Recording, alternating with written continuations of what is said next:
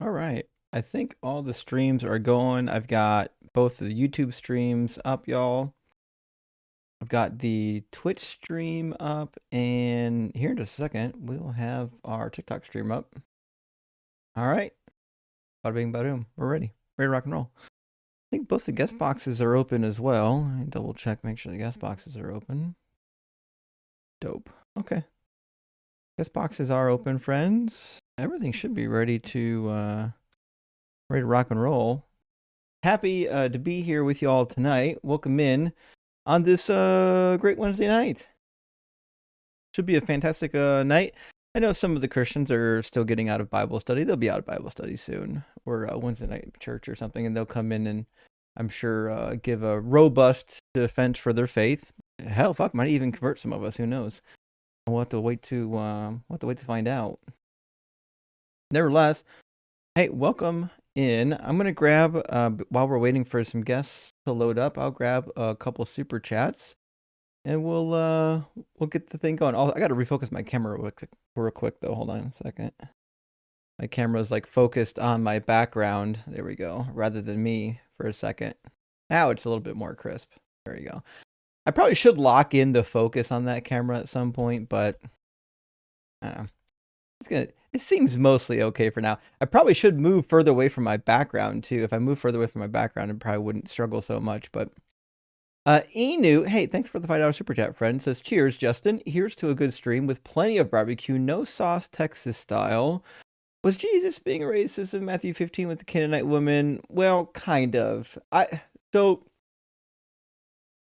the question on whether or not Jesus is racist, like, I don't know if that's the right word I would use. The thing of it is,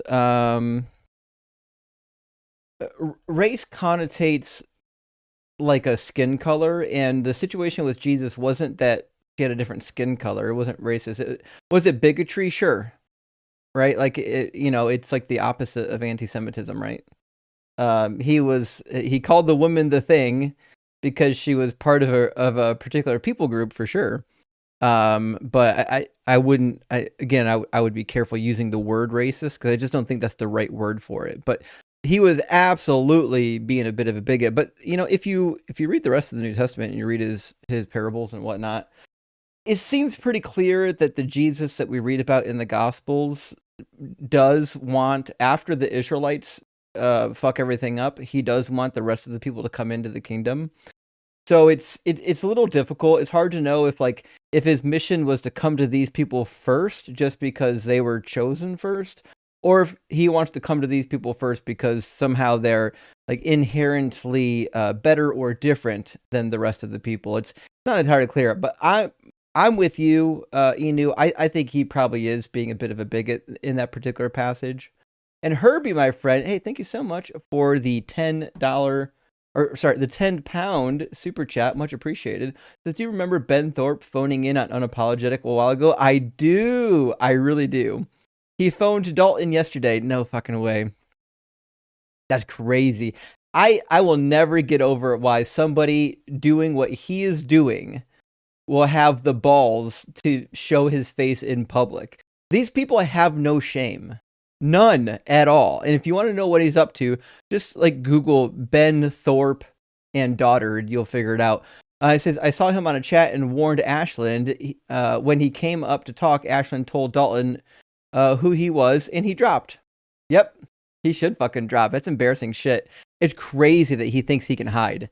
It's crazy. Like, I get it. The world's a big place. And people will forget. Kind of like, people forget that, like, once upon a time, Mel Gibson, like, beat the shit out of his girlfriend, or I forget if they were married or whatever. I forget the whole situation. But like according to the report, like, he like knocked her damn teeth out. He like had to go to court over it. It was a whole thing. And then people forgot. And I suspect that's the kind of thing that Ben is hoping for. That with enough time, people will forget or people who don't know will, who never knew, will climb on board. But that's some crazy stuff to think you're going to get over. It's like that Woody Allen? Wasn't he the one that was like married to his daughter? Hold on. Woody Allen. Yeah, that's the guy.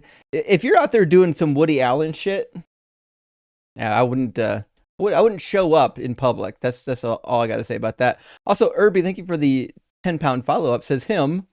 Oh, yeah. Ashland wanted to know if I could give more details of Thorpe's appearance on Unapologetic. I've tried to find it, but I can't. Do you have any way to find his appearance? Thanks, if you cannot. Actually, I know exactly when he appeared on Unapologetic, and I purposely clipped it from that episode off the end of it. It is saved on my computer. I still have it, but it is not published. And the reason why is because I don't want to give this litigation happy maniac fuel to try to file some sort of a lawsuit against the Unapologetic show. It's just kind of nonsense, and he's crazy enough to do it, I think. Anyways, DB, hey, thanks for the super chat. Says, Justin, what is your take on Caesar's Messiah? Well, I watched the movie. I didn't read the book. Didn't find it convincing. They got history wrong on a couple of different points, and I just thought to myself, oh well, I don't know.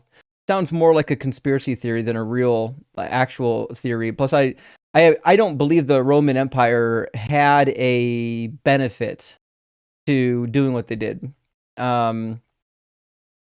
If they thought that this was a beneficial thing for them to do, it's weird that they later complained about it. They later came back and complained about the Christians.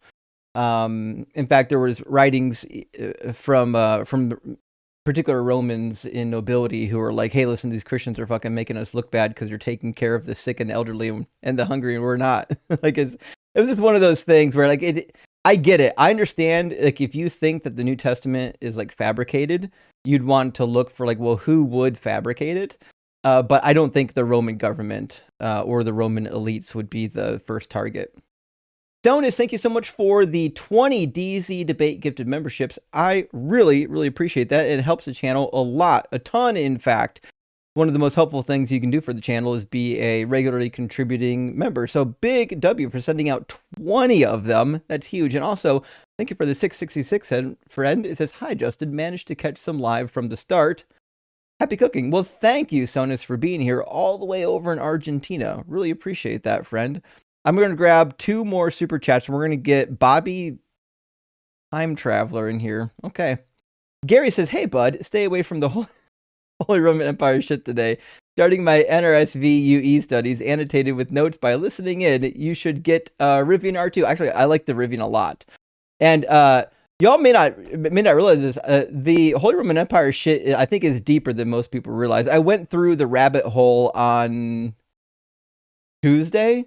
I went down the rabbit hole on Tuesday to try to figure out why the series of events as given by my Catholic teachers were so different than the secular events. And I went through the Catholic Encyclopedia, the Magisterium, the Catechism. Then I even double checked all that shit with Justin, the Catholic AI bot, and I think I posted the video in the Discord server. And all of these sources regurgitated exactly the shit that I told everybody on stream. Everything that I told you all on stream is exactly the Catholic narrative of what happened. And so I was I did do some extra research as well, trying to figure out, okay, why is the Catholic narrative so much different than the civil or the secular narrative? And I kind of came to the realization that, like, it's most likely the case that the Catholic narrative is propaganda. Like, it's looking at it through like a romanticized religious lens, which wasn't, I don't think, probably true to history. So at some point you have to ask yourself, who's more likely telling the truth here, the secular history or the Catholic Church? It's clearly not the Catholic Church. If you have to choose between secular history and a church that is known for diddling children and covering it up, you got to go with the secular history. So the reality is, while there might be some middle ground there, it certainly might be the case that it's somewhere between the Catholic edition and the secular edition. It might be somewhere in the middle.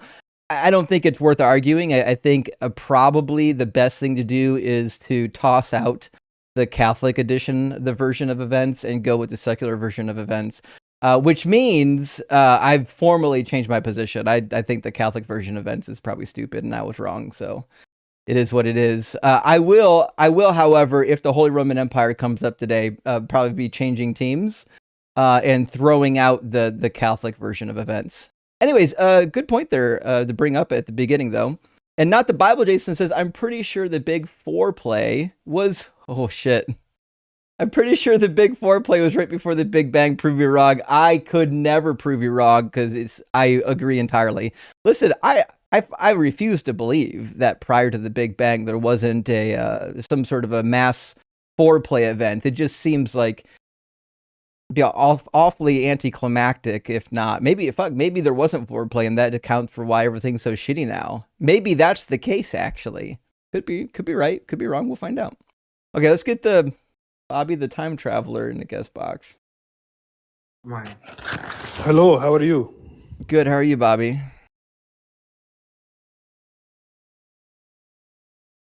Did you travel time just this instant, or did you not hear me? Hello. Can you hear me? Can you hear me? I can hear you. Can you hear me? Yeah, I can hear you now. Awesome. So, can you brother, do me a favor and stop eating whatever you're eating, though? sorry about that. No worries. Is that better now? Yep.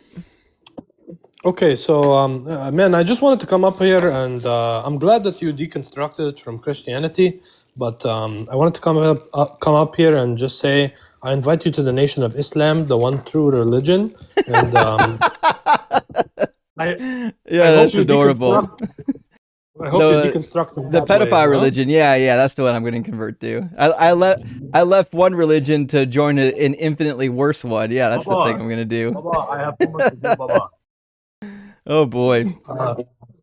Wait, buddy, so if you think trying to get ex-Christians to join your pedophile cult is a good move, you're in the wrong place, man. I can convince you in DMs, okay? So you certainly couldn't. You couldn't. There's not a single thing you could ever do that would convince me to join your cult. Nothing.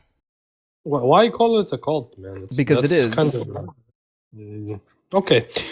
You know what? I'm gonna hit you up in DMs. I'll show you my proof, and Bismillah ar-Rahman ar-Rahim. If you can't show your proof right now, your proof is useless. I certainly won't be wasting my off time debating you in my DMs.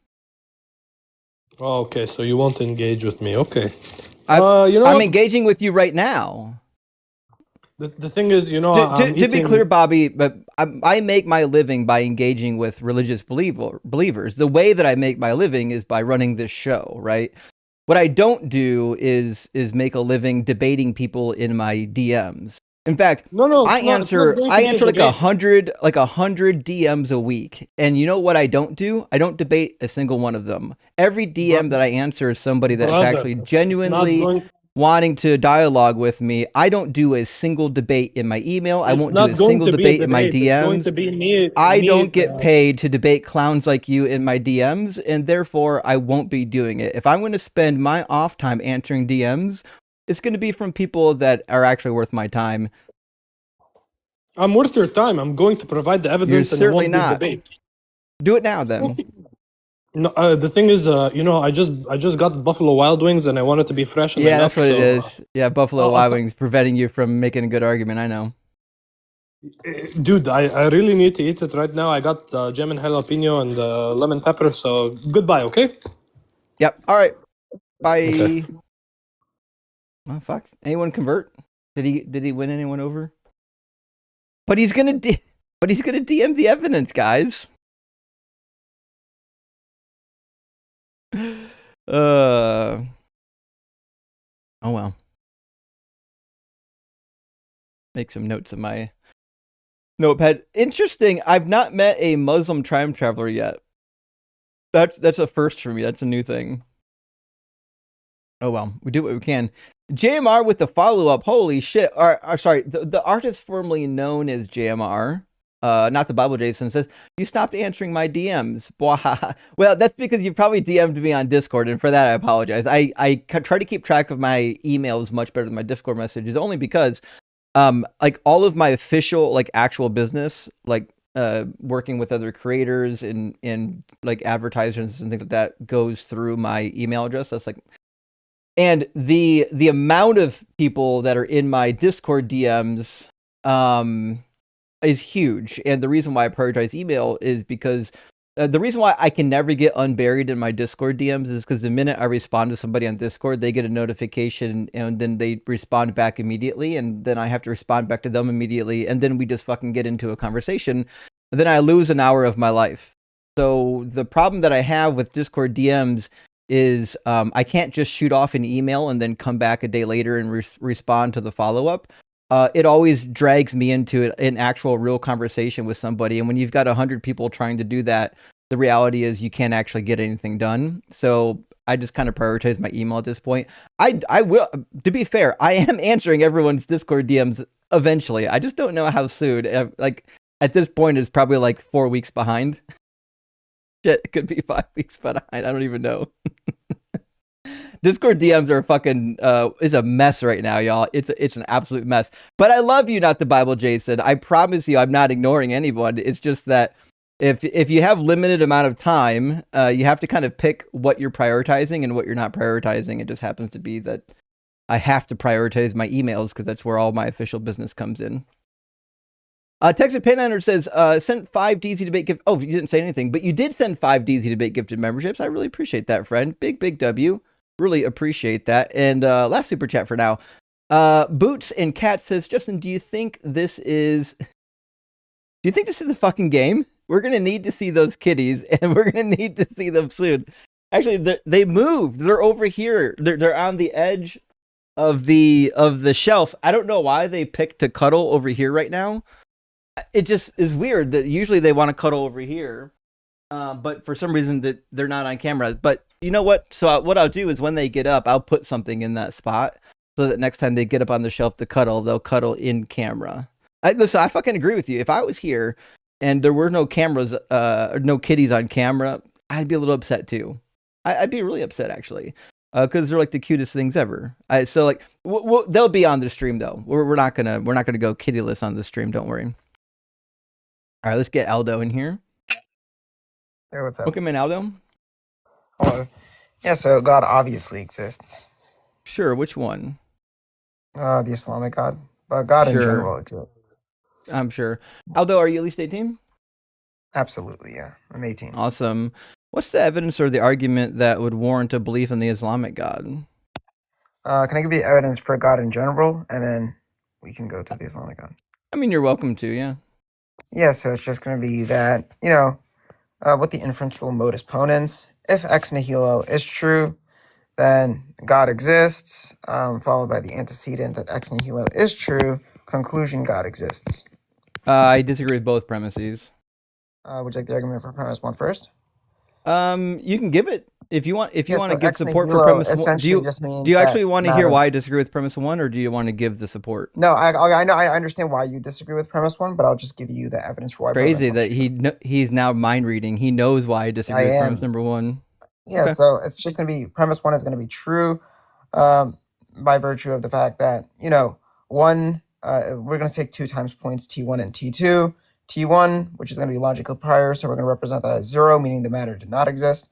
And then T2 is going to be when the matter does exist, right? So we're going to represent the matter as 1. It could just be any constant number. 1 divided by 0, as long as we're not using the standard ZFC axioms, 1 divided by 0 is infinity. Did you get concussed on the way in? Are you lost right now? No, 1 divided by 0 is infinity. God is infinity. Bro literally thought he was going to come in here and do math rather than support premise number 1. What a boring waste of premise time. Number 1. So let's talk about premise number 1. I'll just tell you why premise number 1 isn't true, and then you can tell me why I'm wrong. How about that? I'm giving you why it's true. What's your contention against it? 1 divided by 0 is infinity. God is infinitely powerful. God is the cause. Adorable. So my contention, which is why I'm gonna stop you right now and tell you what you need to support rather than you guessing, is that I don't believe in ex nihilo. I don't think there ever was nothing. I don't think there was ever a state where there was nothing and then something came. So you're disagreeing with premise 2. So what I would need for you to support then isn't the idea that there was once nothing before we can even talk about whether or not premise number 1 is true. But I also disagree with premise number 1 in that just even if there was an ex nihilo that there was like an event from nothing that gave rise to something. I still don't believe that you would need a God for that. That's something that I don't think that you can support. But I believe both of these premises are going to fail based on the first thing that I pointed out, which is I have no reason to believe that there was ever nothing. Okay, so I just told you matter can be represented as 1 and nothing can be represented as 0. 1 divided by 0 is infinity depending on the axioms, right?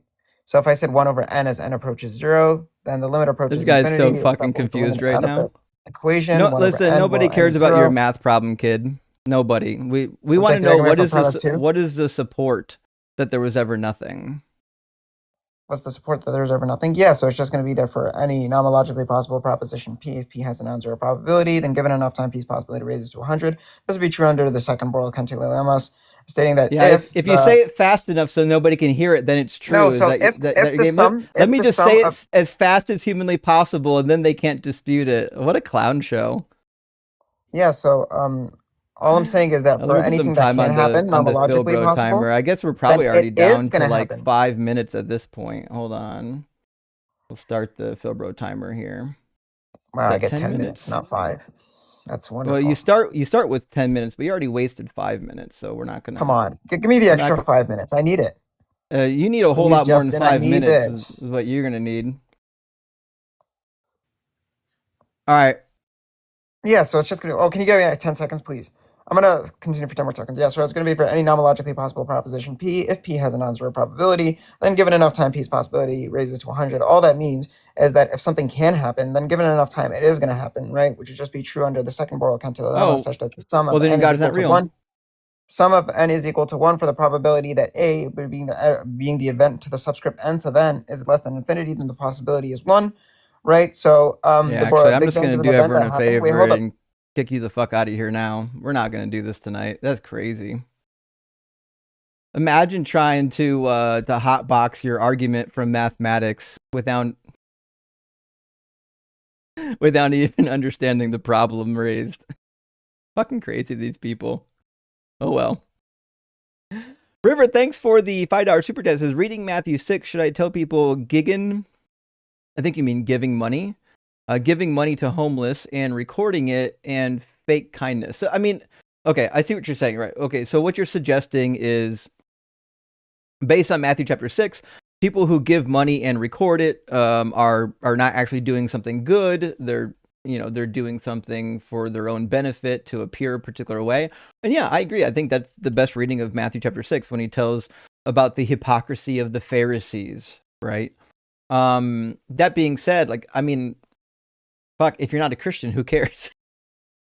But if you see a Christian doing this, if you see Christians like videotaping themselves doing these types of things, you certainly do have to ask yourself if they're doing it for the views and clicks or if they're doing it out of the kindness of their own hearts. And I think that's a fair reading of the text.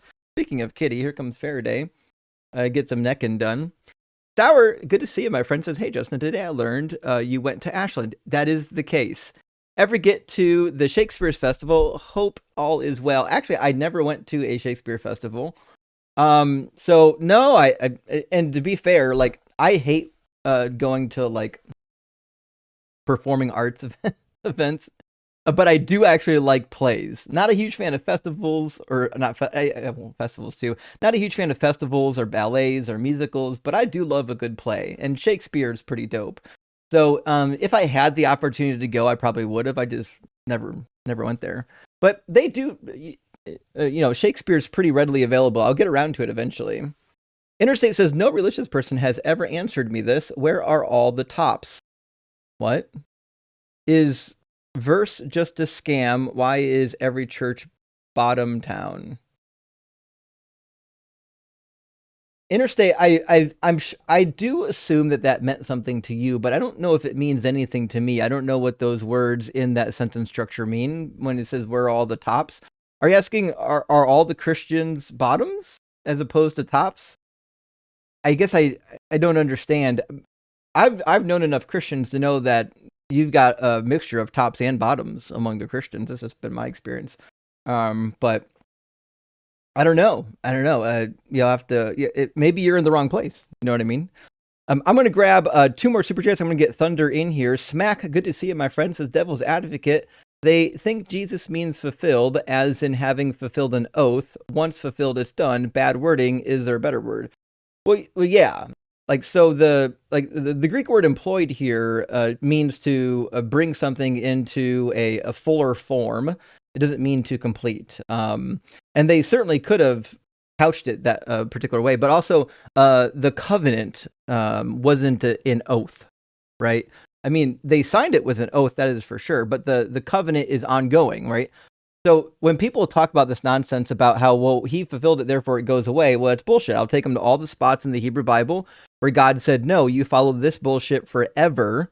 And then now it doesn't really matter what the fuck Jesus says. Whatever you think fulfill means, it's meaningless at that point, because you're like, the God who wrote the law said to do it fucking forever.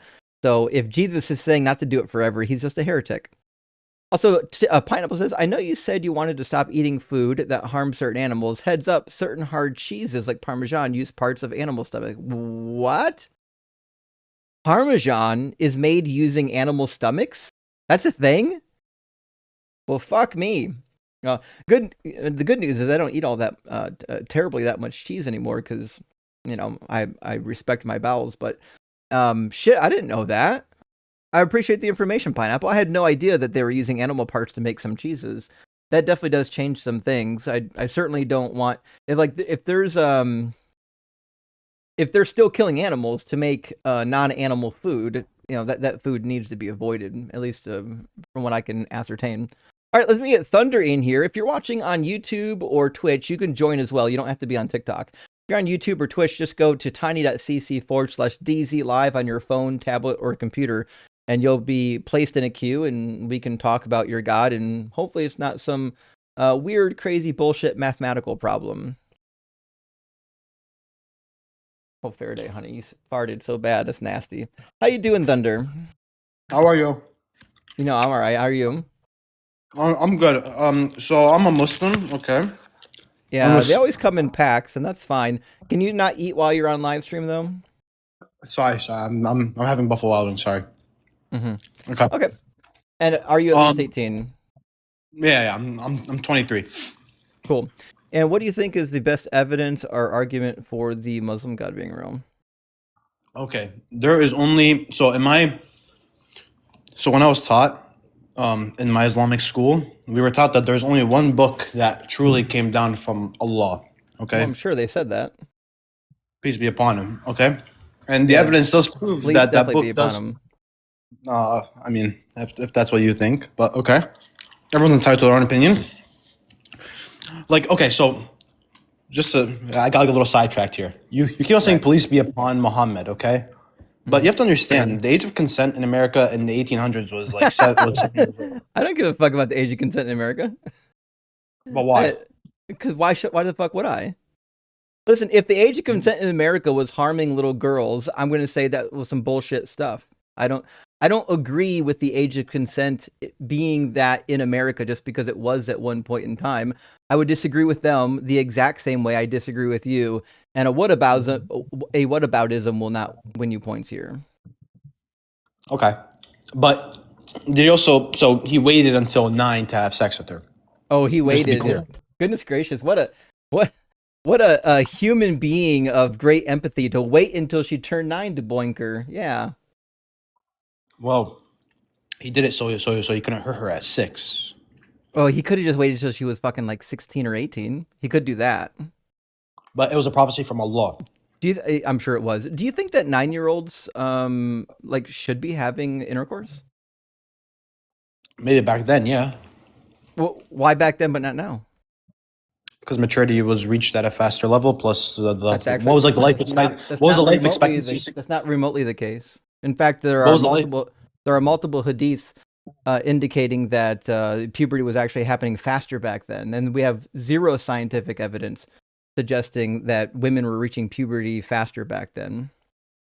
Also, I don't care. But the Quran says that puberty was reached at a lower age back then. Where? Show me the verse. Here, I'll find the verse. 1 second.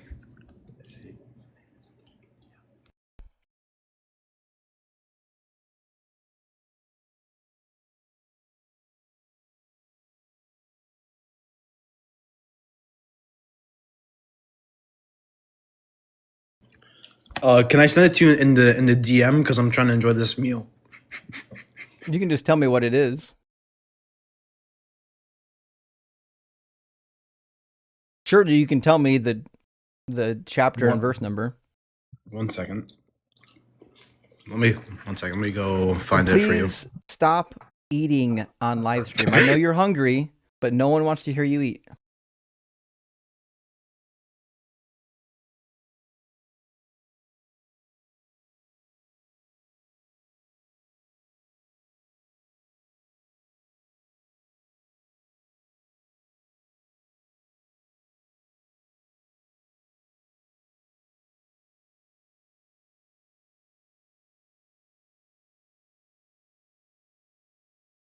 Can you pull up Surah?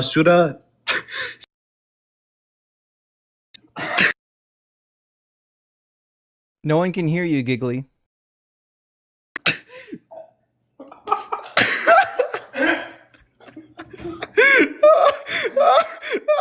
Sorry, my dog.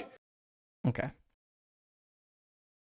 Well, that was a blast. I guess we'll move on to the next one. Poop Man, hey, thanks so much for the $5 super chat. Says I belly laughed about as hard as you when guest invited you to join Islam. Thanks, I needed that today. It's crazy that these people think ex-Christians are targets to convert to a religion even worse than the one they just left. Fucking wild that they think that's going to be the case. And Zen, thank you for the $9 super chat, says, too bad that you and John Cohen are live streaming at the same time. I know. It's a hard choice. He's fucking awesome. I was forced to choose, so I chose my great guru, you, and now a Justin no-file. Rock hard for Doug. What's a Justin no-file? Holy shit. I feel like I should know what this means. I'm now... Oh, like a cinephile or a...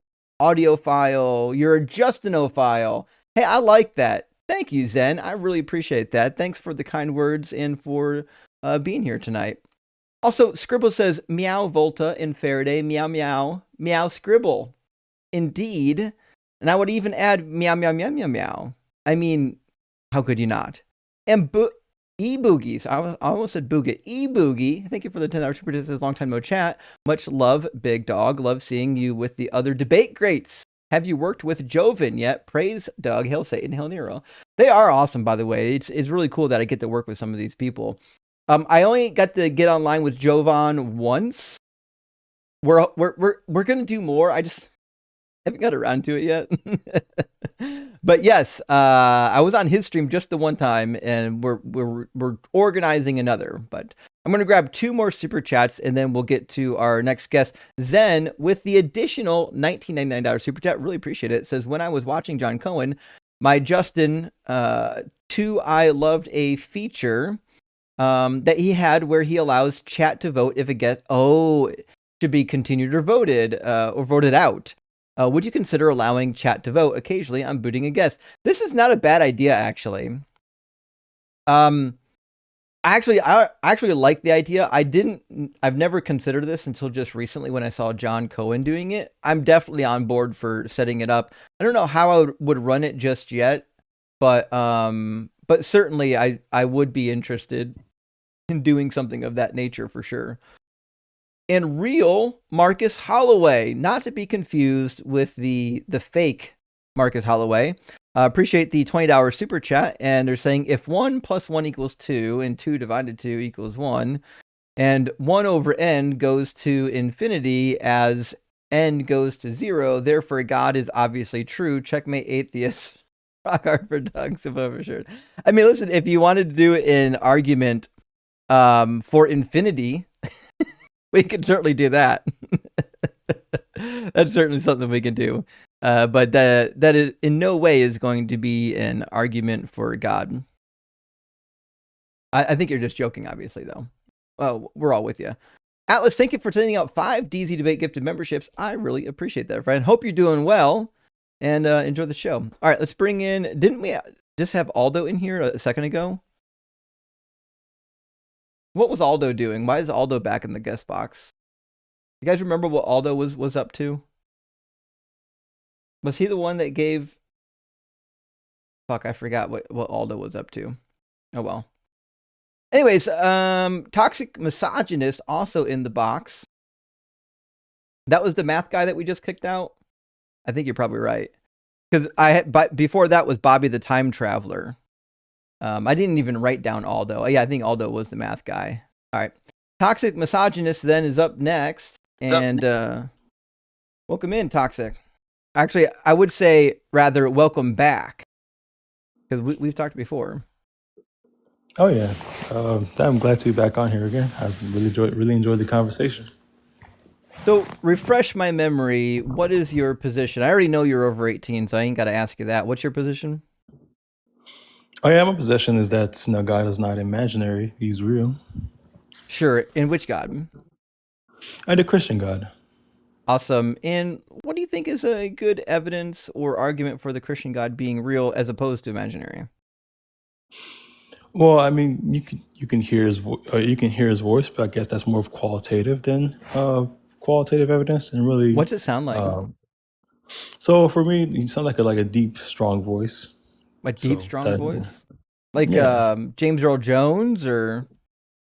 I've never really compared to celebrity, but I guess that's the thing about it. I can help you hear it, and so you can tell for yourself. But I know that because I know Well, you were a former Christian, right? Actually, well, you reproduce it for me. Do your impression of God's voice for me.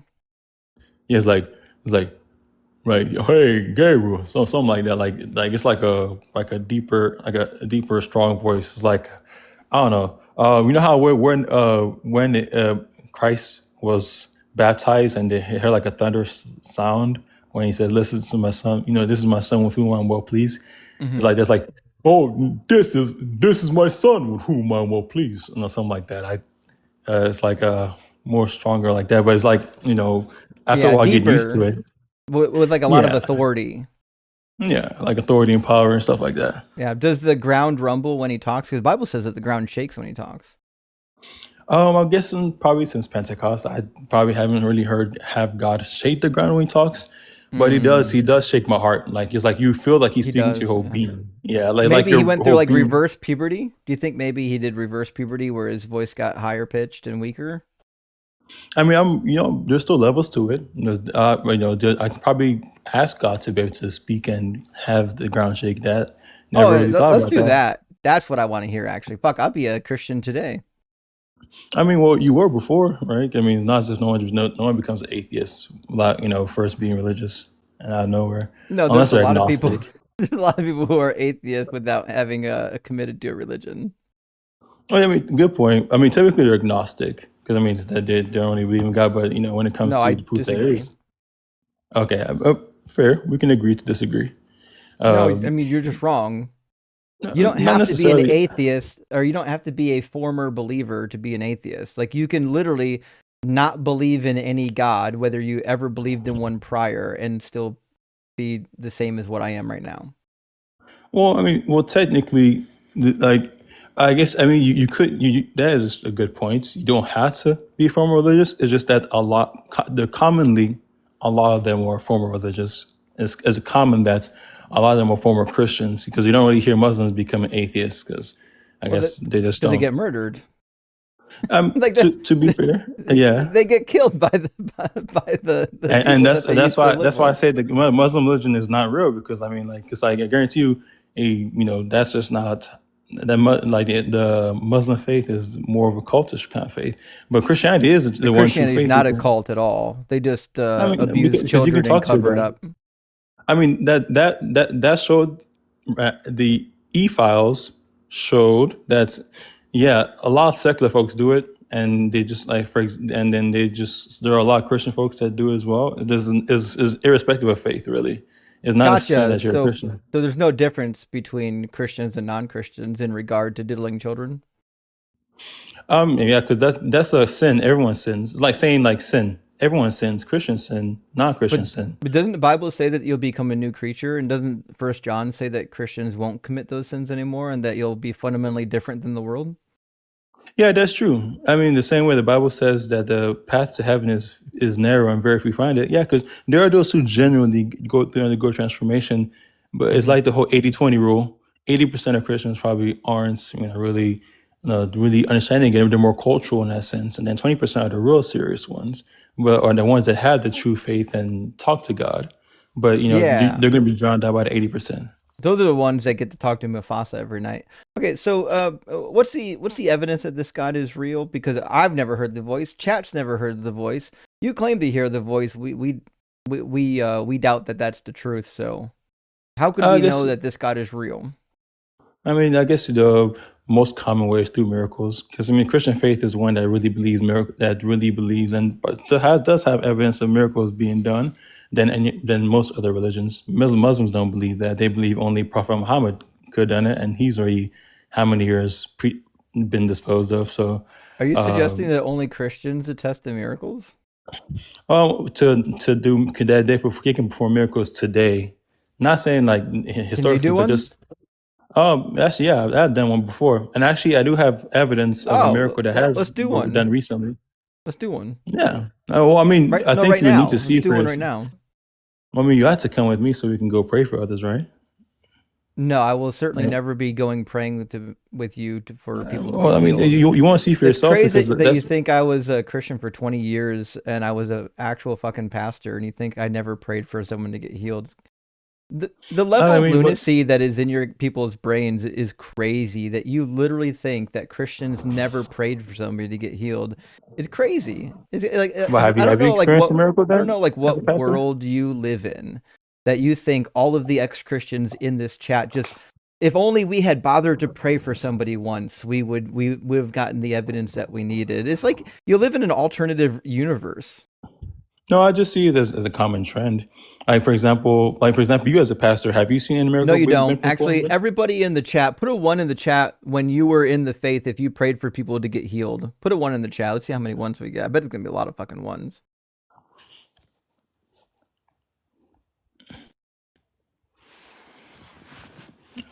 And actually, I am one of the elect, so I can I'm say sure that you are. confidently. I bet you're one of Yeah, the special ones.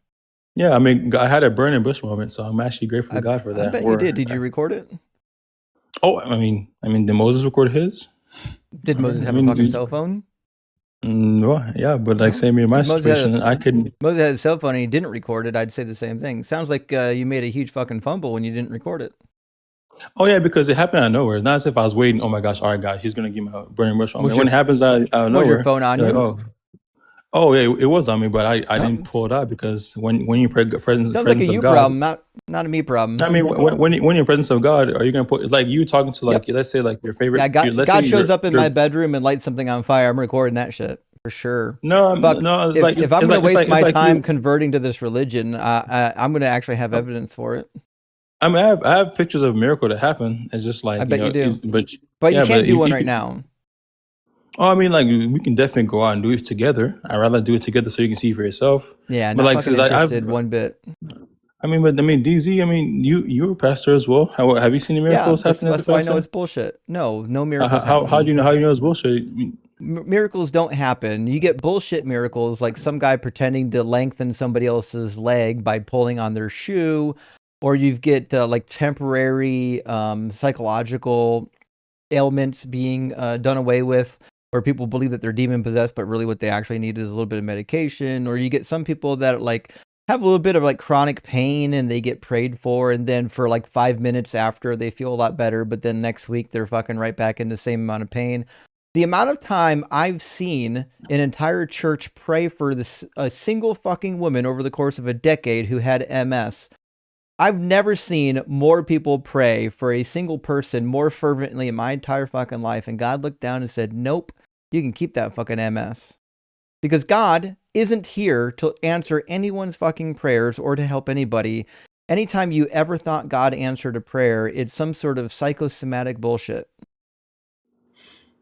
Well, I guess, like for example, I had trouble seeing, and then one day I was at church, and I was able to see afterwards. I'm sure Like you I did. actually, Do you have and documented I evidence even, of it? yeah, I even went to my doctor. Yeah, well, of course, I went to I'd my love eye to see doctor. it. Please show me the documentation where your eye charts suddenly got better, where you went from needing glasses to now 20/20 vision. That's what I want to see.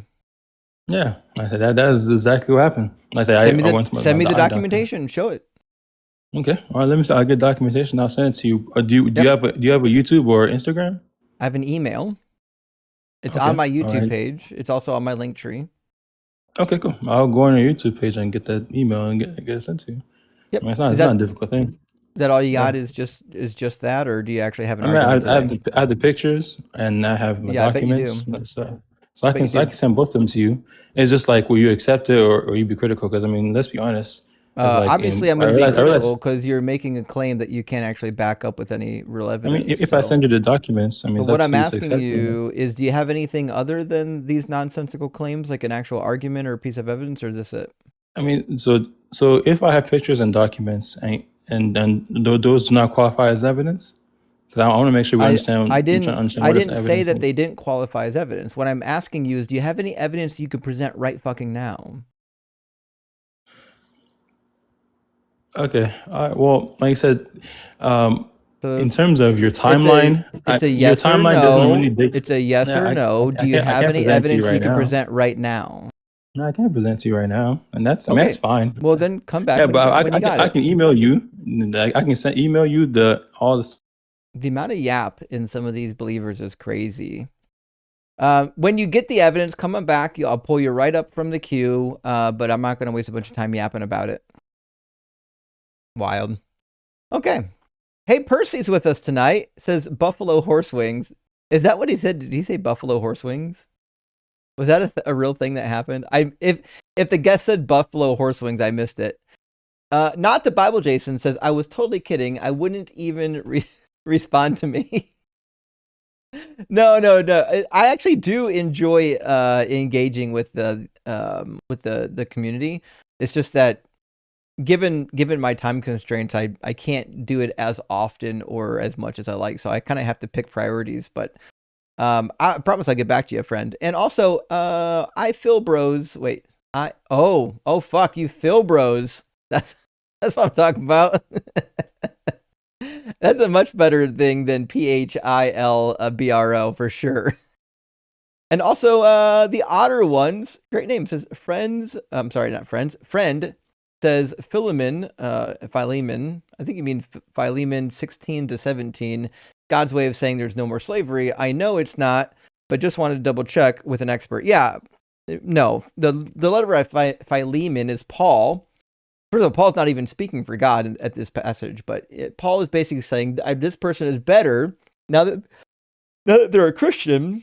They're better as a use to serve me. Right? Paul's saying, like, listen, release this guy from slavery and let him come serve me. So he's not really all that free.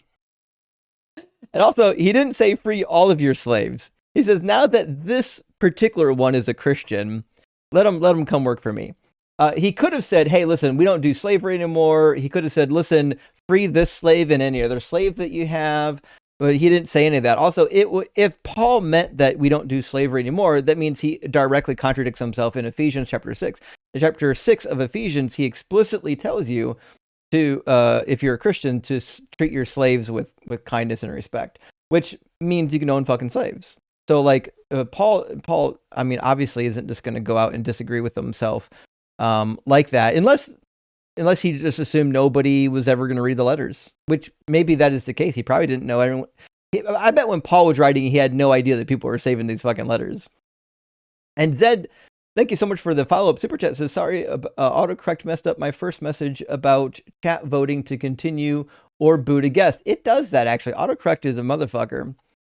Just wanted to know if you'd consider treating chat to a fun vote. I actually would. I'll have to set up a way to do it because there is a way to do it on TikTok, but I don't know of a good unified method to do it on TikTok and YouTube at the same time.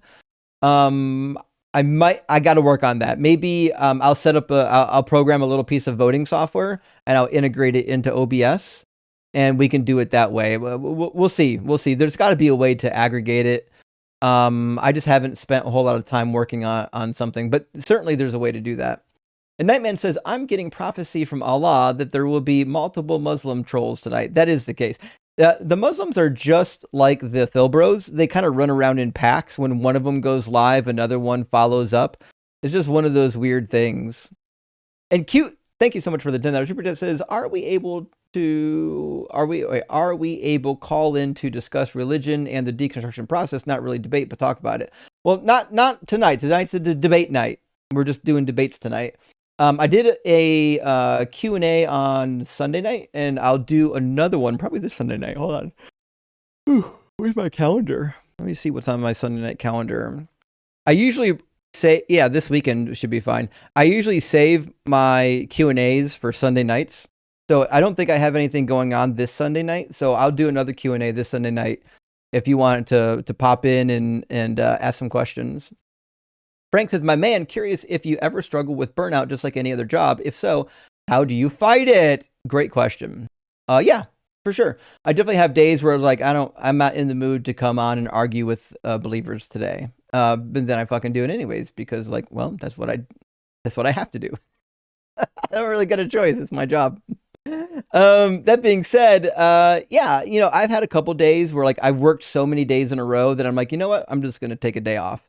But the thing of it is like usually just like one day off is fine. That's all I need. I enjoy doing this so much that like it doesn't, for the most part, 99.9% of the time, I'm having a good time. I don't feel like I'm burning myself out.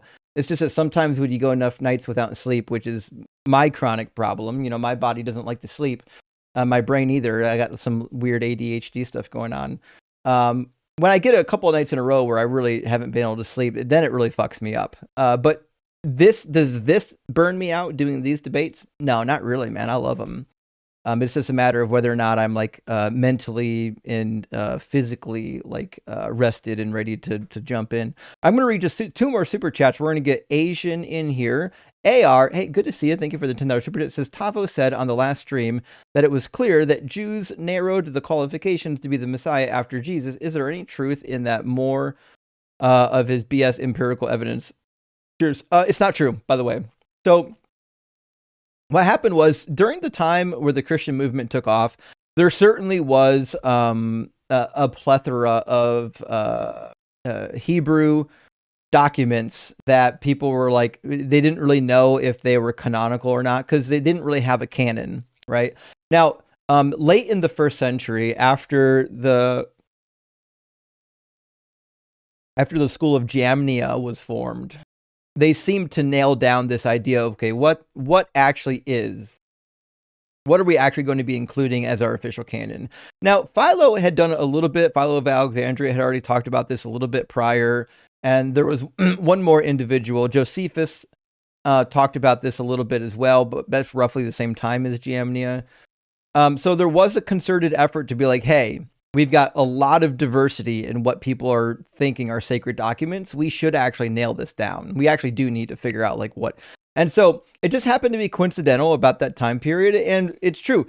People like Justin Martyr accused the Jews of removing some books from the canon, like the Apocrypha, because they thought that it clearly predicted Jesus. But the reality is there was no official canon, right? So when they actually had their council and made it an official canon, I thought they were more generous than they should have been. I thought they should have been more stringent, to be fair. It was just a matter of like he said, she said. But no, there's no actual evidence that the Jewish people saw the Christian movement as a threat so much that they had to shrink down the canonical list of books. I don't see that at all. And last one from El Travioso. Good to see you, friend. Says, hey, Justin, to kick clown callers, have it so that if a chat donates 50, say 50 during a call, if they, off they go. I think chat used to Zeus callers back in the day. Actually, that's true. Back in the day when I first started, TikTok was different. And I'd have like 30 people waiting to get in. TikTok algorithm's different now. It's much harder to get opposition. So what we used to do back then is like if somebody was like a real clown show, somebody could donate like a gift, like a Zeus. And if you donated a Zeus, we'd move on into the next one. Things that a lot of the live streams don't really do that anymore, only because the way the algorithm works nowadays, just one of those things where like you're going to run out of guests, right? So that being said, I would be okay with bringing back like a kick, like if somebody donates a certain amount. I definitely wouldn't be opposed to that. The only caveat is I would probably make it expensive And the only reason why I would do that is because I don't want to run out of guests.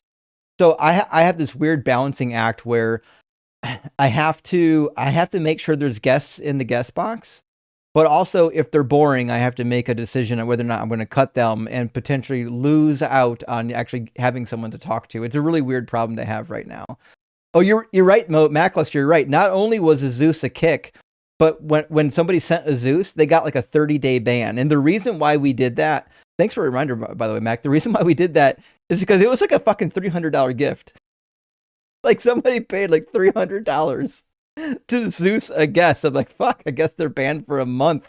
That was crazy times. Things are a little bit different nowadays.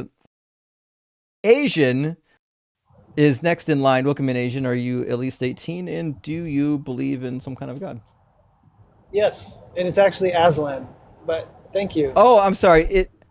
It looked like an I from where I'm sitting. Aslan is, Yeah, no is problem. probably... no problem. I was wondering why somebody would have their name as Asian, but... Yeah, no problem. So Thanks for Aslan, having me on. welcome in. Are you Christian, Muslim, somewhere in between? Christian. Awesome. What do you think is the best evidence or argument for the Christian God being real?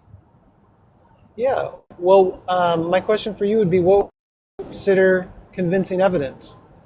Oh, any evidence I'm accepting. It doesn't even have to be convincing. Okay. Would you agree that evidence between you and me, for example, would be shared? Meaning I can't come up with anything that you don't already have access to, because you and I share the same evidence. I mean, if we have the same evidence or if we're aware of the evidence are two different things, right? It might be that you and I have the same evidence at our disposal, which I actually don't think is the case. But even if we did, whether or not we're aware of the evidence is another question. Okay. So if I say, hey, look at this evidence, it would be something that you would have access to, and we both have access. I would make the first argument that we both have access to the same evidence. Would you agree or disagree with that? I would disagree. Okay. So what evidence do you have that I don't have? I got all kinds of evidence. In fact, I paid many thousands of dollars to have access to academic resources that you probably don't have. Okay. So you're appealing to different evidence that, or different studies that suggest life would have been originated from non-life. Oh, not even remotely what true. you're- Nope. Oh, okay. Sorry. What is this paid evidence that you have access to? It's academic literature, specifically in the field of biblical studies. I didn't say anything about origin of life studies. Gotcha. Okay. Yeah, I would begin my conversation with you with origin of life studies. Why? That's well, because that seems like a peculiar place to look at and see what evidence do we have and where Have you does that lead considered us. asking like somebody in that field?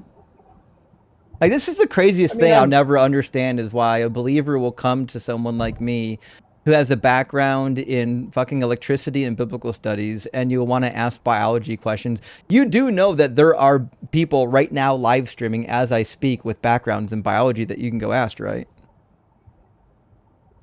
Not necessarily. I'd be happy to follow anyone you would recommend. That's what I'm saying. Have you bothered calling Forrest or Erica? What about Planet Peterson? Those are all streamers? They're all streamers. They all doing the same stuff I'm doing, and all of them have biology backgrounds. Okay, You what can did you study in also- biology? I didn't study biology. I told you.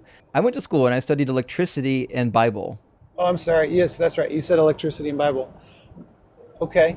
I've studied So- some on abiogenesis, and So I would. my point is this: even if like we look at the origin of life research and say, I don't know, it seems implausible. It still doesn't do anything for your God. Like I could literally just say every abiogenesis theory right now fails. Cool, meaningless. It still doesn't make God plausible. So I want to know what the argument for God is. The argument is, if you follow the evidence that we can observe, there seems to be some sort of organized information and agency that is a plausible explanation for what we observe. So you want Origin to do of the life argument, is- the argument from information? Then is that what you're getting at? Well, I would make the argument from fine tuning, argument from information, Well, they're argument for origin of life.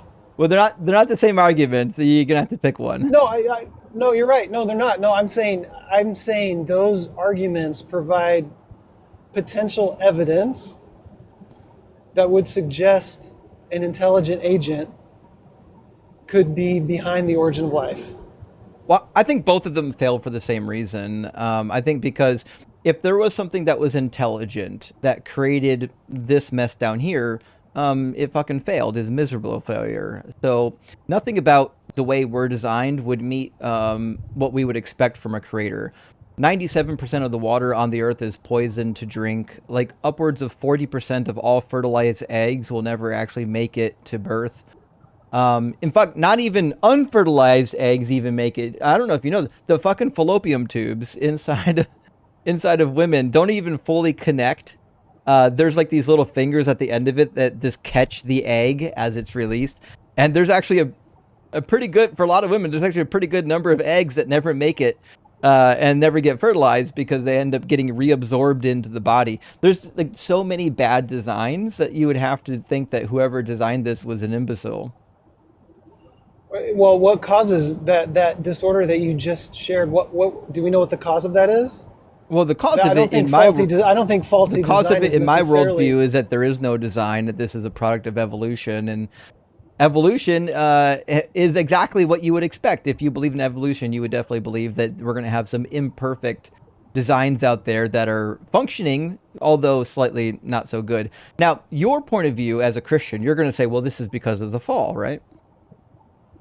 Well, I believe in evolution as a Christian. Oh, fuck. Are you Catholic? No.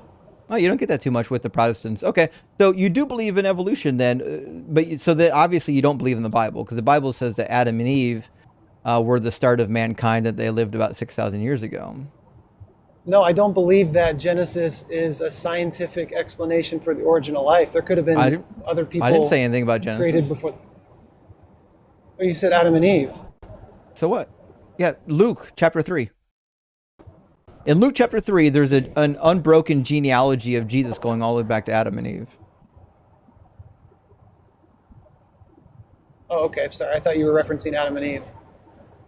I did. In Luke chapter 3. In Luke chapter 3, there's an unbroken lineage going from Jesus all the way back to Adam and Eve, which means the Bible is teaching that Adam and Eve are the first couple and that Jesus has a lineage going all the way back to them that is in fact traceable. Okay. Okay. And it even calls Adam the son of God, meaning the first human son of God. So listen, I understand, like, there's a huge movement in modern Christianity, especially in Catholicism, to be like, well, Genesis isn't real science, it's a theological text and whatnot, but that can't be the case, because the New Testament treats Genesis like it is a scientific account. In fact, that's the reason why the fall is so important, because without the fall of Adam happening to Adam and Eve, it's impossible to get this redemptive state like what we find in Romans chapter 5, where Paul is like, no, the first Adam corrupted mankind, the second Adam, Jesus, redeemed mankind, and then you get the same stuff repeated in the book of Hebrews about the seed being corrupted. That's kind of the Catholic Church's whole shtick with, what's the word I'm looking for? Original sin. The reason why original sin touches everybody is because every seed of every human was actually in the body of Adam. So when Adam became corrupted, all humans became corrupted because they were inside of Adam. You'll find that in the book of Hebrews, basically. That kind of quasi-explanation, but you'll find it elsewhere. So I'm reading the Bible, and I can't see a reason, if you believe in the New Testament at least, I can't see a good reason to read Genesis as not literal. But if you're Jewish, and you don't believe in the New Testament, then I think there's a path forward to reading Genesis as not literal.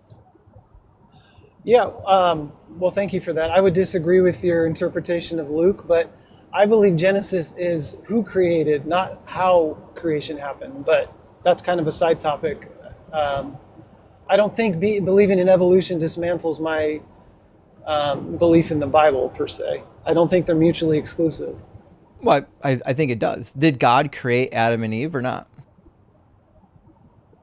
Yeah, And how? I believe God created life. How though? How did God create Adam and Eve? I'm not entirely sure. I wasn't there. Well, it But I believe, sounds like you don't believe what the Bible says. The Bible says that God physically formed them. yeah, that's okay. I thought you were talking about exactly how, I mean, how did he physically form them? Yeah, I would believe that he is the author of life. I said physically though. How did he physically form them? I don't know. Well, the Bible says he took the dust of the earth and physically formed Adam, and then took a rib of Adam and made it into the woman. I don't I don't know if I believe that 100% literally. But I don't know why you wouldn't. So, I mean, these types of ancient creation accounts were pretty ubiquitous in the ancient Near East. So we've got lots of, for example, in two of the Babylonian accounts, the gods take clay from the ground and mold it into humans, and then put the breath and the blood of the gods into them to animate them, right? They thought that this was a literal creation account, right? So when I read the biblical creation account, I really don't have any reason to believe any different, especially because even in the Bible, the breath of life is the thing that the breath and the blood is the thing that makes you alive. It says in Leviticus that life is in the blood. And then also we get this term, the breath of life, which both of these two ideas perfectly match what we find in the rest of the ancient Near East, where they literally believe that we're just like, we're meat suits. We're dirt from the earth. And once the blood and the breath leaves us, like we're still our bodies, but we're no longer alive because the living part, the breath and the blood is gone. That living part is what comes from God. So the God is basically granting us life by putting part of itself in us. That's kind of the general idea in the ancient Near East, and the Bible seems to agree with it. Yeah, I think your interpretation is fair and balanced, and I would agree that the Bible talks about how there is a soul inside of us. But I guess I'm not really here to discuss that. I was more trying to discuss evidence of God's existence. Yeah, sorry, But yes, your I interpretation sidetracked is a little accurate. bit. That's on me. I sidetracked. What was the? I apologize. What was the evidence or the argument that you wanted to talk about? You want to talk about? I think we're on fine tuning, right? Yeah, fine tuning was one area that I find convincing that there could be an intelligent agent involved. Right. Okay. So if there's such a thing as fine tuning, I kind of got a couple complaints with the fine tuning argument. One is if God's all powerful, you do believe that God's all powerful, right? Yeah. Okay. So if God's all powerful, then no matter what the chemical makeup of whatever this nonsense is, he could have turned that to be alive. Like he could take these plushies on my shelf and make them alive. That's what it means to be all powerful. So to say that like God has finely tuned these parameters, and if these parameters were any different, we wouldn't have life. Well, that's just not the case. God could have taken any series of parameters he wanted to and created life. So I think the fine tuning argument fails right out of the gate because like we have no idea if God could or couldn't have created life with alternative parameters. It just happens to be that we have life right now with these particular parameters. Also, I think if the fine tuning argument is real, I think it's weird that God went through the trouble of fine tuning all this stuff so we can have life. And then like he like just shat the bed when it came to like actually making it decent, like making babies like get bone cancer and like having a high maternal death rate and even higher infant death rate. All these things seem like super incongruent with an idea that there's a God fine tuning anything. Those are some good points. Can I try to respond to two of those? Yeah. The first one regards to fine tuning parameters and how that seems strange. I guess my response to that would be random, blind, chaotic accident as the cause for these fine-tuning mechanisms to be in place. That doesn't seem like a logical explanation that can explain the fine-tuning. That's why it seems, well, maybe some sort of intelligent being. It seems like a better explanation than just a random, chaotic accident. Well, Aslan, that's the fun part about this fine-tuning argument is it actually doesn't matter what you think about evolution. The fine-tuning argument isn't based on incredulity, right? Now you can make an argument from incredulity, but that's Wait, not what do you what the mean by fine. that? Sorry, what do you mean by Well, incredulity? What do you mean by that? an argument from incredulity is basically I don't know how it could have happened this way, therefore it must have happened this other way, right? But the reality is, I'm saying randomness doesn't generate the organization and the fine tuning that we see. but that's a different argument. That's an argument from incredulity, and we can address that next. What I'm saying is just because, like, take for example, you have claim A and I have claim B, right? I'm going to say, well, life came about because of claim B, and you're saying, no, life came about because of claim A, right? Now, it's not a true dichotomy. It might be that claim B is wrong, but that doesn't make claim A independently correct. Okay, so you're never going to make your claim true by attacking my claim, right? You still, I agree. if you believe I agree. right. So if you believe that the fine tuning argument is a good argument, then you actually have to address why that one is the right method, as opposed to just saying, well, I don't see how yours could be correct. Yeah, that's fair. That's a fair point. I wasn't trying to attack in that moment. I was just trying to make the claim that random chaotic events don't usually produce highly structured information. But so that's a very generalized statement. So I get that that's a little problematic, but I wasn't trying to attack. I was just trying that's okay. I disagree with what you're saying about that, but my point isn't that whether I disagree. My point is that doesn't support your actual argument. Your actual argument is the fine-tuning argument. So going on this discussion about life coming from non-life or life coming from chaos is actually a diversion. It doesn't actually support your first argument. There are two separate arguments, is what I'm saying. Okay. And that's fair. And then to your second point about the problems that you've observed in our world, I would say that the problem of evil has already been philosophically defeated. Don't tell the philosophers. Holy shit. You haven't studied Alvin Plantinga? I don't know shit about Alvin Plantinga, but I do know that on almost all recent surveys of philosophers, they're almost universally, not universally, but overwhelmingly atheistic. They don't find these arguments to be convincing at all. And you won't be the first person that thinks that the problem of evil has been solved. You're welcome to give me your solution, but I'm gonna tell you why it's not solved after. Sure. Well, I mean, it has been solved, and Alvin Plantinga, he solved it with the free will defense, which I know you're well aware of. Nope. Want to know why that fails? Sure. Because free will has nothing to do with natural disasters. There's lots of evil that is what we would classify as evil, lots of badness that comes about with absolutely no free will involved. So God created a planet. This is also an argument against the fine-tuning too, by the way. We live in a planet where like 100,000 people a year die from natural disasters.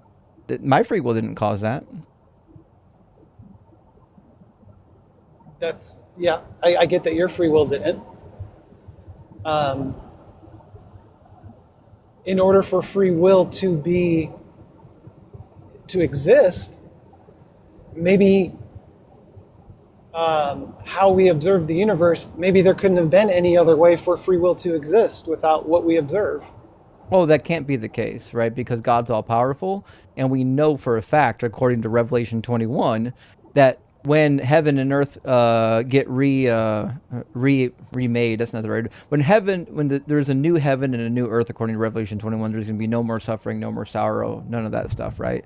So we know for a fact that God could make the state of affairs so that there isn't any of these natural disasters, right? So whether or not Adam and Eve sinned or mankind sinned or anything like that still doesn't have anything to do with why God created the natural disasters.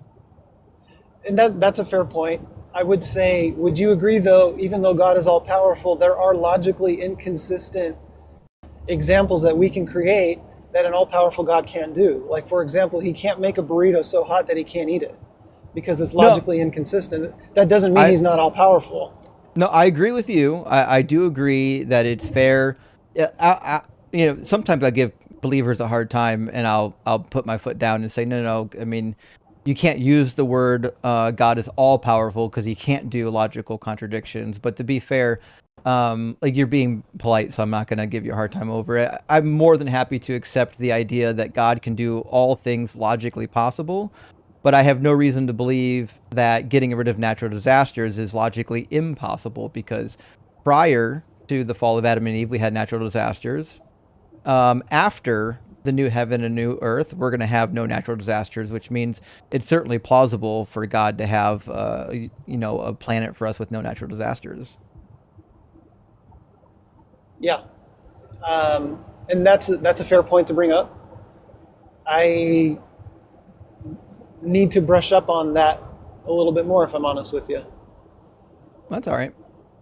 So I remember when I was a teenager, I converted is not the right word. I became a born again Christian when I was like 16. And I wasn't that interested in reading other than like science books and science magazines. I loved like science and archaeology and outer space and dinosaurs, all that shit as a kid. I didn't read anything beyond that. When I became a Christian, I got really interested in reading theological works. And one of the first books I ever read, I forget who wrote it, it's probably not even in print anymore, was like one of those dumb books, Why Do Bad Things Happen to Good People?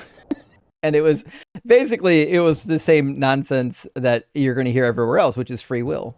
And I carried that thought all the way until I was in my mid-20s. So over a decade, I just thought that was the solution, because that is such a ubiquitous answer to the problem.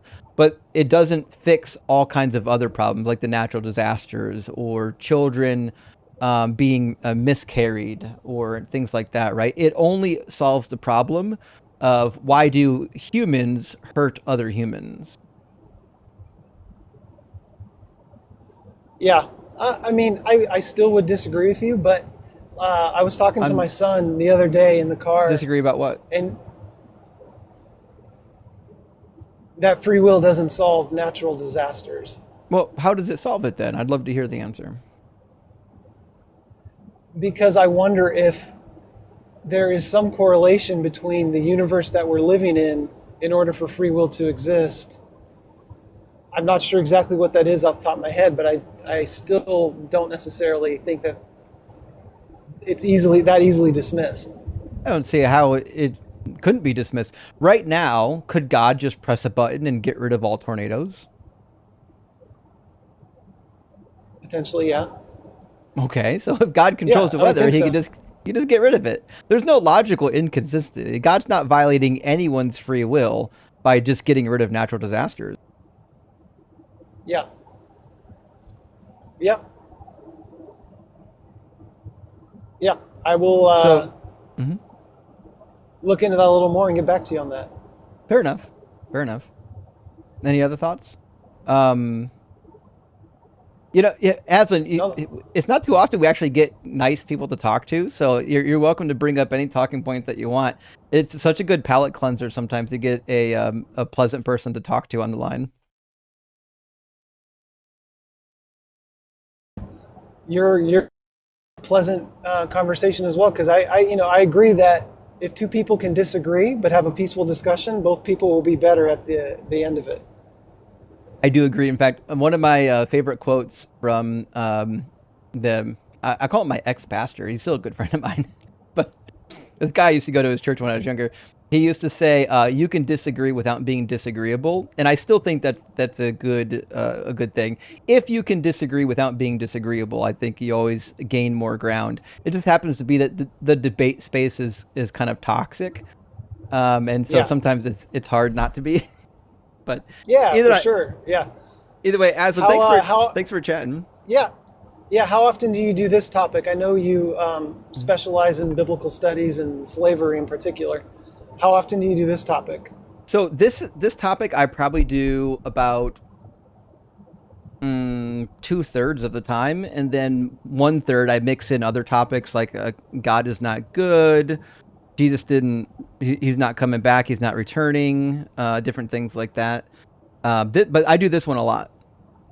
Okay. Well, I appreciate your time, and it's been a good discussion, and hopefully I'll hop back up here another time and we'll talk more about natural disasters.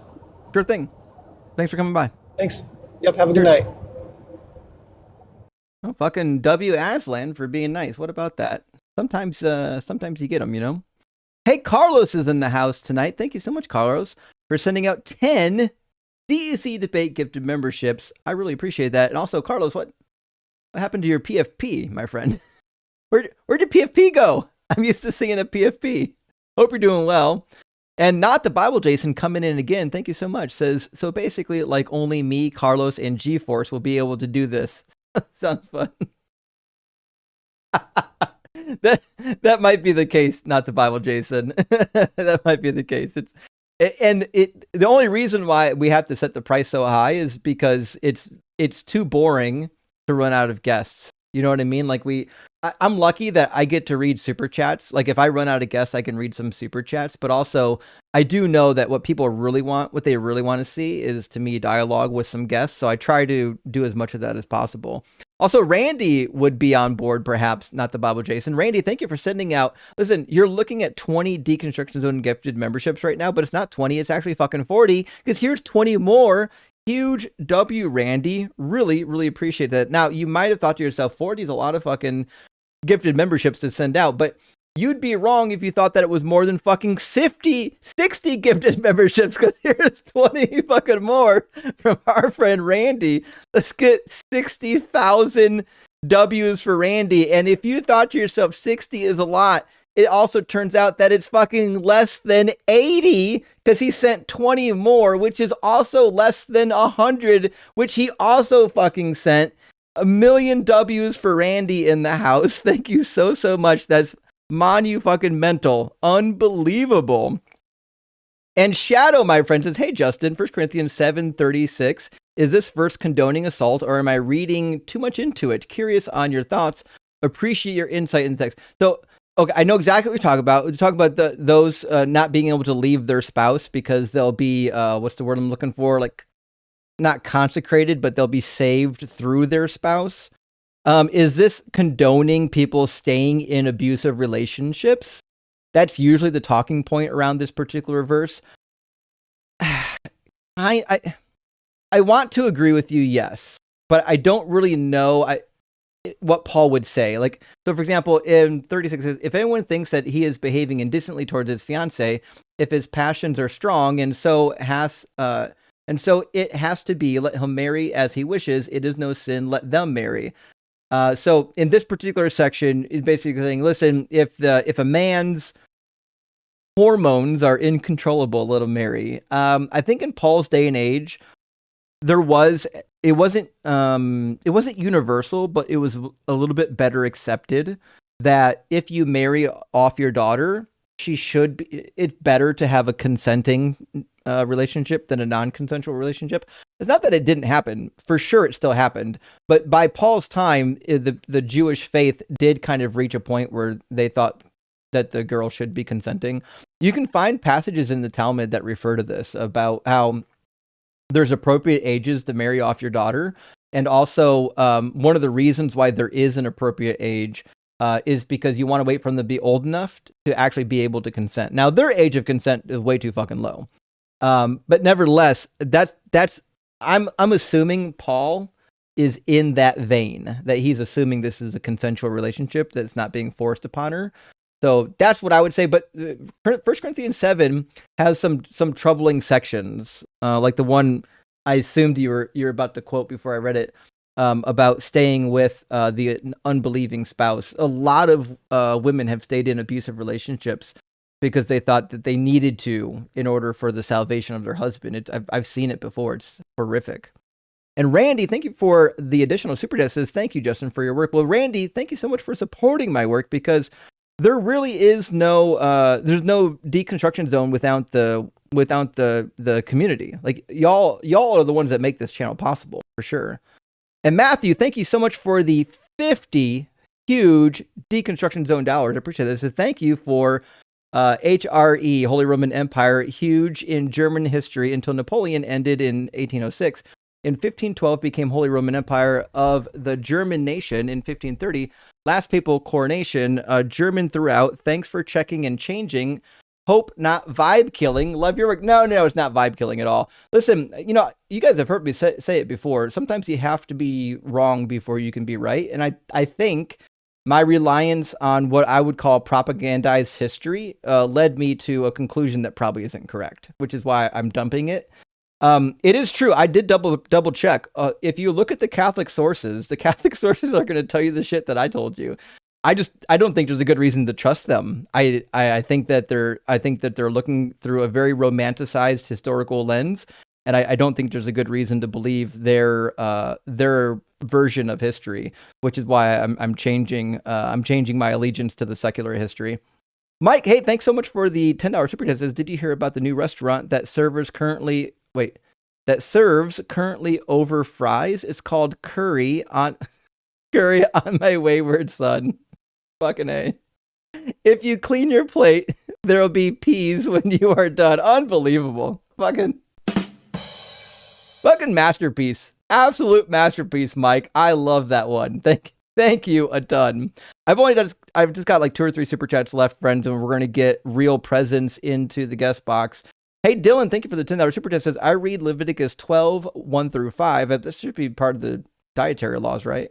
Why does it take the woman twice? Oh, yeah. Why does it take the woman twice as long to be considered clean when she gives birth to a daughter versus having a son? It seems a little sexist to me. Thanks for any clarification. So I agree. I ran into this when I was doing some research on purity laws way back when I was in seminary. And I got to be honest, I couldn't find a lot of satisfactory answers. In fact, even some of my favorite exegetes, like Jacob Milgram and Baruch Levine, who specialize in the Levitical law code, man, it seems like not everybody's clear. Not everyone's in agreement on what the real problem is here. It seems to me that women were viewed, and this is true in Islam too, women were viewed as basically being inherently unclean to begin with. So a woman giving birth to a little girl would make you twice as unclean. But I'm not sure that that's a good answer. I don't like that answer. I've heard it before. I don't think it's a great answer. I will have to brush up on Milgram. So Dylan, do me a favor, send me an email with this same question so I don't forget it. And I'll go back and reread what Milgram said, because I think, if I remember correctly, Jacob Milgram, I think, had the best answer. But it's been 15 years since I read it. I'll go over the stuff from Jacob Milgram and see if I can give you an actual better answer. This is one of those things where I do remember, though, there's not a good answer. Like, whatever answer I give you is honestly might not be satisfactory to you or to anyone, but I'll definitely give you the answer that I think is most typically given for this particular problem. And to be fair, it's a real fucking problem. It's such a wild turn of events. Randy, thank you for the $10 super chat. Says, everyone get in the cheat sheet and learn what is really in this religion. Fucking man. Get the cheat sheet, y'all.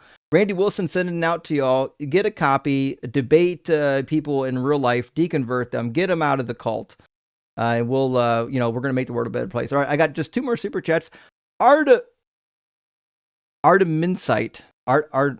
Artemin's Night. Hey, thanks for the $10 super chat. It says, why does everyone call him Yahweh? And the Bible clearly states, Howard be thy name. Chat, help me out. I'm so close to monetization. Music by Artemis at Night. Thanks, Justin. Yeah, y'all, guys, follow at Artemis Night. There we go. That's why I'm so bad at reading 2 words bunched together. Y'all, go find Artemis Night on YouTube and bump them up. They're a member of the community. They're supporting the live stream. Why not give them a follow and see if they got some decent music? I'm willing to bet Artemis Night has some pretty dope music, and I do enjoy just the name itself is a great name. Last super chat from our friend Carnage. Hey, good to see you, Carnage. Thank you for the super chat. Says, manifesting a Nebraska Steve sighting. Maybe.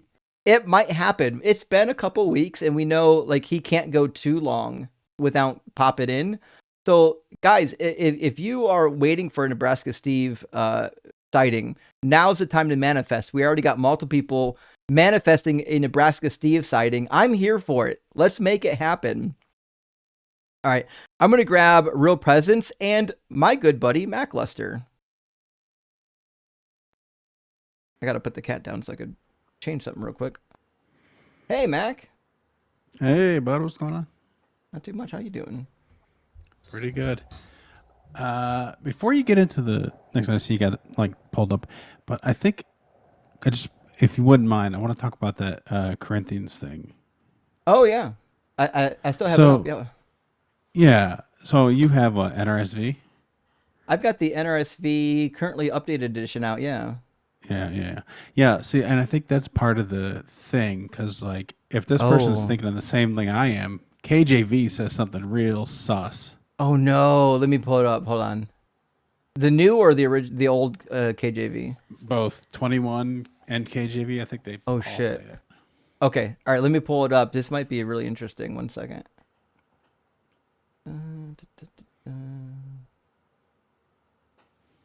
Says, if any man thinks he is behaving improperly towards his virgin, if she is past the flower of youth, and thus it must be, let him do what he wishes. He does not sin. Let them marry.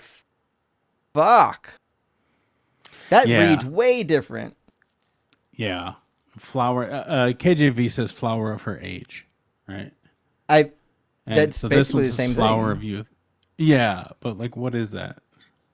I mean, that's basically puberty, right? So Right. I would reword Has it. she entered puberty? Like, Right. If any man thinks he is is behaving, that first menstruation? that's what it seems like. Typically, puberty was rated by two things.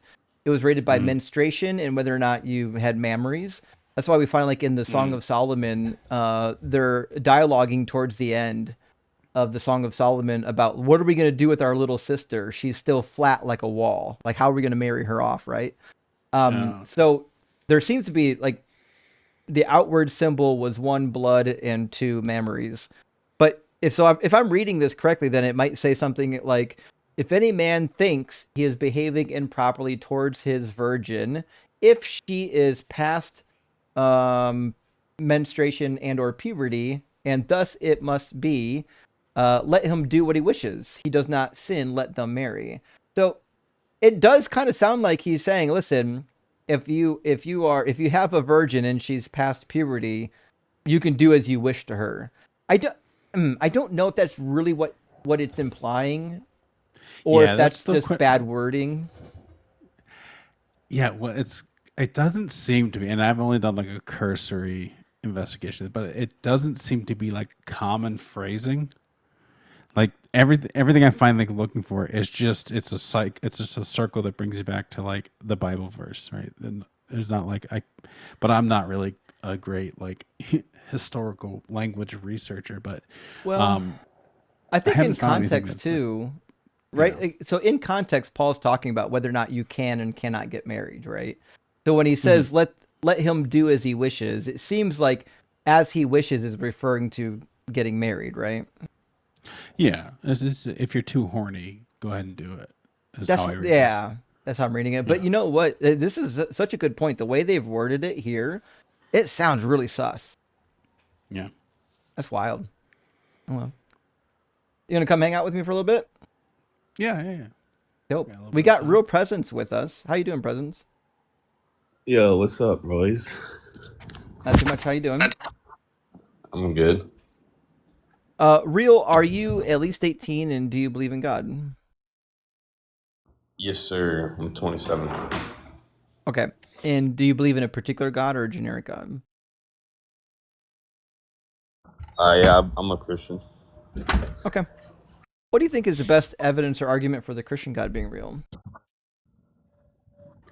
Just because the contrary explanations don't really give me, good answers to the world around me. So you basically were just saying, I don't have a better answer, right? Well, that and the answer itself isn't very good. Well, I don't know which answers you're referring to, but I think they're. I don't know which ones you've been given, but I think I've got some pretty good explanations that don't include God for the world that we're living in. But I would point out that you not liking the secular response actually doesn't fix the problem of supporting the idea that the Christian God is behind any of it, right? I could easily say that life came about because of a naturalistic force that only has one job, and that job is to create life. You know, there's so many other possibilities other than the Christian God. Why would I jump to the Christian God? Yeah, because the Christian God is the only type of God that can properly explain, I think, the world around us. Well, I actually don't think it does. Also, to be fair, I don't think being able to explain something is a valid um, evidence for it being true. Like I could talk about a completely fictional explanation for the world that I know isn't real, and it could satisfy all the requirements, but that doesn't actually make it real. Like, what type of being are you thinking about? It'd actually be multiple beings. It could be multiple beings. Yeah. So life came about by the life-granting unicorn, and the universe is eternal, so it never had to be created. And that fixes the problem of ex nihilo, because there never was one. It fixes the problem of the origin of life, because the origin of life was through the life-granting unicorn. And I mean, honestly, I guess that's all you really need so far. No, but that doesn't really answer that doesn't really answer a lot of questions because the What unicorn question needs to be is answered? composite. Because I'm looking for the absolute origin of things. So this I just absolute told origin you. of things, yeah, that doesn't answer the question of that. There is no being the case. origin. No, but I'm saying that doesn't answer because the unicorn has composite materials and also it's material. So does God. The Christian God has composite materials. But you're not. I'm not talking about the unicorn. I know. I'm saying having composite materials can't be a problem because your God has one too. You think Jesus had a body? Yeah, but prior to that, he was immaterial. We have explanations for why that he has a body. Well, the life granting unicorn is both material and immaterial, and has always existed eternally, just like the universe. The universe existed eternally as well in my model. Yeah, but you have to give me you said that a unicorn, in order to be still a unicorn, it would have to have the essential qualities of a unicorn, which would be a horn, hooves, and be like a horse-like, and have it would also like be nostrils. Yeah, it wouldn't be a unicorn. If it would be a unicorn. How? Because it's a unicorn. It has all the essential characteristics of being a unicorn. Okay, so that means it has a horse body and a unicorn horn, but that only begs the question as to how it got the unicorn horn and how it got the body. No, it doesn't beg the question at all. It's always had it. No, but that's not an explanation. Explanation for what? How it has it. There's no explanation for how God has anything. So what you're asking is why does a life granting unicorn have a body versus not having a body? It just happens to be that life granting unicorn has a body for the same reason that your God doesn't have one. No, I don't. No, sorry. My bad. No, that's not really giving me an explanation to how it has it. At least there'd be an explanation to why it has it. We don't have an explanation to why it has it. You actually don't need to have an explanation for it because it's always had it, right? So you need explanations for things that come about, but for things that don't come about, you actually don't need explanations for. Like, do you have an explanation for why God doesn't have a body? No, you actually do need it. You can't just say it's always had it because that wouldn't be an Again, do explanation. you have an explanation for why God doesn't have a body? I'm sticking on your points right now. Again, do you have an explanation for why God doesn't have a body? I'm asking a question to clarify a point, so you're going to have to engage in it. You're just shifting the burden though. Gotcha. So you don't. No, I'm not shifting the burden at all. I'm demonstrating a point. So the reality is you don't have an explanation for why God doesn't have a body, and for the same reason why you don't have an explanation for that, I'm not going to give you an explanation for why the life-granting unicorn does have a body. We do have an explanation inside of necessity. Oh, then what is it? Immaterial. Yeah, because he's immaterial. He's the origin of all things, and material cannot be the origin of all things. Why can't is it? Composite of things. Oh, again, I'm not saying that there's an origin. I've already told you there is no origin point. What I'm saying is that there was no point in history where there was once nothing and then something was coming from nothing. There's no origin point. in the eternal universe. No, but your unicorn is the origin of all things. No, it's not. So that's what I'm saying. It's not the answer crazy. to the origin. It's crazy how these people can't listen whatsoever. Again, I told you two things. There is no origin point. There's no beginning, right? And then the second thing was that life came about, not the origin of all things, just life. Life came about because of the life-granting unicorn. So if I'm getting this correct, you're not explaining the origin of all things. You're explaining the origin of life. There is no origin of all things. That's why I keep trying to tell you. But I think there is an origin of all things. Then prove it. That's what I'm trying to tell you. Prove it. Yeah, because like I just said, I want an explanation for the origin of all things, and you're saying that there isn't an origin of all things. Yeah. So why should I believe there's an origin? Because by logic, like everything has a source. Give me the argument. Everything has a source. Yeah, no, everything doesn't have a source. I would say everything has a source. Prove it. Support it. Okay. Like I came from somewhere. Yep. And then that thing that came from that thing came from somewhere. So I've only well, it didn't come from anywhere. It's coming from other things. Everything that makes up you pre-existed before the current form of you. Everything that is you pre-existed before you. It just happens to be that when these atoms arrange themselves in a particular way, we call that, real presence, right? But they didn't come out of nowhere. They weren't like poofed into an existence. That's the whole point I'm trying to figure out. I don't see any evidence to suggest that they didn't, because there's every scientific method relies on the fact of tracing things back to its source. No, it doesn't. We can always trace things back to its source. Yeah. How we have? There's not a single scientific study that would say that there's a source of all things. Now we can talk about whether or not we have like down to the fundamental layer information. Yeah, sure. There definitely are like fundamental particles, but that has nothing to do with whether or not there's an ultimate source. But what we learned from science seems to be that if we have a conservation of energy and a conservation of mass, it would seem to conclude that we would need a really good explanation to believe that there was once a time where both mass and energy weren't being conserved. And I've never seen an argument for it. Do you know one? Yeah, I would say the second law of thermodynamics would work in my favor, because the universe is in. Which is what? What's the second law of thermodynamics? That the entropy in a closed system increases over time. No, it doesn't. Entropy in a closed system cannot decrease. Which would mean it increases. No, wrong again. The amount of energy in a closed system will always be the same. It's called the conservation of energy. And also, we have no idea if we're in a closed system. No, it says I just looked it up. It says in an isolated system, entropy only increases over time.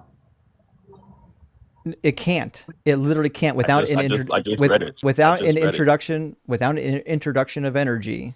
There's no way for entropy to increase. Now, it could dissipate, right? You can have pockets of high entropy here and low entropy here, and then this pocket here will increase in entropy. That's something that can happen. But within the entire system, the amount of entropy enclosed in the entire system won't be increasing or decreasing because there's nothing adding new energy to it.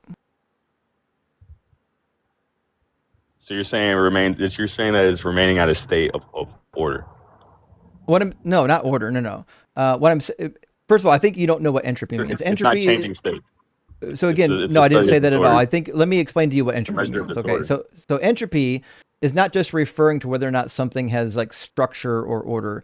When we say entropy, we're referring to the amount of energy in a system, right? And we measure that energy based on what is typically termed as disorder. When something when you have a collection of molecules or even atoms, and they're at a high energy state, they're in a much more dynamic state of affairs where they're exhibiting larger changes in position and velocity, and it results in the atoms being what we would call more disordered, I guess you would say. But when you cool a system down, right, you get it really close to a crystalline state. What you find is that the individual atoms aren't moving around as much. and it's creating less supposed disorder. So when we talk about order and disorder, these are specific measurements that we're utilizing to talk about the amount of energy in a system. So the only way that you can have an isolated system and then have an increase of disorder in the entire system, not just in a part of the system, is by introducing new energy. It can't be done from within.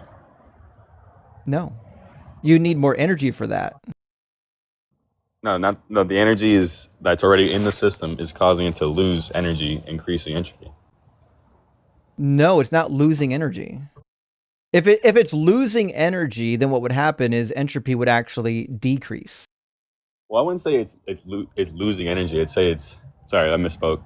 I would say that it's more so dissipating. Like it's like It can't. equalizing, like to a point where it's no longer usable. But anyway, like I was saying to you, like not in a closed system. In a closed system, it can only dissipate and equalize. So it'll dissipate within the system, but it won't dissipate out of the system because it's entirely closed. Right. So it's going to equalize.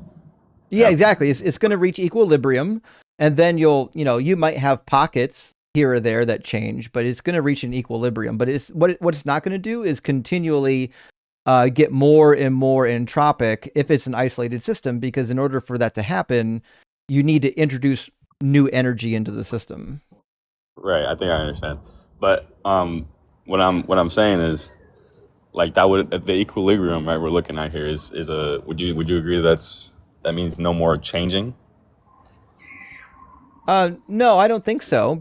I mean, you won't have a change in the amount of energy, but you'll still have a change in the position and velocity of the elements within the system.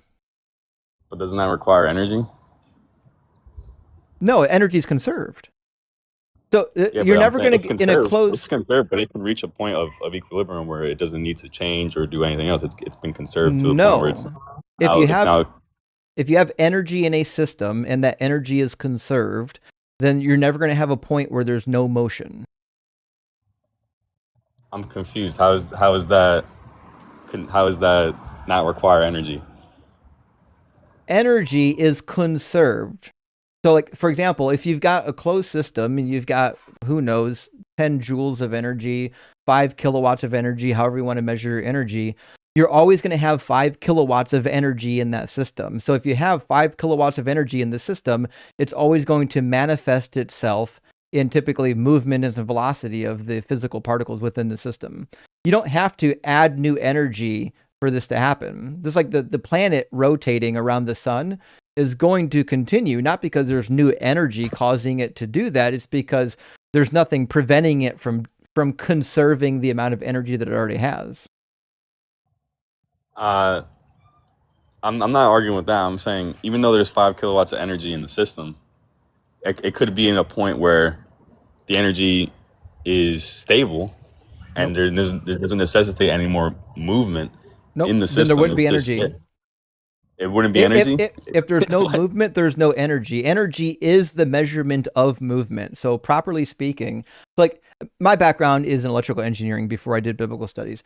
And people really, I think, have a misunderstanding of what energy is. Energy is not like a substance that you can point to. Energy is the measurement of change in velocity and position of any given thing.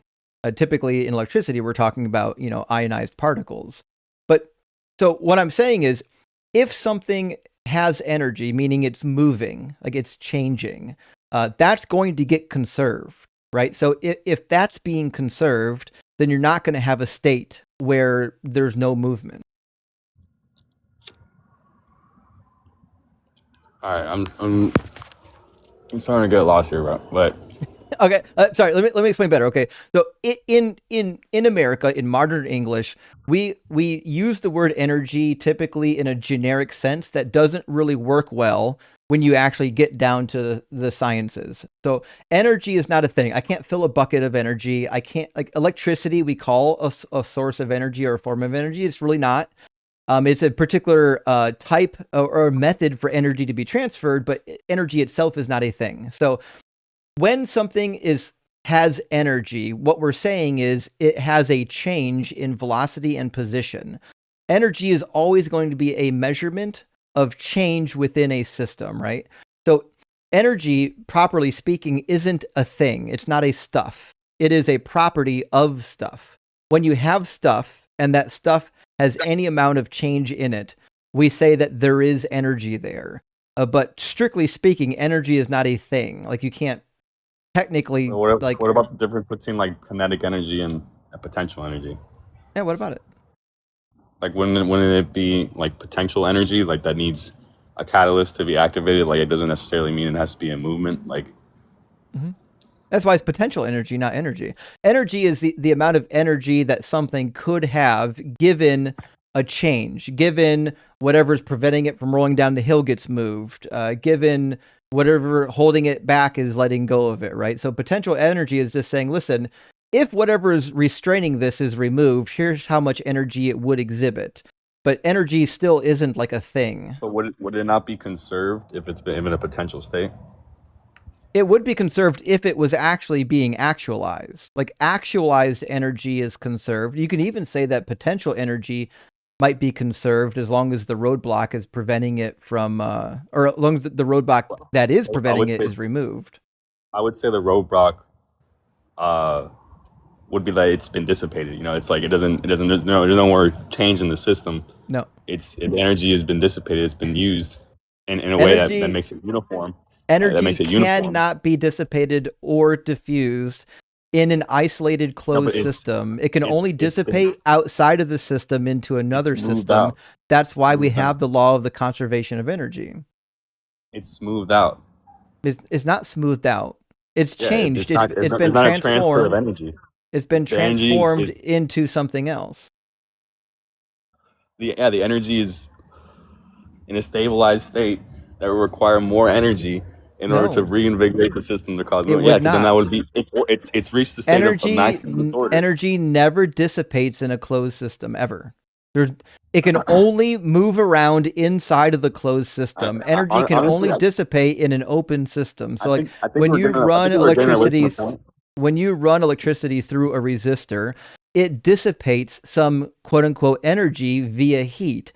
But that heat goes into our atmosphere. It's dissipating into an open system, not a closed system, right? So you can't get rid of energy in a closed system. You can only transform it into something else within the closed system. You have to open the system to dissipate heat. But like I said, the second law of thermodynamics, it says that it must increase. And I looked this up. It says that in an isolated system, it must increase. I know. It must increase. I know. And what that means is that nothing inside of that isolated system is ever going to decrease in entropy because the amount of energy in it is always going to dissipate from the high entropy into the low entropy and then reach equilibrium. But what's not going to happen is new energy is ever going to be introduced into that system. Right. And I'm saying that if we reach the state where that's the whole concept of the heat death. If we reach a state of maximum energy or maximum entropy, then the universe is stable. Even though it's in a state of, rest because all the energy I don't think the word stable is helping you here. What do you think? What do you think the word stable is doing for you? Hold on, bro. I'm saying if we're reaching a state of high entropy, that's going to be the heat death of the universe, right? Because all the energy has been spread out. But I'm asking you, what do you think the word stable is doing in your sentence? Because I don't think it means what you want it to mean. Bro, you're trying to get away from the point. I'm telling you. I'm asking you to clarify your point. Hold on. I'm not even done yet. That's not. I don't want you to finish until you clarify what you mean. Bro, that's irrelevant, bro. It's relevant because it's part of your argument, right? No, I need to know that's not even part of my argument. I need to know. It left your mouth. I need to know what you mean when you say stable. What does that mean? You gotta let me finish. You gotta let me finish to explain that, bro. Is your explanation going to say what you mean by stable? Yes. Then by all means do it. Okay. So you just said yourself that the states of or the pockets of low entropy are going to get, or I think what you said is going to get filled in by the high entropy or something like that. It's going to move from a state of low entropy to high entropy, and it's going to smooth out. So everywhere is going to be in a state of high entropy, meaning that there's not going to be change going on. It's all been smoothed out. It's all stabilized now. It's in a state of, conservation. All the energy is still conserved. It's not left, but it's smoothed out. Meaning there's not going to be any more changes happening in the system. And you're still bro. wrong. Yes. What is the heat death? Then what is the heat death? Is there still going to be changes? Energy is change. Then what is the heat death? The heat death just means there are sources of energy that are going to be too far away from other things to actually have an effect on it. So if the sun is a source of energy, eventually the sun will be so far away from other planetary bodies that the energy from the sun isn't going to have an effect on any of the other bodies around it. What? And so what's going to happen is there's not going to be any means of effective energy transfer from body to body. It doesn't mean that there's not going to be any energy within the universe. It certainly doesn't mean the sun is going to be here forever. Certainly I didn't say the sun is going to be here forever. Certainly I didn't say that. So to try to follow along, you said that the sun is going to move away to a point where it can't give useful I'm giving you an example of what heat death means. I'm not saying the sun is going to live forever. Put your listening ears on for 5 seconds and understand what I'm saying.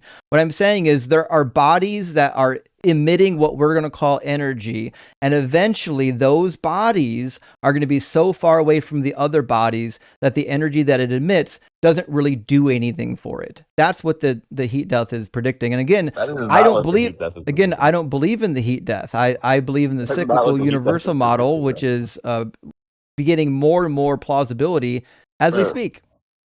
That's not the heat death, bro. The heat death is not that the energy is being moved too far away. It's that all the energy is going to reach us, is going to smooth out. And so it's all going to get transferred into a state. Yes, bro. No, it's not. The heat death. The heat death is not the usable energy is too far away. That's exactly what it is. It's not effective. No, it's not. All things that are emitting energy, right? It's going to emit all its energy is going to smooth out. So it's going to be in a state of stability, of equilibrium. Meaning no more change. It's not going to change anymore. Equilibrium will never be the same thing as change. This is the thing you're confusing. When did I say that? Two bodies being at equilibrium has nothing to do with whether or not they're moving. Two bodies at equilibrium just means that now they have the same amount of entropy within them. So if you got a universe with 10,000 bodies, what happens when they reach equilibrium is all of them are going to be in the same state of entropy. It doesn't mean that there's not going to be any energy. It doesn't mean that there's not going to be any entropy or any movement. It just means that they're all going to be at the same state. Yes, it does. Movement requires energy. Movement requires energy. Energy is conserved. The energy in the universe isn't going anywhere. The energy is conserved, right? You can understand that, but in order there's for me to move, nowhere for I need energy to dissipate. Bro, it could dude. if all the forces are at an equilibrium state, right? There's not going to be any more movement. I know you're an electrical engineer, right? And you're wrong. I know you're an electrical engineer. The forces being at equilibrium has nothing to do with them moving. If energy is conserved, hold on, bro. They're always going to have some energy. It just means that they're going to have an equal amount of energy. I know you're an electrical engineer. Maybe you should look up the definition of equilibrium. Are you aware of what are they called? These atoms. What are they called? The ones I'll just give it for you since you don't know the definition of equilibrium. I think a lot of this stuff can just be solved by you like actually getting familiar with the dictionary. So equilibrium is a state in which opposing forces or influences are balanced, meaning they have an equal amount of force or influence within them. It doesn't mean that they have no force or influence within them. It's just that the force that is in these two bodies are actually equalized. All right, so here's what I was saying. You know, isotopic atoms, right? Or isotopes. These have like a plus or minus of electrons, right? And then we should make them unstable. I'm aware of unstable atoms. What's the point? Right. So these atoms seek to stabilize, right? By taking in what they're lacking or giving away what they have extra, which would stabilize them. I mean, that's literally the idea behind electricity is that because of the particular state of the material that you're working with, some of the atoms are going to be more or less likely to give up one of the ionized particles. But again, it had nothing to do with equilibrium. Right. No, it does exactly because atoms resist when they're at equilibrium state. They resist losing or gaining electrons. That's the whole point. You need Yeah, an atom. because the forces within the atom are going to be no longer at odds with each other. Right. Exactly. So if we reach this thing where the whole universe is like that, where it's resisting the change because it's all been the it's universe smoothed isn't out. an atom. It's not an atom. No, and also when an atom equilibrize, when an atom reaches equilibrium, it doesn't stop moving. Like the particles don't stop moving. Like you're not going to find electrons no longer moving inside an atom once it reaches equilibrium. In relation to other particles, they're still moving. I know. Yeah, but that requires energy. No, it doesn't. Energy is conserved. Energy is conserved. If you have 5 kilowatts being conserved and 5 kilowatts is causing energy, you're always going to have movement. You don't need to introduce more energy to continue the existing energy changing the position of things. This is just really basic, man. Bro, I can't believe you're an electrical engineer. This is nuts that you don't understand these concepts. I actually do. What's nuts right now is that you can't grasp hold of them. Whereas, like, I learned about this in junior fucking high. Like this is junior high, bro. This is basic. Yeah, I know. This is basic. You need to go back to junior high. The conservation of bro. energy means that whatever that energy is doing, it will continue to do. If it causes motion, and energy does, that means motion will be conserved. That is not true at all. It is true. It's not that it's going to continue to do what it's doing. That's not the conservation of energy. I didn't say that at all. I said if it's causing motion, it will continue to cause motion. You just said that. All energy is motion. Keep doing what it's doing. All energy is motion. Bro, that's not even true. I just looked that up. It's not even true what you're saying. It's true. It is scientifically false what you just said. It's not. I just looked it up. Any system that has energy is going to have motion. Oh, I don't. I mean, I disagree with that. Because you have potential then you're energy. Wrong. No, again, potential energy isn't actualized energy. Obviously, in science, when we talk about energy, we're talking about actualized energy. No one's concerned with potential energy. You already conceded that there's kinetic energy and there's potential energy. It doesn't necessitate movement. Kinetic energy isn't an energy. Kinetic energy is what we call energy that could happen. That's potential energy. I'm sorry. Yeah, potential energy is energy that could happen. It's still energy. Actualized energy. Actualized energy is the energy that we're actually talking about. So if it's potentially energy, then it's not energy? It's a different classification. When we talk about energy, energy specifically is a measurement of change. So if something isn't changing, what that means is that it's not actually having energy. It could potentially have energy. Like if I had potentially a date on Friday night, it's not the same thing as having a date on Friday night. If I actually have a date on Friday night, that's when I have a date. I don't have a date until I actually get the date. Potentially having a date doesn't mean I have a date. They're two different things. So when we say that something has potential energy, what we're saying is it could have energy. That's what potential means. Energy is the capacity to do work, bro.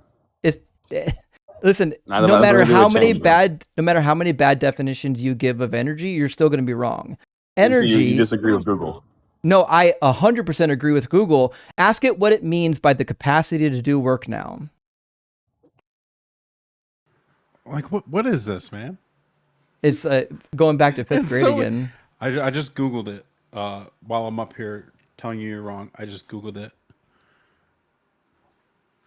That's crazy work. Yeah, because I have to fact check this liar. Do it.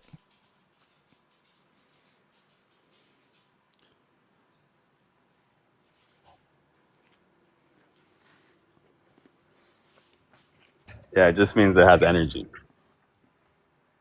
That's circular. Try again. That's what it says, bro.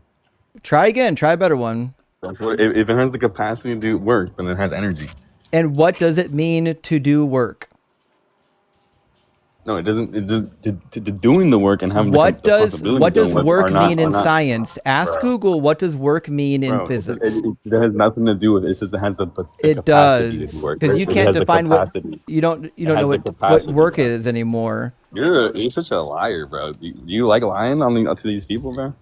I'm actually not lying to you. I'm trying to help you. You enjoy lying, bro?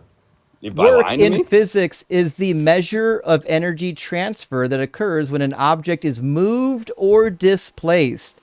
So I work understand that, bro. We're not So talking about work doing is work. what We're talking about energy. happens when something I moves know, or is bro. displaced. So if I know, energy bro. is doing work, then what that means is that energy is a measurement of Energy doesn't things always have to do moving work, or bro. changing, which is why in Energy doesn't physics always have to do you work, could bro. literally just it is. Energy doesn't always have to do work, It bro. is. No, there's potential energy that doesn't have to be working. We're not talking about And potential energy. We're talking about actualized just energy, defined and it. you're terrified No, to we are. actually engage in the topic, which is why you're running away to this idea of potential energy. Potential energy is energy that's not even actualized. We're talking about actualized energy. Bruh. You're just a dishonest actor, bro. I'm gonna stop wasting my time This on is this. a W concession, bud. What a huge Everybody fucking power. Everybody What's that, Mac? believes you. Everybody believes you. That yeah, you're just too honest for this discussion. That's what happened. Yeah, that's what it is. Stand being up here and being lied to anymore. Well, he tried. Did he convince you? Do you believe in the Christian God now? Yeah. Wasn't he a Christian? Oh, is that what that was? Yeah, he was a Christian. Oh, I thought this was just like physics, like elementary physics. I didn't know it was about a god. Yeah, he was doing all this because he was trying to somehow get to like fuck what was he getting at anyways now? I already forgot. Does anyone know what his fucking point was even? That's always origin or some shit. Because you were talking about like the origin with like the unicorn and shit. Oh, yeah. In fact, That's kind guys, look at all he had to do is go to the wiki page for energy. Scientific use of the word energy in classical mechanics. Energy is conceptually and mathematically useful property as it is a conserved quantity. It's a quantity. It's something that is a property of things. It's not something that exists independently on its own. It's a property of change within the physical world. yeah, so that's why it's usually like called like an ability, right? Or Yeah. capacity. Yeah. Ability, capacity. And if you have like actual work happening, then you have actual energy. If you have the ability to do work, then you would have like potential energy. But we were obviously talking about actualized energy because we were talking about the heat death of the universe. That wasn't a Phil bro. I don't think it was a Phil bro. Somebody in the comments said he was a Phil bro. I was like, mm-mm. I don't think he was. I just think he was someone that dropped out of school. I could be wrong. If he finished school, you could tell. You could tell the ones who get their theology from YouTube shorts. Yeah, that's it. All right, friends, we're gonna grab just a couple of super chats. We'll get our next guest in here. Dr. Carla, good to see you tonight. Thanks so much for the super chat. Says, okay, Justin, before you say no, hear me out. A Stars of Atheism calendar fundraiser. You know, we talked about doing this already. I apologize that I just didn't have time to get it done. I have to go around and contact everybody and get images and do the whole thing. And then I discovered that the shop that I'm using Teespring for my YouTube shop, and they are fucking terrible. I keep getting messages from people saying they waited weeks to even months to get their stuff. And so like, I don't even want to make new products on Teespring because I have to convert to a different shop vendor now because Teespring obviously sucks. So I just haven't done anything with the calendar yet on me. But you're saying me, Blitz, Ian, Jovan, Dalton, Godless, Lux, Promise, Forest. It'd be a bestseller just saying, Carla, I agree 1,000,000%. And I promise we're going to get a calendar put together, even if it's for 2027. I have to change. I got to get around to doing it. But I think it's a good idea. Fuck, I'd buy one. I mean, for sure. Someone said deconstruct Teespring. That's crazy. Hey, Jake, my man. Thank you so much for the $10 super chat. Says, a con man, a PDF file, and a convicted felon walk into a bar. Bar director says, here by yourself today, Mr. President. Nailed it. Absolutely nailed it. Hey, Randy, thank you for the additional super chat. It says, tell Carlos hello for me. Absolutely will. Carlos is in here today. I don't know if he's still in here, but he was in here earlier today. Hey, Adam's with us as well. Hey, good to see you. Adam says, regarding the Holy Roman Empire, you identified a weak data point and then changed it. You're leading by example. So I'm rock hard for Doug right now. I can open doors with no hands. Fuck yeah. Amazing. That's you got diamond hands for Doug right now. Holy shit. But yeah, listen, it turned out that the data points I had for the Holy Roman Empire, I think, to be fair, is probably propaganda, because it was filtered through the romanticized lens of the Catholic Church. And I just don't feel like I would want to trust the Catholic Church's version of events over the secular version of events. I don't know if that's ever turned out well, has it? Yeah, I'm trying to think of a time. I know. There probably is a time. I just don't know of it. Faithless devotion. Big news to me. Yeah, right. It's funny too, because like I checked all kinds of Catholic sources to see if I would find dissent. The closest I found was on the Magisterium website. I was able to get them to kind of admit that like some of it was sensationalized, but that's about it. Faithless says, is there evidence that Yahweh worshippers conquered the worshippers of El in Canaan, and that's why we have multiple stories and names for God, etc.? If so, where's a good place I can read more about this? Well, I'm a big proponent of this theory. I think Exodus chapter 6 is good evidence of that, as well as what we find in Genesis through the redaction layers between the Yahwist and the Elohist. One source for this that you definitely will want to check into are the writings of Mark S. Smith. Mark Smith and I both agree in the conflation / replacement theory, where actually Finkelstein would probably agree as well. Maybe even William Devers. Nevertheless, I think Mark Smith is probably the leading proponent of this right now, unless there's others that I haven't seen yet. And I think there's good evidence for this, because it seems to be that, I think it even finds itself in some of the narratives, like the narrative of Cain and Abel. I think there's this hidden subtext that runs throughout Genesis, where there's like this younger, smaller brother who is chosen over the older brother, the older, bigger brother, which to me is the little state of Judah taking power over Israel in history, who came later. It seems to be that the Israelites were probably originally Canaanites, and the Judeans were able to gain power after the Bronze Age collapse in 1170, and then they started pretty immediately kind of rewriting history, especially then once the Assyrians came in and destroyed the northern 10 tribes. That's when they really popped off and started rewriting history, because the northern 10 tribes were either wiped out or they traveled south into Judah for preservation. In fact, some of them went over to Egypt even. And so who's going to stop them from kind of rewriting the history? That's why in the Bible, you'll find so much Judean propaganda, even though some of the stories clearly came from the north.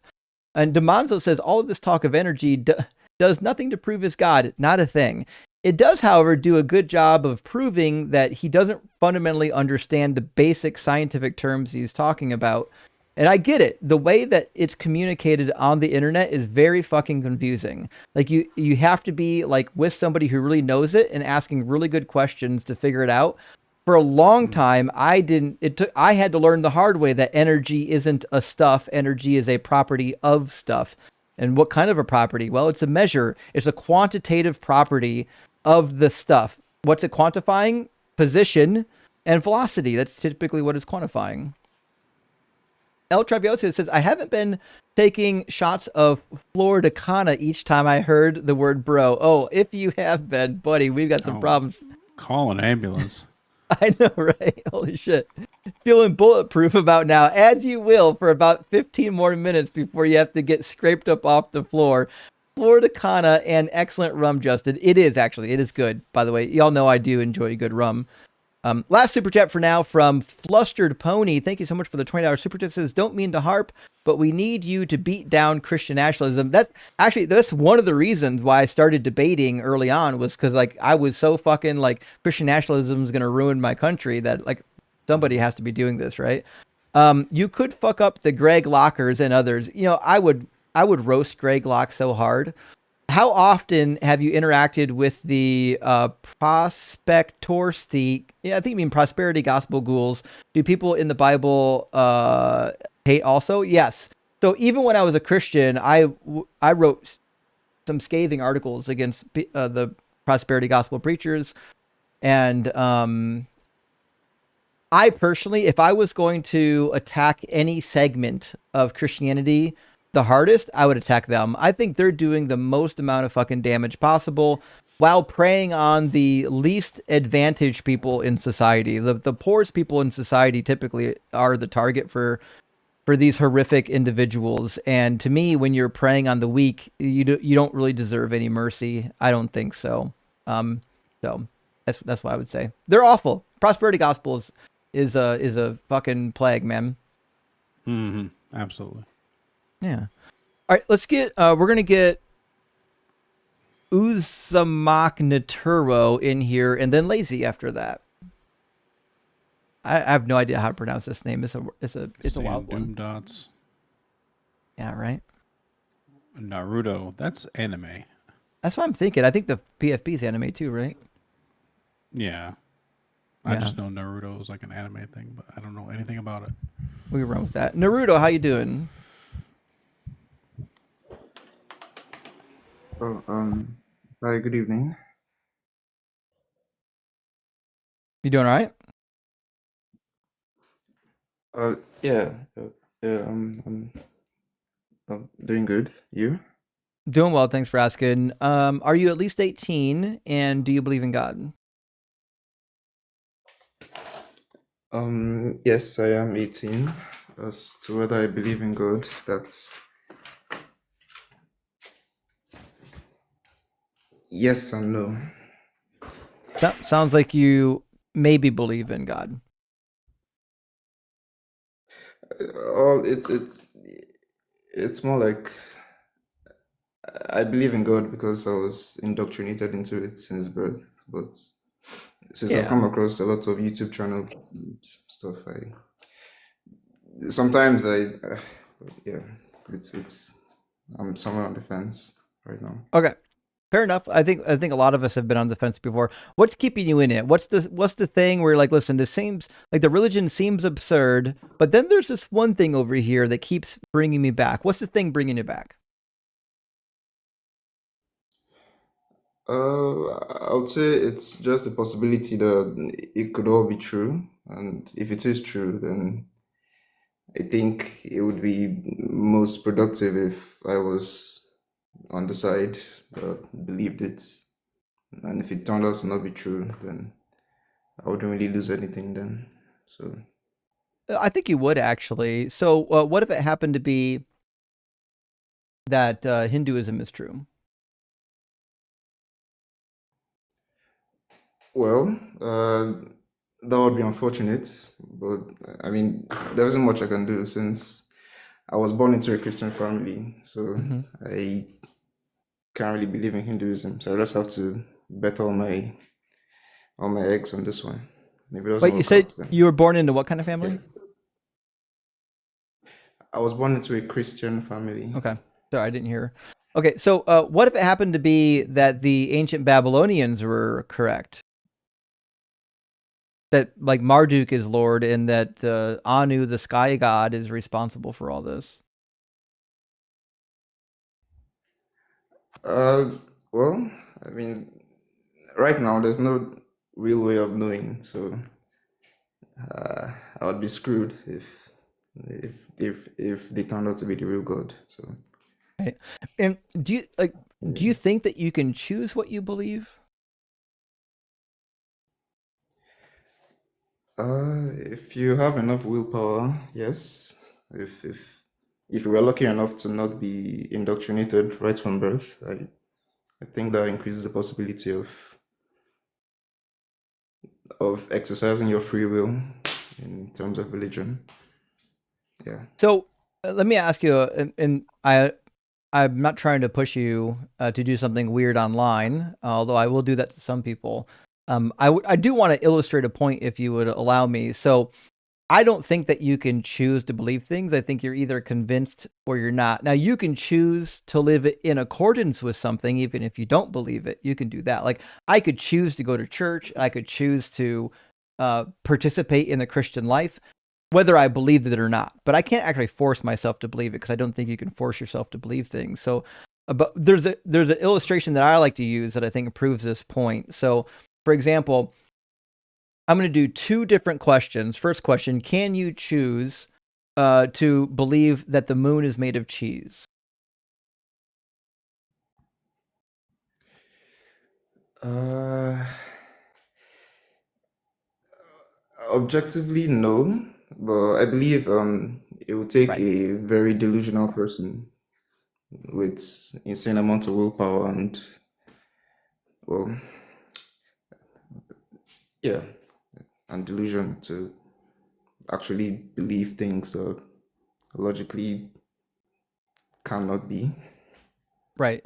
So then I would follow it up with the second question, which I think puts kind of the nail in the coffin for the talking point, which is, if you can make yourself believe something, are you capable of making yourself believe right now that you are being filleted alive?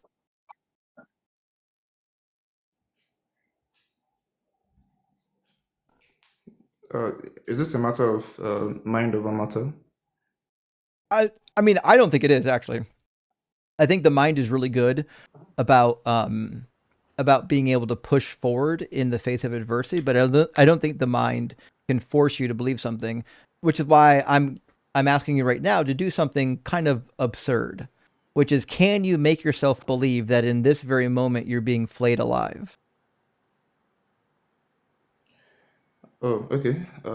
In that case, I would say no, that's not possible. I think the Right. limits are drawn on things that can't be verified, certainly. Yeah, so there needs to be there needs to be a thin thread of uncertainty in order for delusion to work. Right. So my point is this. The reason why I bring it up is because I don't think Pascal's wager is useful, which is the argument that you're giving, because no one can choose to believe it, right? I can't say, well, listen, because there's like this risk versus reward, I'm just going to choose to believe it, because you can't choose to believe it. Also, the other problem is, like, even if, let's say you were able to force yourself into believing something. If I just choose to believe in the Christian God as like fire insurance, is that really what he wants? Like, am I really going to get into heaven just because, like, I was like, fuck, I don't want to get burned alive? Isn't that a weird? Doesn't God want people that actually worship him in spirit and truth rather than just out of an insurance policy? Yeah, yeah. I've thought about that. That seems to be a problem. I do not have a reconciliation for that. Yeah, no, it's a tough one. But I can say, to some level, I mean, for a lot of people like me who have been indoctrinated, I believe that fear that is within me can kind of count as true belief Yes. in some Yes. sense. So what's happening for you is, the reason why you fear is because part of you is still convinced, right? Now, if you weren't convinced that any of it was true, you wouldn't be afraid of it. Like, how afraid are you right now of going to the Muslim hell? Well, I don't really know anything about Islam, so I can't really say it, but Right, but are I'm you not afraid afraid of of it. going to Islamic hell? No, I'm not. No, of course not, because you don't believe in it, right?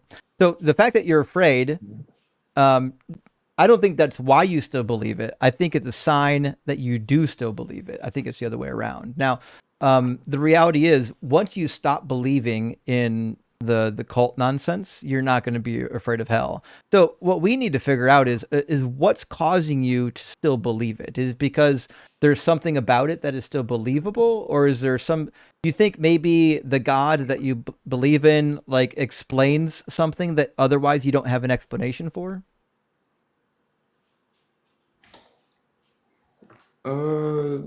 No. Uh, Not that I So it's can think just of at this moment. No. indoctrination then. Well, Eh, so Yeah, let me indoctrination push you and then. a Let me push you forward a little bit then, okay? So I think there are two good arguments explaining why Christianity isn't true.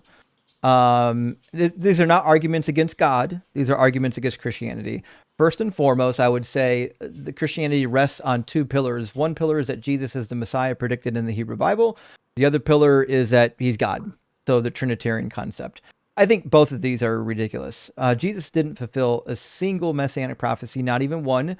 It will always and forever be my favorite topic because it's honestly, it's just a slam dunk.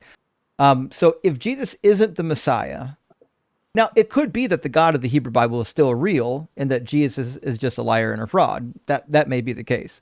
But at a minimum, it still would mean that Jesus is a liar and a fraud and that nobody's going to hell, because in the Hebrew Bible, God's not sending people to hell. That's something that's strictly a New Testament innovation. So, like, I would ask you first and foremost, do you have a good reason to believe that Jesus is the Messiah? And if not, maybe we can just get rid of this nonsensical false preacher.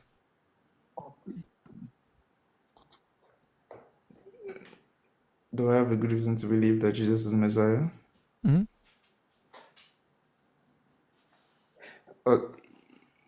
Your question was, do I have a good reason to believe that Jesus is the Messiah?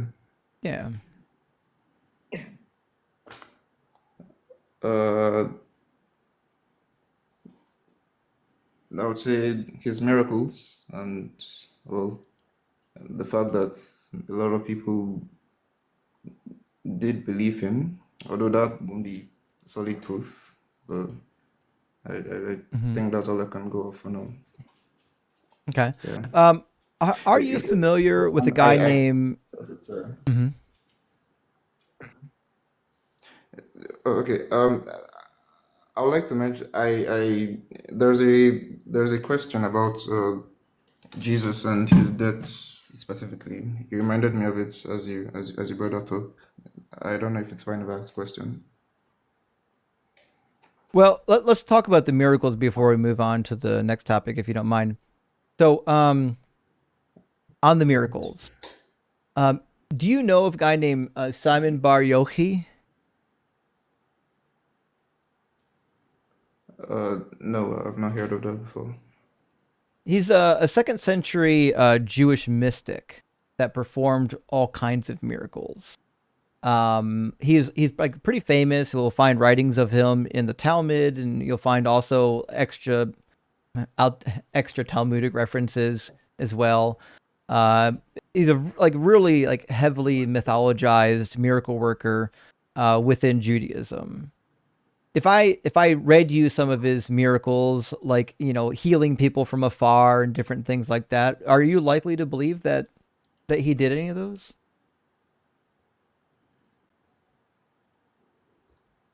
I mean, I would ask for proof if any proof is available. Mm-hmm. Yeah. So, I mean, the proof is like the Talmud. They record a number of the miracles that he did. Well, then I have no logical reason to believe he did any of that. I mean, the records could be falsified or could be Awesome. Yeah, exactly. Yeah. Okay. So the other thing too is we've got records written about the Roman emperors, like Vespasian, according to Tacitus and Suetonius, healed a blind man by putting spit in his eyes, and he healed a man with a lame leg.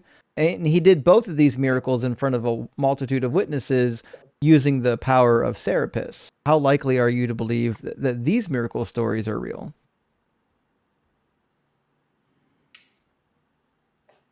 Well, I'm more likely to believe he used some form of advanced science to do that, or maybe just a set of ridiculous coincidences that jumped on each other to make that happen. There you go.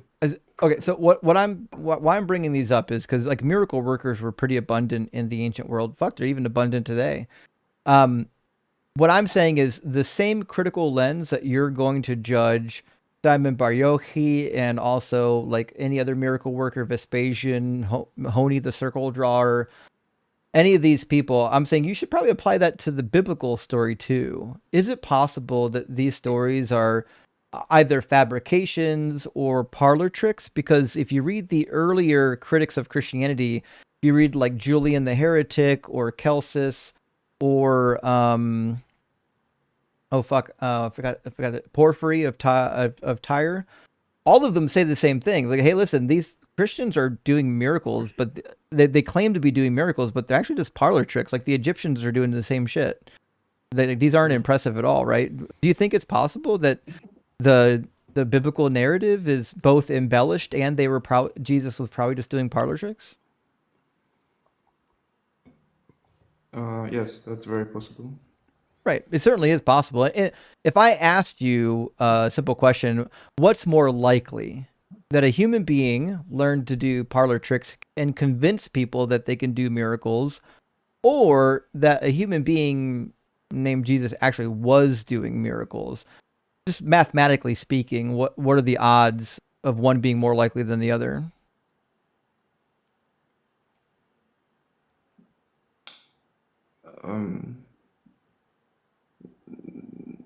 The less supernatural one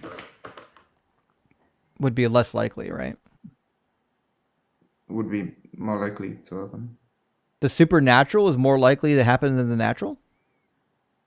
Oh no, the less supernatural is more Right. likely to happen. Right, yeah. So the way that we calculate this is by using priors, and our priors tell us that, supernatural things aren't likely to happen, right? So what I'm suggesting is, like, I know if you grew up in the belief, and I kind of did too, right?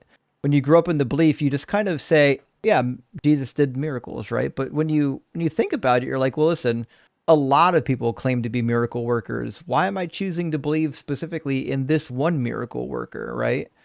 I can't think of a good reason to believe this one miracle worker, not the others. Can you?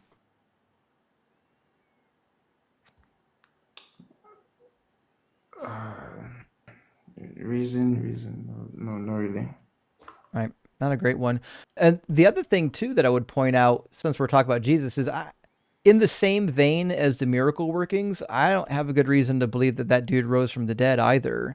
So I've been collecting some resources, and I kind of got distracted, so I've only got a handful of them on my cheat sheet. But I've been collecting resources on people from the ancient world that claim to have resurrected, and there's actually quite a few of them. And my favorite case, hands down so far, because it's been documented by so many people, is the interesting case of Aristeas. There's a guy that we learn about. Herodotus writes about him in histories. So does Pliny the Elder and Apollonius and Plutarch.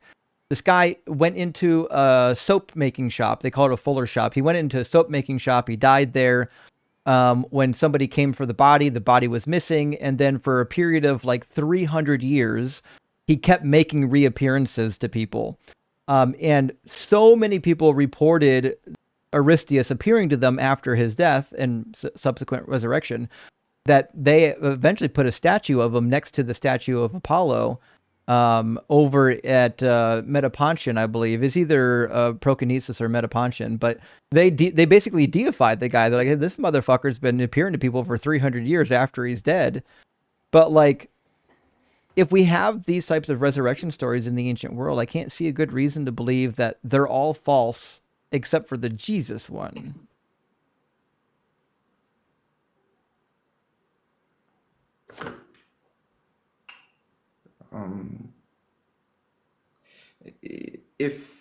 If I remember correctly, I think in the account of Matthew, he also recorded that some elders resurrected along with Jesus. I don't know. Yeah, Matthew 27. Yeah, that bit kind of confused me. It's Yeah. So Matthew 27 records, we joke about it. We call it the zombie apocalypse. But basically he's saying when Jesus when Jesus died, the bodies of many people in Jerusalem came up out of their graves and were walking around. I think it's like verse 53 or 54, somewhere in there. Let me grab it. Let's see. Yeah, 51, really. Yeah. Yeah. 51 It says, gets into it, but yeah. Yeah. Oh, so it's about basically 3 verses, it looks like. It says, Behold, the veil of the temple was torn in two from top to bottom, and the earth quaked, and the rocks were split, and the graves were opened, and many bodies of the saints who had fallen asleep were raised, and coming out of the graves after his resurrection, they went into the holy city and appeared to many. Now, this is an interesting claim to me because if, in fact, lots of people who died already came up out of their tombs and were walking around in the city, then wouldn't we expect that somebody was actually like would have recorded it? Like we've got lots of miracle stories recorded by the Romans, even of people that were of like insignificant status. So how could they miss, many dozens of bodies just coming to life and walking around like they had never died? Yes, that is a problem. I mean, you don't even have to go that far. I mean, in the Gospels, Matthew seems to be the only person to record that. So I believe if a bunch of people resurrected, that would be the most extraordinary thing that's ever happened, and I expected it to be in like 4 out of 4 of the Gospels. So seems to Yeah. only be in Matthew. So either that was something he made up, or Mm-hmm. either the Bible isn't as or And, Matthew foolproof. to me is the most interesting gospel. I know people disagree with me. A lot of people like Gospel of John, but Matthew's fun because he really tries to tie Jesus to the Hebrew Bible, but he just keeps failing over and over again. So, like, It's so good. I mean, literally, Mac, page number 1 are like 5 errors, right? Oh yeah. So like if we're going into Matthew, we're gonna say, listen, Matthew is giving the wrong genealogy, right? It doesn't go to anybody blood related to Jesus, which is what you have to be according to 1 Samuel chapter 7. It says that the lineage of the Messiah promised through Solomon will come from the body of David, and Jesus didn't. And then it also says that Joram is the father of Uzziah. He's not. He's like the great, great, great granddaddy of Uzziah. It says that Jeconiah was the son of Josiah. He's not. He's the grandson of Jeconiah, the son of Jehoiakim. And then it also forgets the whole fact that Jeconiah was cursed, that none of the descendants of Jeconiah could ever sit on the throne of King David. So I'm looking at this Gospel of Matthew and I'm thinking like, I don't know why I would trust anything in this. Like it just starts out with so many errors and I'm like, maybe it's just fucking bullshit. Yeah, maybe it is. Maybe It could be. that's- And then also, pretty sure Jesus was named Jesus, Right. not Emmanuel. Yeah, Matthew 1:23 says he's named Jesus, even though they claim he's fulfilling Isaiah 7:14, where the name of the thing is going to be Emmanuel. No one named him Emmanuel. Wild. Yeah, okay. So I have 2 questions I've been throwing around to my pastors and family members. Well, they all seem to dance around a lot of logical fallacies trying to answer me. So I would say that played a major role in decreasing my faith. So I was hoping to get some answers from you, or some clear answers from you. Yeah. Okay. So I wrote this down.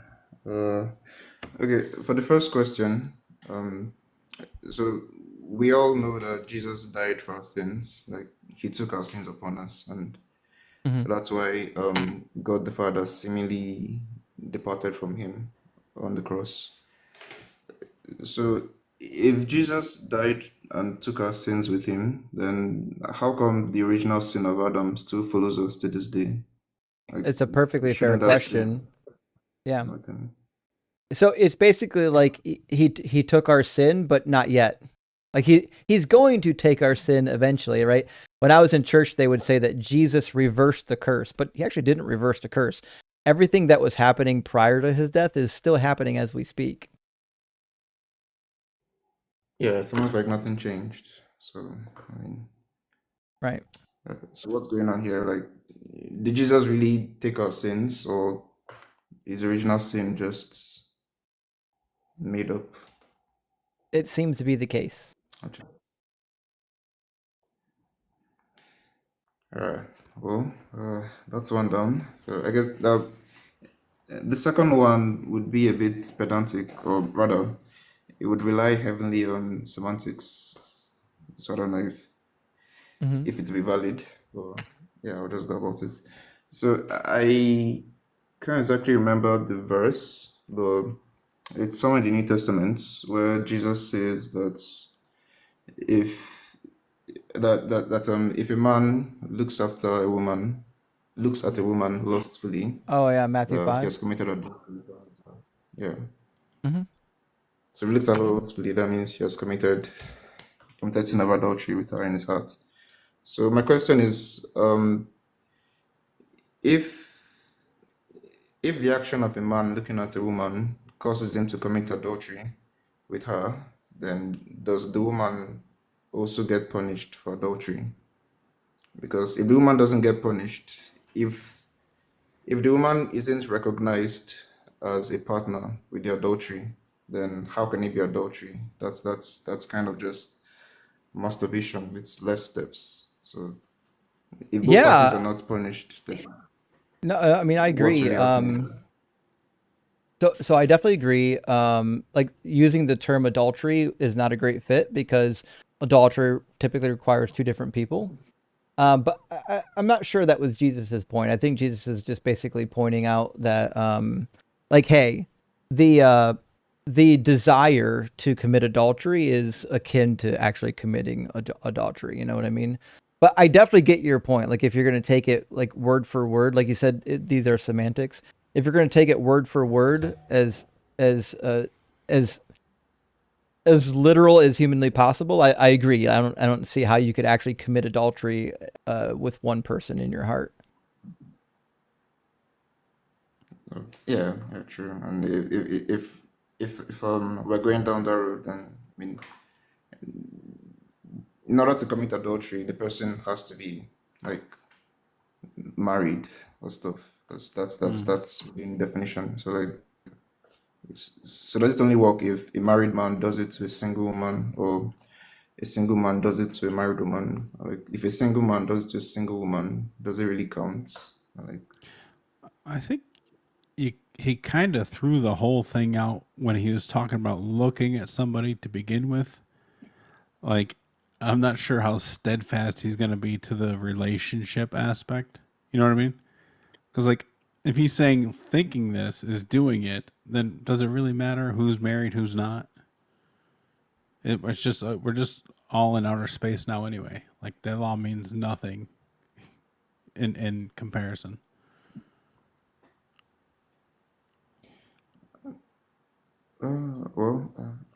okay, sure. Well, listen, these are all good questions, but I think we've kind of moved out of the realm of the debate space. But listen, this Sunday I'm going to be doing a Q&A Sunday night. Come by and chat with me a little bit. We'll do some more question and answer. How's that? Sunday, yeah, I think I'll be free then. Yeah. Okay, All right. sound good? Yeah. All right. Have a It good was one, friend. nice. Talking to you. It was good to Hey, meet good you, talking man. to you. Cheers. I know that the audience bored when yeah, I know y'all get bored when I take guests like that, but he was being really nice. I did see the numbers tanking. That's fine. But like you guys know, if I can help somebody, I want to help them. So he was very kind, very sincere, and I thought maybe we can do some help. So let me grab just a couple of super chats. We're gonna get our next guest in here. It was gonna be Lazy from the YouTube queue. YouTube queue is starting to fill up. Erica, thank you so much, or Eric Apple, maybe? Thank you for the $10 super chat. It says, as always, love your channel. How do evangelicals justify or explain the Night of the Living Dead scenario in the latter portion of Matthew? Good timing. We just talked about it. Kismet. I know, right? Divine appointment for sure. They So, don't really, do they? no, I've never once heard a good explanation from a Christian about this, which is why it's fun to bring up. But also, the here's what you'll learn if you go to like Bible college or seminary. They'll say, well, listen, this was supposed to be a symbol of things yet to come. So they'll say things like You've probably heard the cliche saying already but not yet. Like there are already things realized but not yet all of them. So basically that's new to me. yeah, they're going to take it and say, well, this is God telegraphing the greater reality which is yet to come, right? But to me, it just seems like a nonsensical failure. These people came out of the grave, symbolizing the validity of the resurrection of the righteous, and they just assumed, because Jesus said so, that they would still be living when Jesus returned. So they rose from the dead. Jesus was going to come back before they died again and make everything right. Otherwise, it doesn't make any sense, because why would God resurrect these people from the grave literally to only fucking let them die again? There's no double resurrection. I think people, and I guess kudos to the Christian church or whatever, but people kind of ignore the immediacy of all this stuff. Like, it was last days, like apocalyptic shit. Like Paul's like, hey, don't get married. Like, we're about to leave. He's like, don't, if you have to, go ahead, but the end is upon us. Whatever. Yeah, we're almost out of here. Yeah. Yeah, just hold on tight, y'all. Same thing. I'll be back when some of you still alive. I'll be back. It's like, okay. And then the shit you have to hear, like that there are 2,000-year-old men walking around, and those are the witnesses in Revelation. They're still alive. Nobody knows where they are, but you know how you see a 2,000-year-old man, you don't think anything of it, right? Well, yeah, they don't really have any good answers. We know that. That's why it's like low-hanging fruit to do these debates. Hey, Atomic, hey, thanks so much for sending out 10 DZ Debate gifted memberships. I really appreciate it, and so do the 10 people who just got memberships. Big W. And Dyro, thank you for the $10 super chat. Says based of your debate prompt. Based off your debate prompt. Off, yeah. Yeah, I think that's based off your debate prompt. It seems you're a hard atheist or Gnostic atheist. Do you take the view of existential anti-realism? I don't even know what the fuck that is, because as I've said before, I wanted to go to school to study something meaningful. And wasting time in philosophy class wasn't interesting to me. Now, I get it. Philosophy can be used in very important ways. I didn't find it to be relevant. I think logic is fucking important. If you can't think logically, you got a big problem. But I have no idea what anti-realism is. I don't even know what you mean by existential anti-realism. But I am definitely what I would consider an agnostic atheist, meaning I lack knowledge of a God, but I also lack belief in a God. So that's I'm not really anti-theist. What's that, buddy? So I can give you the AI overview, because please do. I consider myself an existentialist, but I feel like this is a different stripe of that. So it says existential anti-realism suggests that reality is not an independent objective entity waiting to be discovered, but rather a construct shaped by human perception, language, and subjective experience. It denies concepts like objective moral truths exist and independently of human thought or social structures, positioning existence as fundamentally dependent on human experience. I mean, like, definitely, I don't think objective morals exist, so I would check that box. I'd have to for sure read up more about it, but I guess I'd say I'm an existential realism, but not in the vein of like transcendentals. So I don't believe in like moral realism. I think that's what you call it when you believe in objective morals. Yeah, anti-realist, yeah. Yeah, so I don't believe in any transcendentals, but I do believe that there is like an actual external universe outside of my head, even though I need to use my head to interact with it. That's how I would describe it. Yeah. I feel like if this is saying like it's only processed that way, that no. I mean, dead bodies are kind of an example of that, but And Chris, hey, welcome to the party. Thank you for sending out 5 Deconstruction Zone memberships. I really appreciate that, friend. That is super kind and super generous, and it does help the channel a lot. The members, both on YouTube and Patreon, really help the channel do what the channel does. It frees up some of my time as well to get to do fun stuff, like actually interacting with the community, doing response videos, different things like that. That way I don't have to rely 100% on my live stream to generate the channel income. Yantu says, I'm a proud Dugganite. Rock hard for Doug. Simply what for Sharon and super gay for Justin. What's up, Yantu? I really appreciate that, friend. Also, I'm curious, is that an actual troll? You know, like the 1990s trolls? Is that what's Like in the your pencil PFP? toppers? Yeah. It looks like it. It does look like it, right? Yeah. And Panto says, thoughts of Sam Harris' take on the illusion of free will. Can we think our thoughts before we think them? Actually, I've been in dialogue with a couple people on whether or not we actually do have choice or whether or not choice is an illusion. Free will, no, obviously we have no free will. But choice, do we have free choice? I mean, do we have choice at all? I don't know. I'm leaning towards no. That we're basically just meat sacks with a computer chip inside of the head. That seems to be what the data points towards. Sorry. No, sorry. Yeah, I think I put myself at odds with a lot of people in my circles that I run in, because like I have a different take on that. You know, the Oxford definition of free will, right? The ability to act without the constraints of necessity or fate, right? I feel like that's been kind of misunderstood, and it's a whole thing. I don't need to get into it, but I think there is a way, provided like that's the framework you're dealing with, to have free will unless you have a God. Right. Right. Who knows everything? That is out the window. Never, omniscience totally kills it. For sure. But to answer the question, I do like Sam Harris. I don't know if I agree with him on everything. I'm not a Sam Harris aficionado, but I mean, typically I like his take. And Ingleb says, big fan of Doug here. W, I'd like to buy a Bible to follow your teachings. NRSV. Oh, I said a monitor to go blank. Why did my monitor go blank? Okay. It says There we go. NRSVUE. Now we're back. Oh, there you go. I don't know why I just went blank for a second. Mine does that NRSVUE too. or Study Bible. Well, you don't have to choose. You can get an NRSVUE Study Bible. The first one for the new Oxford Annotated Bible is out this spring, the 6th edition. It's on pre-order, but there is an NRSVUE Study Bible. It's just not the Oxford one. I've got it right here. And it is the Westminster Study Bible with the Deuterocanonical books. The Westminster Study Bible, which is pretty decent, I like it, is in the NRSV updated edition. But I still think the Oxford is better. But nevertheless, the Oxford Annotated Study Bible is going to be in the NRSV updated edition very soon. Is Deuterocanonical, is that akin to apocryphal, or is that something totally different? Yeah. Yep. It's the same thing. It's just that they like the fancier words, All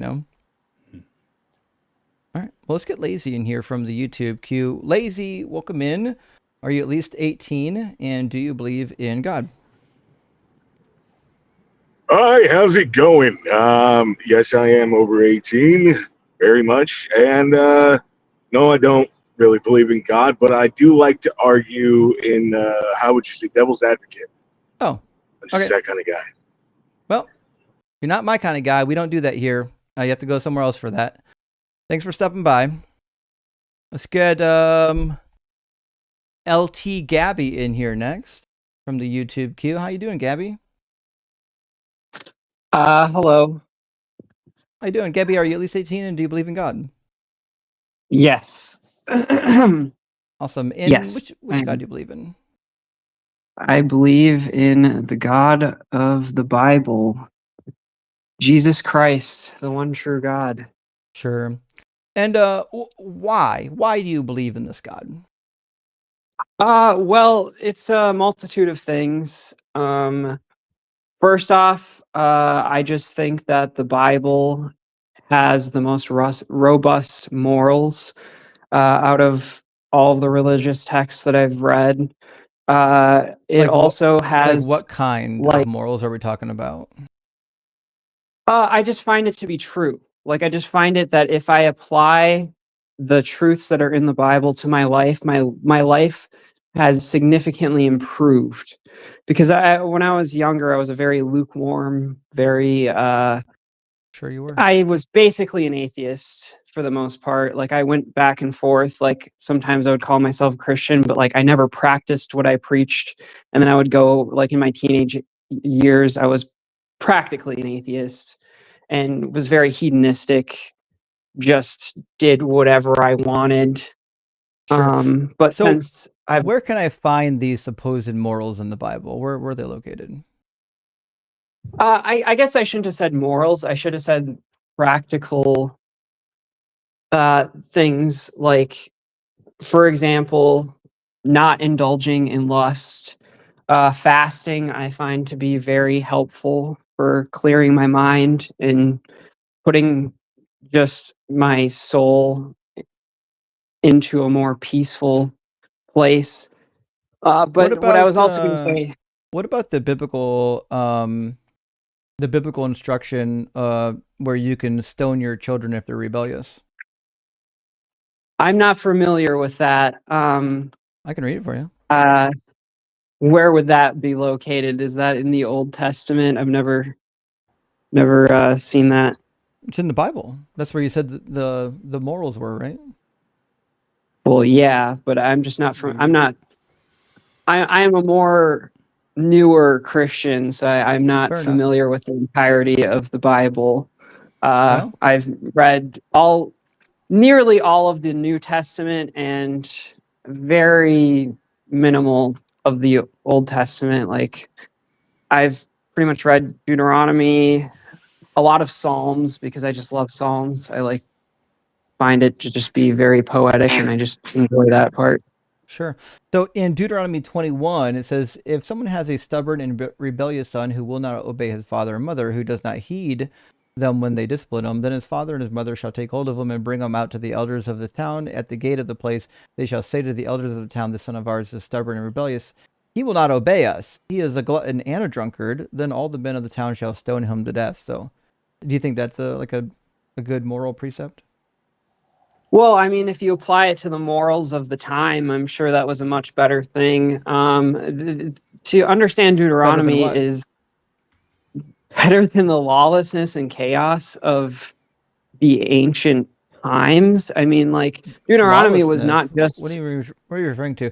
I'm pretty familiar with the ancient law codes. They existed far before the Bible, and in fact, they were probably more expansive. Well, Deuteronomy was instructions for the laws of Israel. Like, I mean, like it's Were they not like good? these were. I think that they were good for the time. So But obviously, I am a morals. Christian, so I So morals believe are in changing Jesus with time. primarily.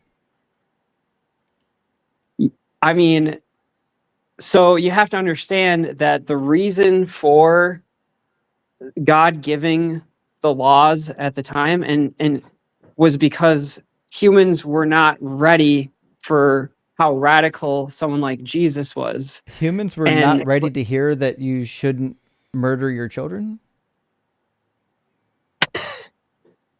this, yeah, no. Well, that makes Matthew 15 really awkward. Yeah, Matthew 15 and Mark 7 is going to be a tough one.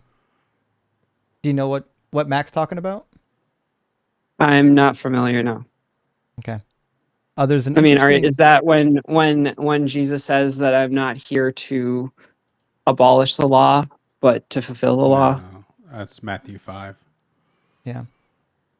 So what Jesus does in the Gospels is he's talking to the Pharisees, and you already know he's upset with the Pharisees a lot of times because they're hypocrites, or they'll be placing the oral law above the written law. The written law is the law of Moses. The oral law is this side law that they claimed was given by God orally and transmitted throughout history. And Jesus didn't have any love for the tradition of the elders, but he did have a lot of love for the law of Moses. So what we find in Matthew 15 and Mark 7, it says, when he's chastising the Pharisees, you have a fine way of rejecting the commandment of God in order to keep your tradition. For Moses said, honor your father and your mother, and whoever speaks evil of father or mother must die. But you say that if anyone tells father or mother, whatever support you might have had from me is Corban, that is an offering to God, then you no longer permit them to do anything for father and mother, thus nullifying the word of God through your tradition that you have handed on. And you do many things like this. So Jesus literally is chastising the Pharisees for not murdering the children that cursed their mother and father.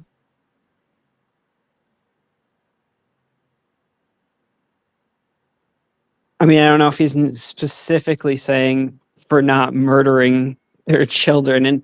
And That's what he said. I think there's a big difference between breaking the law and then being punished by a government or a like collective society than straight up like someone deciding to murder someone out of their own intent and like heart. I'm not talking about intent. What I'm saying here is that Jesus is correcting the Pharisees. What's he correcting them for based on the passage? Yeah, I understand. And you Okay. know what? I agree with Jesus. I think that people who disobey their father and mother usually turn out to be horrible people. So they should be put I to don't death. What?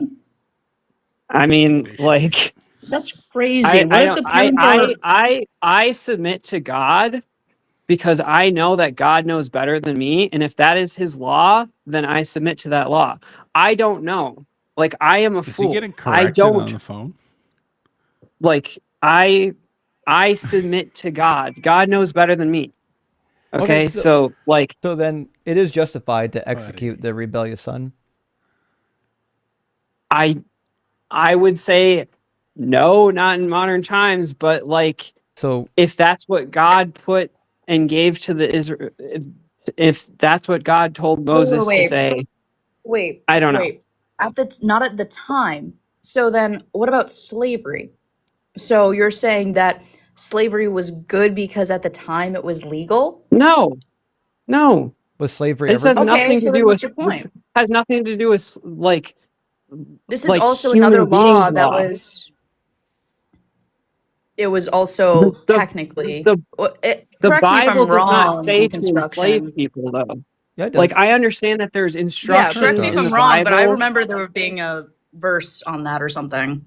Yeah. Well, want me yeah, to okay. Well, if you'll I let can me show you. finish Yeah, go instead of ahead. interrupting me, I was going to say there's instructions in the Bible on how to treat a slave, but it does not necessarily condone slavery. You want That's me to read it for condoning you? slavery, What does bro. condone mean? No, it's not. Yeah. What does condone mean? Bro, like I thought I was having a conversation with Justin here and I'm being interrupted by other people all right. that I Well, fair enough. We'll keep it 1-to-1 here. But I mean I agree with what my friends are saying. The Bible not just condones it, it instructs you to make slaves. I can show you where it tells you to do that if you want. Sure, I'm willing to read. Mm-hmm. Yeah, so in Exodus 21, we get two different commands that tell you to make slaves. So in verse 2, it says, when you buy a male Hebrew slave, he shall serve for 6 years, but in the 7th he shall go out a free person without debt. Now that's not a slave. That's what we called an indentured servant. But then what comes next is the instruction for slavery. It says, if he comes in single, he shall go out single. If he comes in married, then his wife shall go out with him. If his master gives him a wife, and she bears him sons and daughters, the wife and her children shall be her master's, and he shall go out alone. So what God is saying here is, listen, if in fact you give somebody to this indentured servant to be a wife, and that wife has children, that child becomes a permanent slave. So God just gave you an instruction to make permanent slaves of the children born to female slaves. Yeah, I'm just going to take the L on that one. That is very one. Yeah. The Old Testament's very tough because I mean like there's a lot of things in there that I don't agree with, but it's like I'm a follower of Jesus and like that's my primary thing, and why? I don't fully understand why. Mm-hmm. Because I feel that like he's one of the most historically corroborated historical figures that we have. I mean, there's more things written about Jesus from non-biblical sources than there is about someone like Alexander the Great. Oh, that's certainly not true. We've got hundreds of references for Alexander the Great, and the references for Jesus are none of them are from when he's actually alive. There are so many. There was Jewish scholars that hated Jesus. Name one. That writ about. I don't know off the top of my head, but I mean I can find this. So The only Jewish people that wrote about Jesus is what you'll find in the writings of the Sanhedrin. Sanhedrin of was it 43a, if I remember correctly, talks about how Jesus was killed. And it was clearly written long after Jesus was already dead. And it's not, It was doesn't like say a whole 6th lot. century? Well, it depends. So I personally think that was probably written closer to the 2nd or 3rd century. It's hard to, it can be difficult to pin down a date, but it's clearly after he's already dead. But we don't have any witnesses, no textual witnesses that said like, hey, I was alive with Jesus and here's what happened. Because even the Gospels are 2nd and 3rd hand accounts.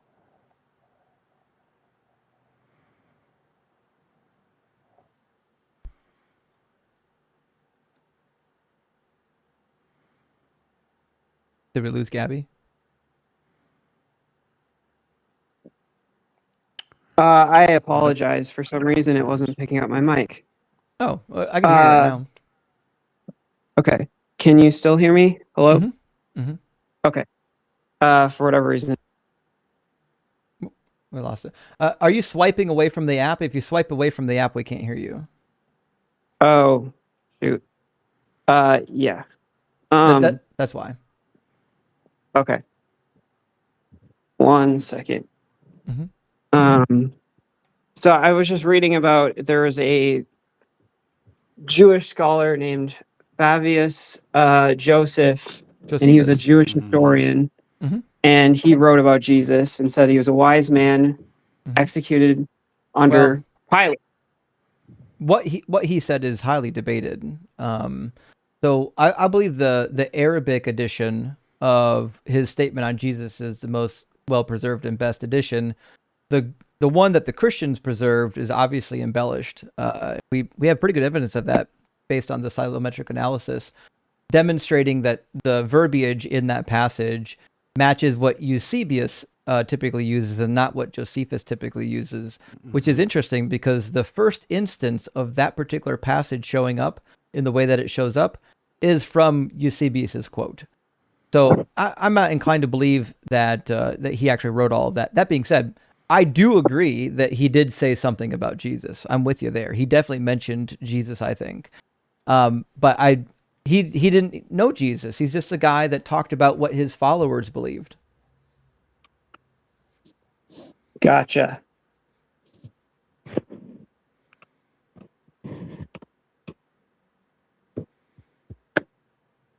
So well, clearly I need to study up more before I return. So that's fine. I think there's some other things you might want to do. And I'm not gonna drag this out, but I do want to give you a little bit of homework. Go to Matthew, if you would. You don't have to do it right now. Just read 2 chapters for me. Read Matthew chapter 1, and then read Matthew chapter 2. And while you're reading these 2 chapters, I want you to go through the references that Matthew gives to the Hebrew Bible and double back and read those references, and do it in a good Bible, not like the King James. King James is trash. And see what it actually says. I think what you'll find is that, like, if you got a good cross-reference in your Bible, like, Matthew's kind of a goof. He keeps blundering everything he says. Like the genealogy in Matthew chapter 1, all kinds of mistakes. The first prophecy, Matthew 1:23, huge problem. His prophecy from Isaiah 7 has nothing to do with the Messiah. Chapter 2, these other prophecies, go back and read those prophecies and ask yourself, is Matthew actually reading this like for real, or is he just kind of making stuff up? Because I think what you'll find is Matthew's gospel, and John's too, really, but not so much Mark and Luke, they keep misusing the Hebrew Bible in order to justify Jesus being the Messiah. But once you see it, you can't really unsee it, you know? yeah, I'll have to do that. I have a new international version study Bible, so I'll have to do that. That's a pretty good translation as far as I'm aware. It's not terrible.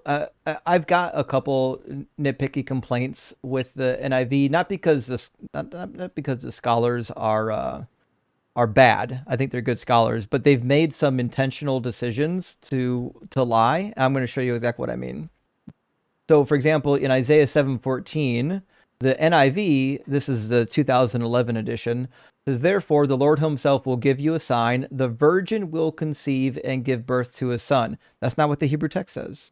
The Hebrew text says the young woman, the pregnant young woman. It doesn't say the virgin. It just says a pregnant young woman. Ha'amahara in Hebrew doesn't mean a virgin will conceive. So the NIV has made a decision. And their decision is, rather than telling you what the Hebrew text actually says, we're going to lie to you and superimpose the New Testament quotation on top of the Hebrew Bible. But almost all modern Bibles will fix this for you. And even the ones that aren't Bibles, like if you get it's called the Dead Sea Scrolls Bible, where they basically take the Dead Sea Scrolls and they translate them into English so you can see what we actually have in the Dead Sea Scrolls. They'll tell you the same thing. The Hebrew phrase there has nothing to do with a virgin. So it's just one of those things where, while I love what the NIV did in some places, you can tell in other places that they're trying to convince you of something that's not really in the text. Yeah, I wasn't aware of that. That's interesting. I do have one question for you. Mhm. So the primary reason I believe in God is because of the existence of evil. I feel that if evil exists, then there must be an opposite. What is your... Well, I believe in dichotomies. I mean, like, if there's chaos, then there's order. If there's evil, then there must be good. Like, I mean, this is just like... Well, So I'm curious what your perspective on that is. it's a fair question. So let me tell you my perspective.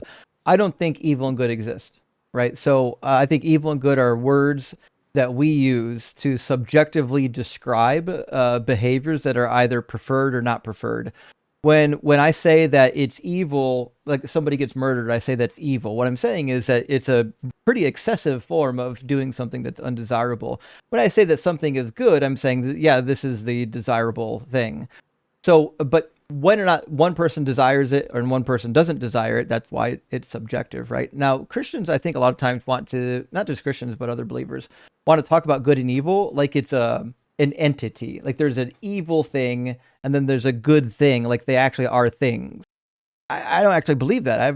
I can't see a good reason to believe it, but, and I don't want to say too much and overload you, but on the evil topic, I think evil is the best reason to believe that the biblical God can't exist, because the biblical God, according to most Christians, is omnibenevolent, meaning it's always good.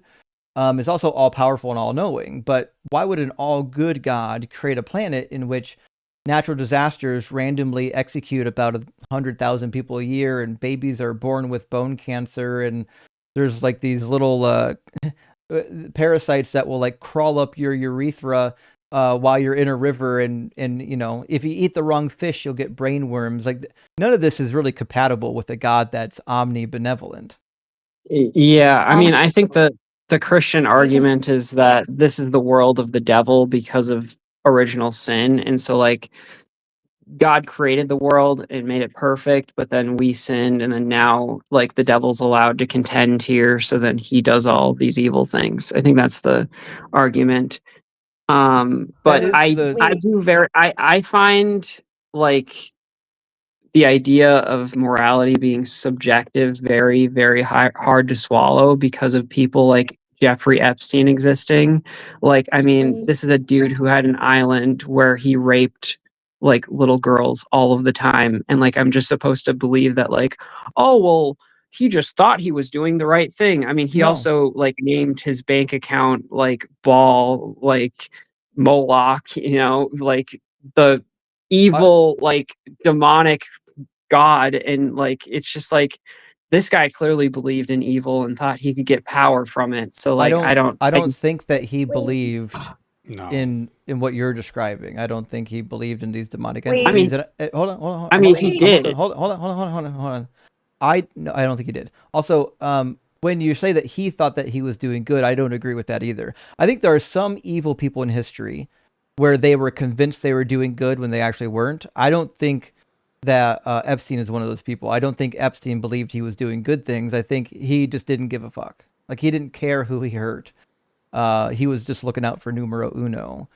But that being said, that doesn't actually fix the problem. Like the problem of the reason why we have this fucked up world is because of the devil.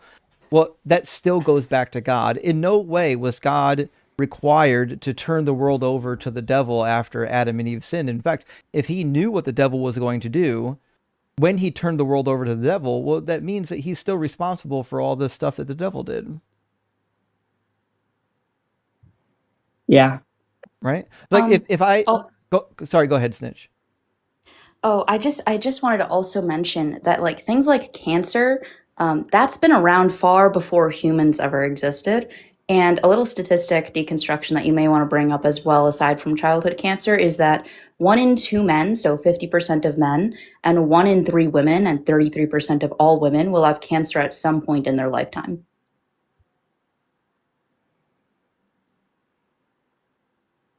Yeah, it's And pretty there's a wild. 2.4 million year old, there's a 240 million year old stem turtle with bone cancer. So that's far before humans ever existed. Let me ask you a question, Gabby. This kind of like what's the word I'm looking for? Kind of a thought experiment. If you could press a button right now and make it so that there was no baby cancer ever again, would you press the button? Yeah. Yeah. Why would you press the button? I mean, because it's just unnecessary suffering. Nailed it. Yeah, the word is unnecessary, right? So we can have a debate about whether or not there is like a certain amount of necessary suffering, but I think both of us would agree that unnecessary suffering shouldn't be happening, right? So what that means is all the stuff that happens here in this world is only because of the way God designed it. Like the buck always stops at God, right? So if there's unnecessary suffering in this world, what that means is that the properties we're ascribing to God can't work, right? Well, maybe it's true that he's not omnibenevolent, or maybe it's true that he's not actually all powerful. Maybe he can't stop the suffering. He's not able to, or maybe it's that he doesn't actually know the future. Like, I don't know if you know what open theism is, but open theism is this idea where God doesn't actually know the future. And so maybe it's true that one of these properties is not actually true, right? I think those are 3 different avenues that you could solve the problem of evil with. But one thing that's for sure true is you can't have all the unnecessary suffering here and then also believe in a God that is omni good, omni powerful, and omnipresent, and also all knowing, omniscient. That God it produces a contradiction, you know? Yeah, and I've always kind of thought about that, and like even since I was young, is like I thought that like either God wasn't all powerful or wasn't all knowing because of those things. But like ultimately, like I kind of referred to Pascal's wager for a long time. But I get it. Well, I'm mostly a Christian just for personal reasons because it improves my life, because I need some kind of rule set, because otherwise I will just become really hedonistic and it's not good for me. Well, I get that. You know, personally, when I became a Christian, I feel like what happened in my life were good changes. I don't know if I've told many people about like what happened when I came into the faith, but to me personally, I think I benefited at a young age from falling into Christianity, although I think that's not true for everybody. Nevertheless, I think there's like diminishing returns because Christianity at whole will do horrible things, even though it might have helped me individually. But I want to illustrate kind of the problem I find with Christianity, which is we're still talking about morals. And if you believe in the Christian God, that leads you into this moral structure where you don't actually believe in objective morals. You believe in what's called divine command theory. Divine command theory means it's moral when your God tells you to do it, right? So there's no objective set of morals floating out here. If there were, that means God would be bound by objective morals. He'd be forced to do what is objectively moral. And if God's omnipotent, he can't be forced to do anything, right? So what that means is that can't be the case. The case must be that morals come from God's mind. Like he decides what is moral. Hey, thank you, Bertram, for the Viking. So if God decides what is moral, that means your moral framework is not objective. It just means that when God tells you to do it, it becomes moral to do it. So this to me leads to kind of some absurdities, and I'll kind of walk you down the path to demonstrate that. So if God spoke to you, and I'm not saying he would, I'm saying if God did speak to you and said, Gabby, we're going to need you to like burn down your neighbor's house. I'm putting judgment on your neighbors. I need you to burn down their house. Would it be correct to say that the right thing to do is to burn down the neighbor's house?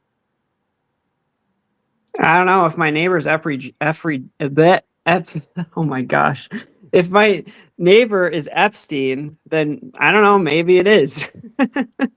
Again, I would have no problem taking a gun to that guy's head and shooting him. Like, I mean, like, especially if God told me to do it. So, okay. Oh, I'm saying God doesn't have to tell you why. He's just telling you to do it, right? So if God said, listen, I'm God, I'm judging your neighbor, you got to burn down their house, you don't know anything about them, it's the right thing to do is to burn it down, right?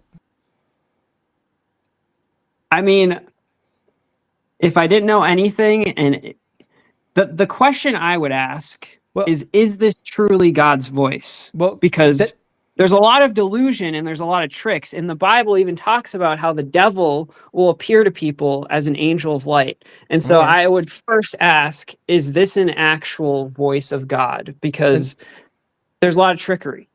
I agree. And I'm not asking you what you would do, by the way. I realize that it might sound that way.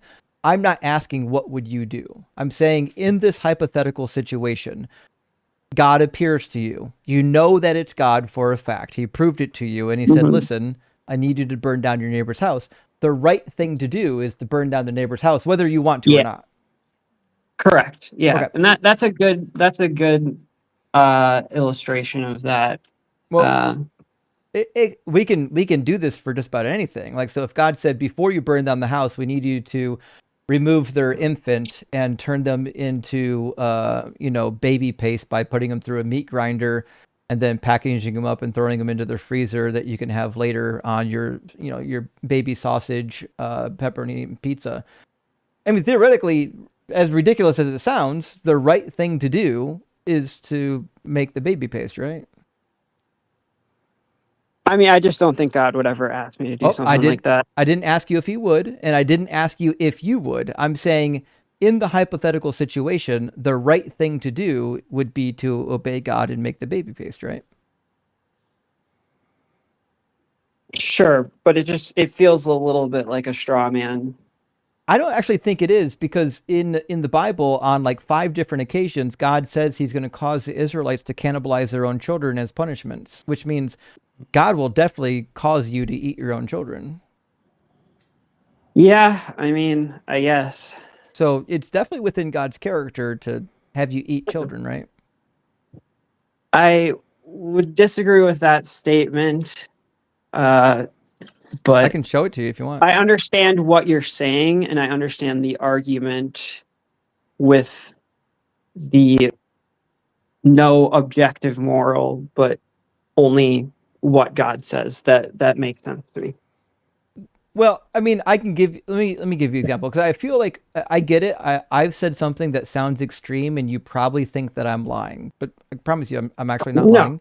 I believe that that's in there, but like I think that it's a lot different to have a curse upon a people that, like, hey, you guys are going to end up eating your children because you've been so disobedient. No, I agree. Versus God coming to me as an individual and saying, you need to take a baby and put it in a blender and then eat it. Like, that's that's a big difference. But to be fair, it's a meat grinder, Yeah, okay. I actually don't know the difference. But if God can't be wrong, what is the difference? The difference is God's not telling people that they have to cannibalize their children. But he could. So he could be wrong? Disobedience. What? So he could be wrong? I don't understand how is that relevant? That doesn't. If God says you are going to eat your children, can you not eat your children?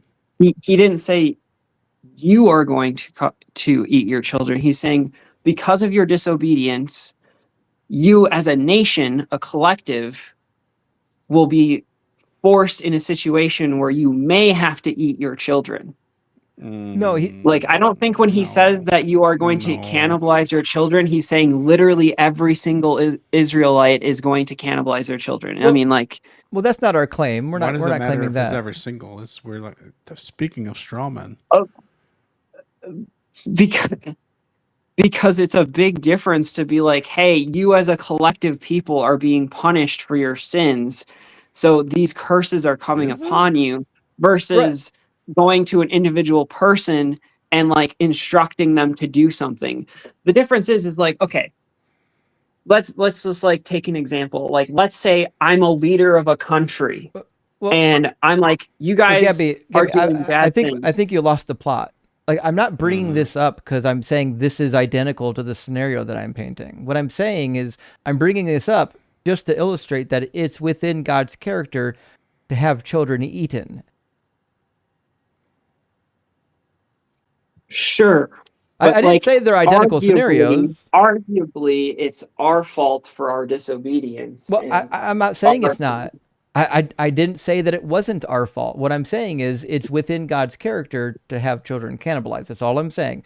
Whose fault it is irrelevant right now, right? So, like, for example, if your neighbor was evil and God's like, they're so evil, I need to cast judgment on their household, and you're my instrument of justice. I mean, in the scenario, then, like, the right thing to, I'm not asking you if you would, by the way, the right thing to do would be to obey God. I can't think of a single scenario where the right thing to do would be a disobedience, is there? No, there's not a single instance where the disobedience would be the right thing. So, and the reason why I bring all this up, and I know it's uncomfortable and unfun to talk about, but the reason why I bring it up is because I enjoy this a lot.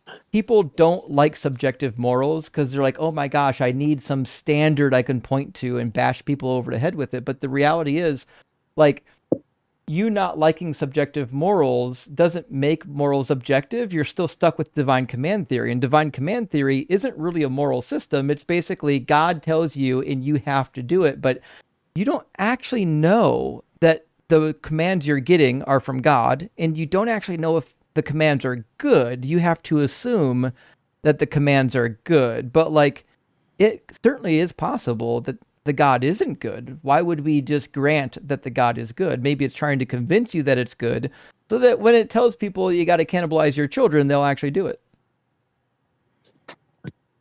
Sure. I get what you're trying to say, and with it, it's not really objective, but I do believe in objective morality just because of the fact that I think everyone knows that, like, murder is wrong, and, like, there's a lot of things that I think are objective. But I've taken enough of your time, so I will let you go. Well, hey, thanks for coming by, Gabby. And trust me, I realize that these are difficult things to talk about. I realize that they're uncomfortable, but I do think they are important topics to consider. Yeah, and I'm not leaving because I'm uncomfortable. I actually very much enjoy this. I just need to go to bed fairly soon. Fair enough. Well, get some rest. Thanks for coming by. Yep, have a good night. Cheers.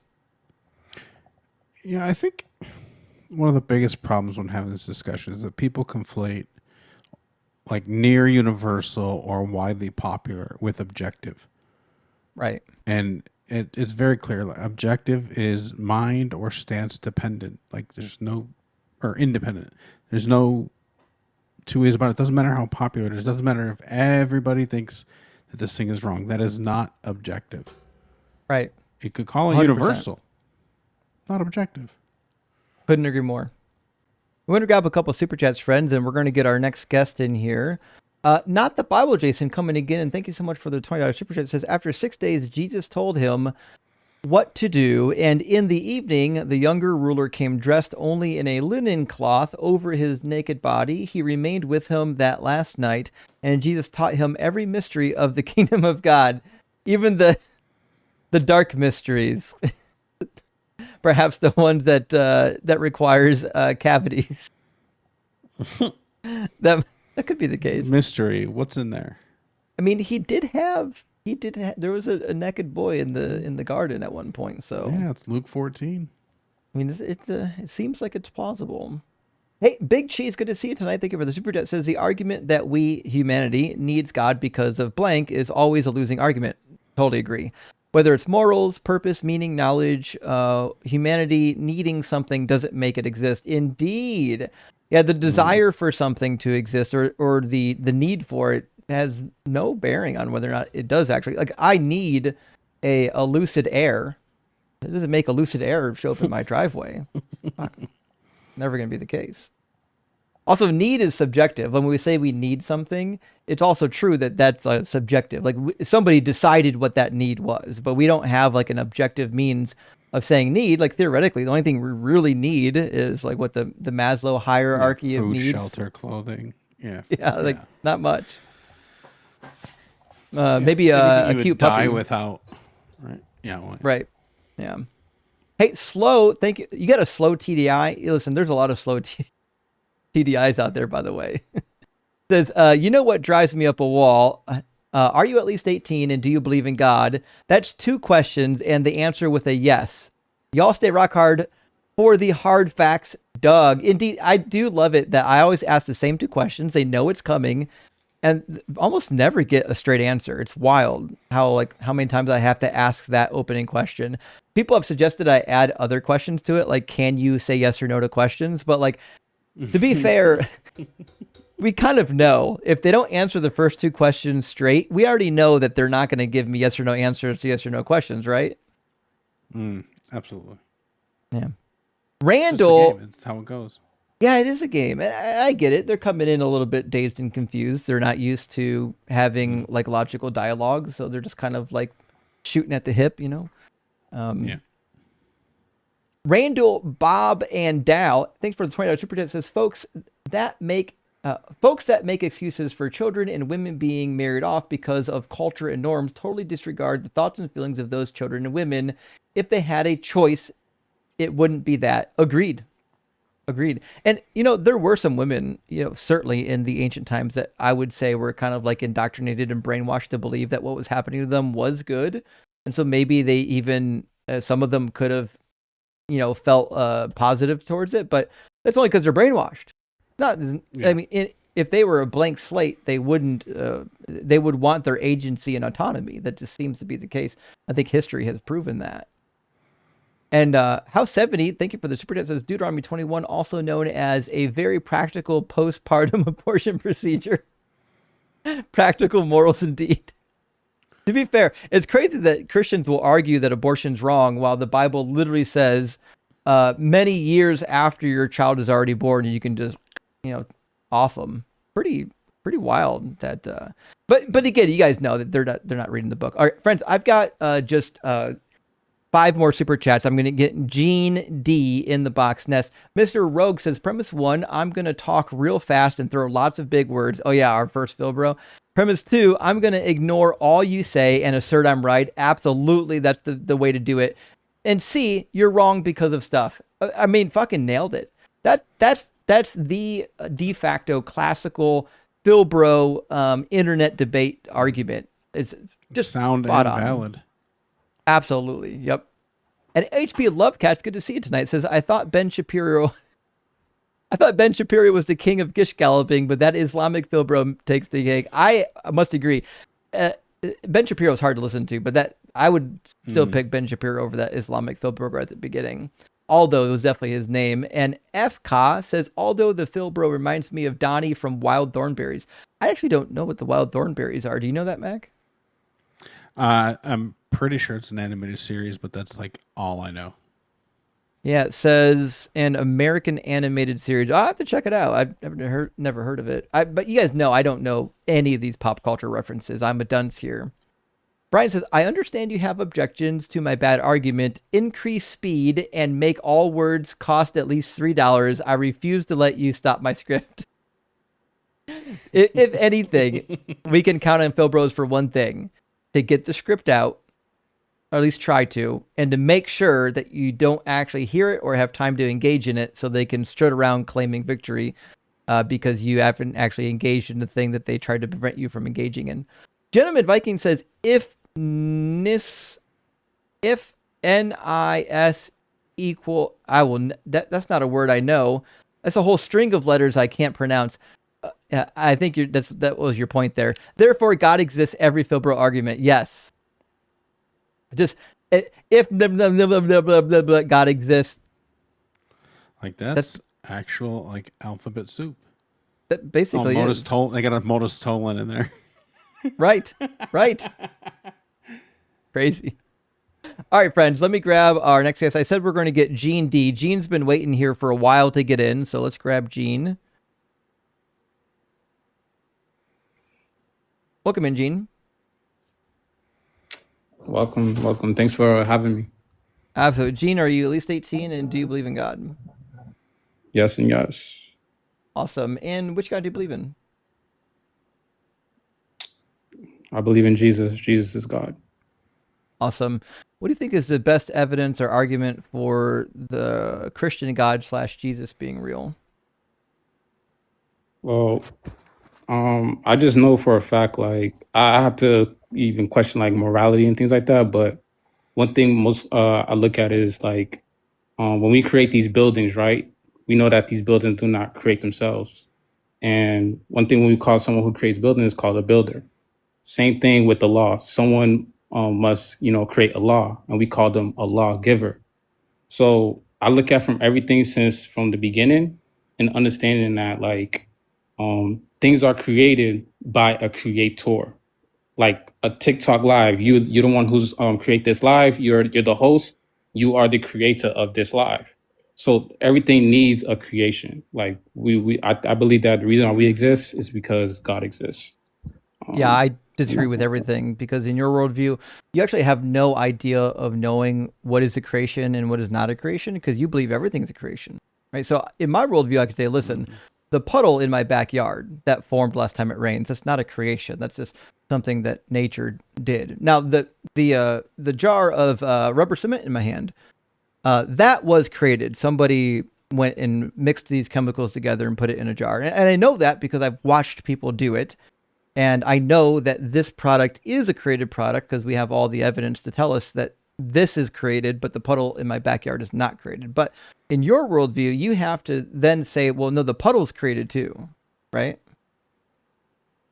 Well, you gotta understand that how our puddles form, by rain, right? When by water when it comes down. So something will have to create a water in order for you to make a puddle. I understand where you're coming from, but I look at from a standpoint of like when it comes from an existence of time of like humans. I always ask these questions to like some atheists and ask them like, if there is no God, then can you show me proof that was the woman that came first or was the man that came first, and how did we come to the point of having these two parties coming in one to reproduce? Because obviously they will have to also be reproduced by another human being.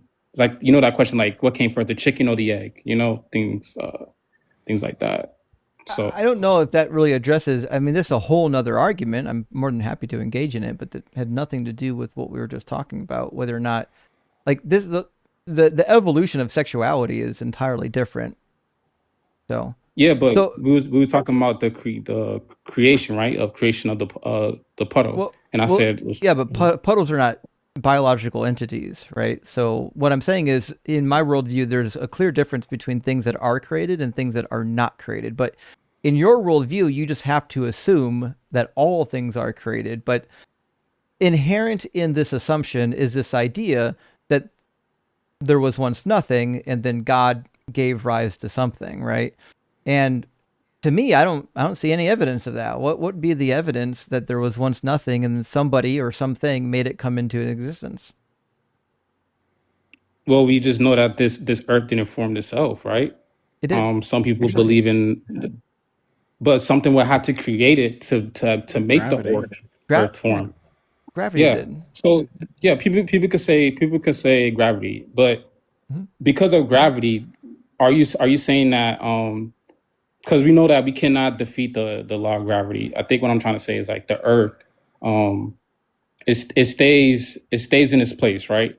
Yes, it spins around, but it stays in its place. It's not closer to the stays sun. in orbit. It's it stays right there, right? So It's What do you got mean a by stays? it's got a like variation of like 5 million kilometers at yeah, any given 2 points in the year.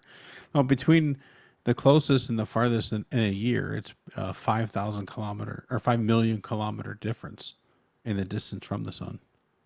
right. So what I was saying is like we know that if we get close to the sun, it's dangerous No, for us. You know what I mean? So no, that's what I'm the trying to say. Goldilocks zone is even bigger than that.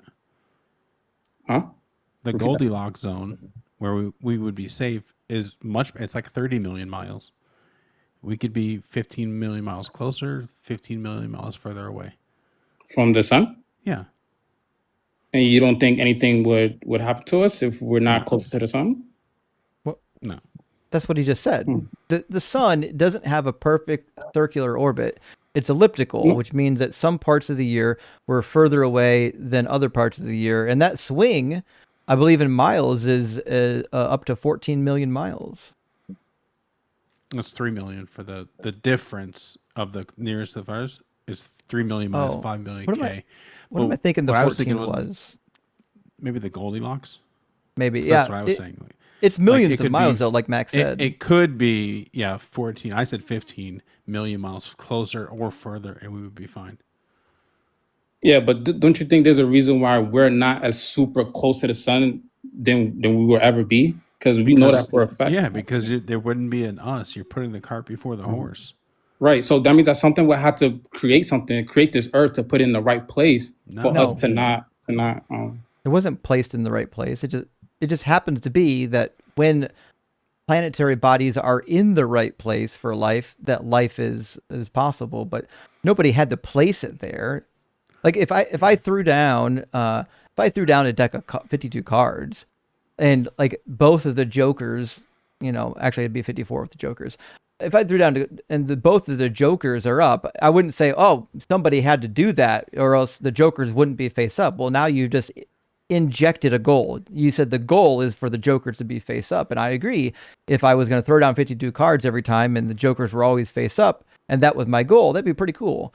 But the universe doesn't have a goal of making humans. It just happened to be that in the place that we're in, humans are possible, and that's what came about. No, I'm not saying the goal is because the earth is to making humans. I'm saying there's a reason why we're not as close to the sun, because like Max said, if we're closer there, something would happen to us. So someone had to angular put in the momentum. right space. Yeah, someone had to put the earth in the right spot for us I to just told you. not get Angular momentum. This is why Mhm. But this is why you brought up the puddle, right? This is a perfect example of the puddle analogy, right? That like the puddle exists and it's like a sentient puddle, and it says, "Wow, look at the shape of this hole I'm in. It fits. I fit into every nook and cranny." Not realizing it is because it wasn't made for you. You conform to it, right? Human existence was allowed, or even animal life was allowed to exist on this planet because the conditions were right. You're like I said, you're putting the cart before the horse. You're getting it backwards, right? You're saying we exist, so something must have had intention. When the reality is that we exist because this is where life could survive. So then what will be the point of life existing if we have to go through such a short period of time where it's unfair and fair, and people have to go through for a choice that did not make, and then we just end up like being unalive after our lifetime? I don't That understand doesn't the make question sense to you're be. asking. So what I'm asking is, what is the point of death if we There's are no here point. for a small? But wouldn't you think like there's a reason why for our existence No. in this The reason lifetime? for our existence is exactly what Mac just said, because we live in a habitable zone, and just happens to be that biological life was able to form in the habitable zone. There's no meaning to it. Like, I realize that you want meaning. Everyone wants their life to be meaningful, and like I get it. I want my life to be meaningful, but the reality is, a billion years from now, we're all going to be, completely burned up by the sun, and the memory of anyone who has ever lived on this planet would be completely lost to history, and that's just the fact of the matter. There's no meaning. I don't agree with that, because what got me closer to believing that there is a God, I had to question morality. Now I understand that people could believe in objective morality, subjective morality, sympathy and empathy, and all these kind of things, but it doesn't make sense to say that if there is no God, and I have the freedom of choice to do whatever I want. And if I choose to, let's say, I'm saying I'm not that type of person, but hypothetically, if I'm a person who I desire to murder people, you know what I mean, and I never got caught, where is the justice for those people who lost their families and friends? Where is my end of the deal? Your where it's desire for justice will never make God real. I mean, that's No, a, not that's a my. I'm not saying meaningless. my It's a desire. meaningless thing. Like just because you want there to be justice doesn't mean that there is justice. And even if there was justice, it certainly wouldn't mean that God is real. So like this No, is I'm just not. like I'm an not saying. argument from desire at this point. You just want God to No, be real. no, it's not about want God to be real. I'm trying to understand you guys' focus because I remember earlier today you said that you don't believe in good and evil, right? If you don't I believe that don't. there's good and evil, yeah, you don't believe that there's good and evil. What I'm saying is then that means Not that we are living in objectively. as entities, right? right. But if there's a person hypothetically who's believe that there is no God and he could go out and murder or grape or do whatever he want and he never got caught, in the end of his lifetime, then you got to understand that what do you mean, then it doesn't make sense for it to be on this earth to Yeah, it do does all make these kind of things. it makes Hey, perfect hey, sense. hey, You John. just don't like it. Hey, John. What happens if that guy repents? What happens Oh if that guy fuck. repents? Yeah. Yeah. What if he hits that? What if he hits that buzzer beater and repents? Okay, so let's get our definition. What do you think the definition of repentance is? To We all have know a what repent change of means. We were heart, Christians for No, I just want to decades. hear. I renounce your just want to sin hear and it from turn you to the guys. Lord. So before we can, It's crazy how quickly they want to go to Neutral Scotsman. Mhm. It doesn't Yeah, matter no, this what is- it doesn't matter what our definition of repent is. Use your definition. If the person Mac is doing an illustration with repents according to what you think real repentance is, what happens to him? what happens to him? Well, God will forgive him of his sins, but I'm pretty sure his sins will be also dealt with. There's things that How? he They're will have to still forgiven. pay for. He's They're still saved. forgiven. They're How? forgiven. They're forgiven because they're saved through So justification. how does he pay for If them? You mean how does he pay for them? That's between him and God on Judgment Day. John, So you don't know? Whatever God gives you and what you did on earth, then that's between him and God. I don't know that fully because I never stand on the front seat of God, but it's what the Bible So says. Mac, John, I could be if wrong, you but it sounds like there's no justice, right? What do you no, mean there's yeah, no it's everybody it's has justice. John. Nope. If you owed me $1,000, you had a debt of $1,000 to me, and I forgave that debt, how much would you owe me? $1,000? If I forgave your debt, mhm. how much would you owe me? How much? I don't have to pay you. I don't have to owe you nothing because Right. yeah. Right. So when it's forgiven, there's no payment needed, right? Yeah, but the penalty is death though. The wages of sin is death. That's the whole His penalty of sins what are it is. forgiven in this scenario, aren't Yes, they? to escape death No, because we this all is deserve true it. repentance. So yeah, true repentance come with a Yeah. change of heart and a change of direction. Yes. If he doesn't do those kind of things no more, although he did what he did, but he Mhm. doesn't do those things anymore. He is a changed man. He Yes. goes to the Lord. He has a relationship with God. Then yes, Mhm. God out of his mercy and grace will forgive him. Right. So no justice. There, okay. I see where you're coming from. I don't know about that. There'll be no justice. Pretty I cut do and know clear. that there is salvation. I mean, mercy is the suspension of justice. Literally, that's the definition. Yeah, without yeah. So there will probably be some justice, but we know that at the end of the day he will be saved from eternal damnation. What justice? What are you Justice talking about? from death, because he won't be separated from God for No, eternity. mercy is the suspension of justice. It means the justice is not executed. The justice is not executed. Yeah, So are you? if you are guilty of a crime and then I have mercy on you and don't punish you, that's not justice anymore. That's mercy. They can't exist together. Mhm. But we all deserve punishment and crimes for our sins. It's not just the hypothetical person I was an example, but but you it don't get also it. goes to us as well. But you don't get I it do in get it. Christianity. No, you don't. But you got to understand What we have a punishment- consciousness of knowing. Jeffrey running- Dahmer converted to Christianity in prison. What punishment is Jeffrey Dahmer going to get? Is he going to heaven or hell? I don't know, bro. Because honestly, he did some terrifying things, and I understand the last. Well, if he goes to heaven and he doesn't go to hell, then how is that justice?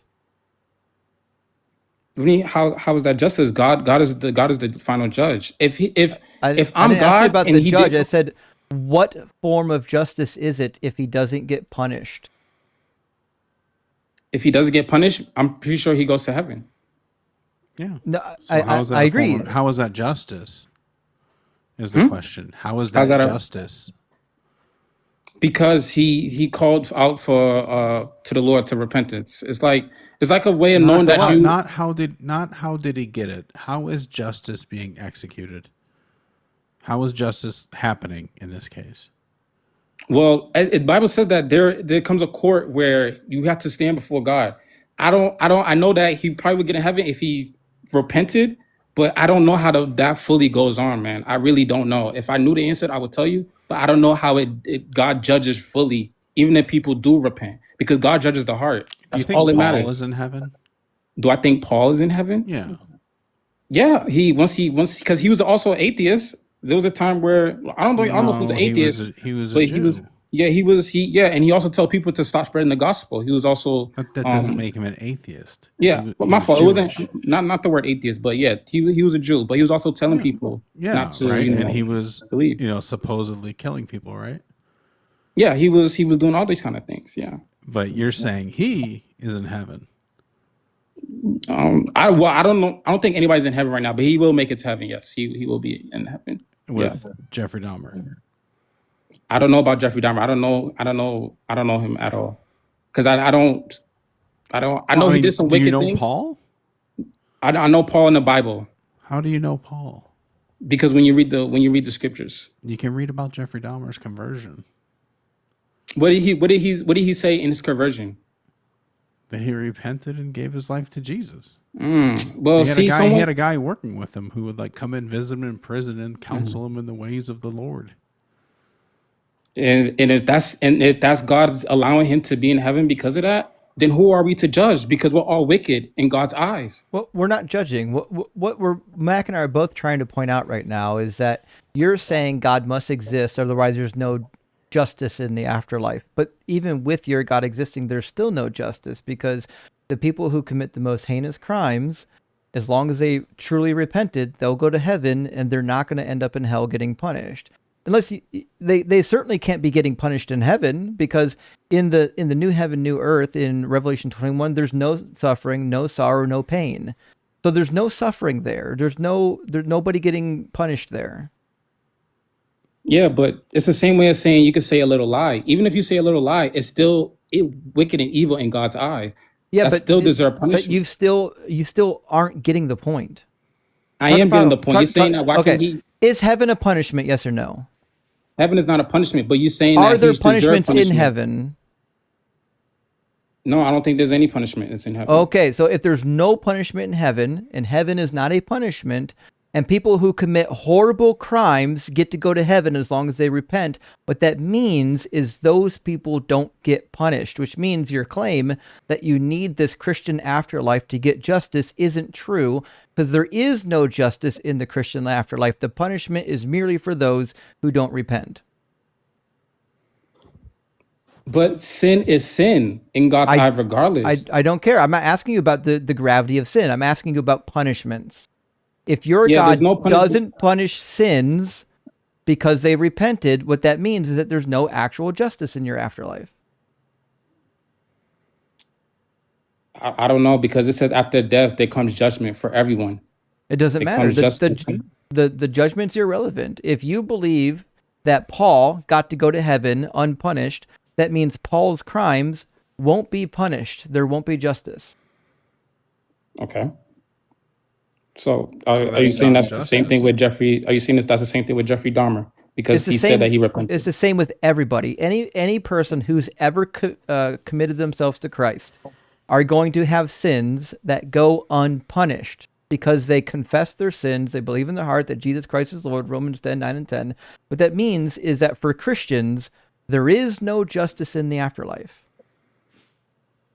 Then, yeah, I could agree with that. There's no justice. Okay. So I bring that up because your argument was that this God needs to exist because we need this afterlife justice, but in reality, there is no justice in the afterlife. I don't agree with that, because then you already did. I don't know, because if there's So, Gene, you just agreed with us. You just said there is no justice in the afterlife, which means your argument is just invalid on the face of it. No, because the thing is, I believe in God. You guys don't. I don't So think you what? guys understand where I'm coming from. No, So there's no let me justice ask for you where I'm Christians, I coming said. Your whole thing, Sean, was that there needs to be some kind of justice Right. for things that people do here. And then when we point out to a scenario to you where there would not be justice, but they would be allowed in heaven by your God, that's where we're at. People are not paying for the things they've done on earth in a second world. They just are saved. Their sins are forgiven. They don't have to pay.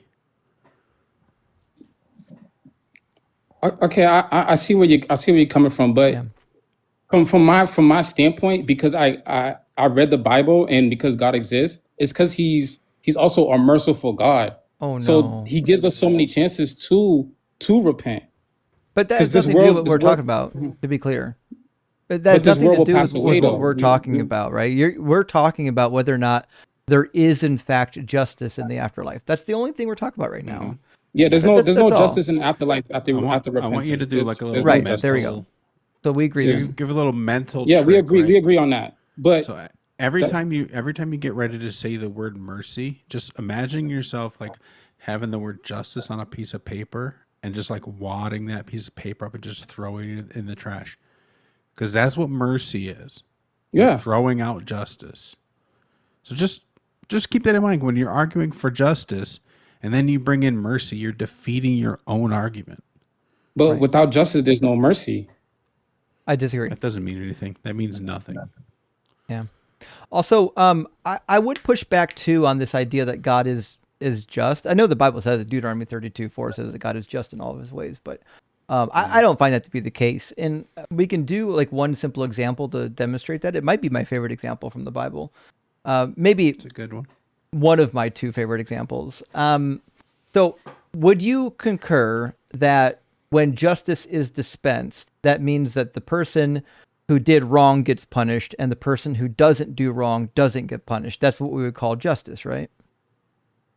Right. In this world, yes. I mean, no, that's just the meaning of the word. Like, that's what justice means, right?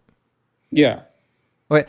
Is there ever a scenario which it would be just to punish somebody for a crime they never committed? So, for example, if I committed crime and my significant other doesn't commit a crime, would it be fair to punish my significant other rather than me for the crime that I committed that they didn't commit and had nothing to do with? No, but you're referring to the story of David, because what the crime that he committed and his wife and child had to pay for. I understand that whole story. Mm-hmm. And so was that justice? Yeah, I don't agree with that, but if that's God and David, that's between them. But I don't agree with that. No, I don't agree with that. So you agree with us then? What God did there wasn't a form of justice. Well, I don't know how things were back then. Based on the story, David broke the law, and he did wrong in God's eyes. Now, God in His eyes found out justice. See. So, but that's your opinion. Remember when you said you don't believe in good and evil? Well, I'm asking Remember you. you said that earlier? No. Good and Yeah, evil I told you. is a different word than just. Just is a concept. Like the meaning of the concept is that if you do wrong, you receive punishment. If you don't do wrong, you don't receive punishment. That's just what the word conceptually means. We're not talking about whether or not I have a determination about what is right and what is wrong. I'm not talking about that. I'm just saying what the word justice means is that. And so when I give you a scenario, all you have to ask yourself is, does this scenario meet the definition? Yeah, it meets the definition. Well, it doesn't meet the definition of what David and his wife, what David's wife went through. Okay, But so there's an but I understand incompatibility. why. Yeah, huh? So there's an Repeat that. incompatibility between the definition of justice and what God does sometimes. Yes, but you also got to understand that there's a reason why God targeted David's wife. David was a man who was praying for a kid, and God out of his ability gave him a kid, but also can take it away. Huh? So I'm pretty sure. So remember in the story where David the reason why David had to go through these things because he was lusting after another man's wife, right? And he took her.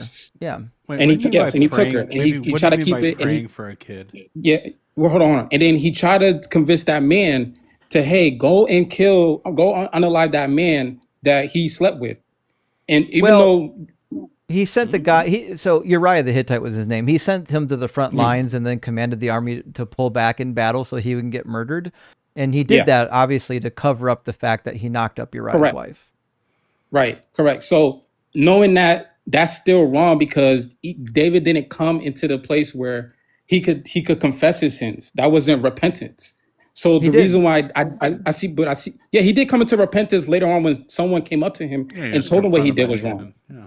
Yeah. Someone who told him that he did was wrong.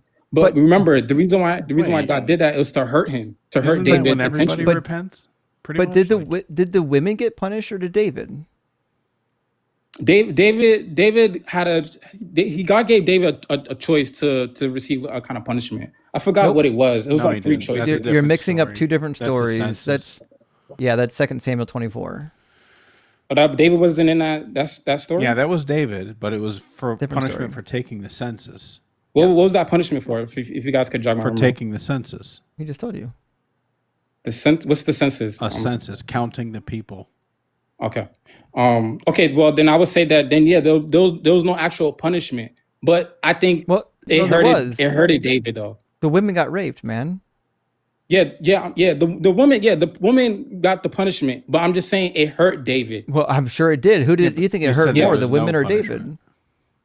I'm pretty sure it hit the woman a lot more. But Yeah, but did the women commit the crime that David committed? no, I see where you guys are Okay. coming from. It's So not. It wasn't okay. It's not right. You know. okay, we agree But then. I Fine. can't Oh, that's question. fine. Yeah, we agree with that. I understand. I understand, bro. We have a Well, consciousness see, of knowing right or wrong. so we've got to this point, which is really interesting, where you're saying like, I need God because without God, there's actually no justice. But now we've just determined that in the afterlife, there's no justice, and even in the present life, God does things that are unjust. So I guess I'm failing to comprehend how we get to justice with this God existing. I want to agree with that because remember, the Bible also says that His thoughts is higher than our thoughts. So what God did with David, that's probably in his mind. He probably think that's what David deserved. But even though the woman was part of that family lineage, same thing with the child. The child didn't deserve to be unalive, but it God was didn't do God who anything. gave him that child. So why are you saying God's ways are higher when you've already admitted that what happened here doesn't even fit the definition of just? What's more likely, that God's ways are just higher and you have to throw logic and definitions out the window, or like maybe this God is fiction? I don't know if God is fiction. We would have to wait until we No, all this unalive God. because This God is fiction. this I didn't say all gods. I said this God is clearly fiction because no Jesus he's a no walking contradiction. And Jesus certainly is the manifestation that you're interested in. That manifestation is logically absurd. The Trinity just fundamentally breaks the laws of logic. It's irredeemable.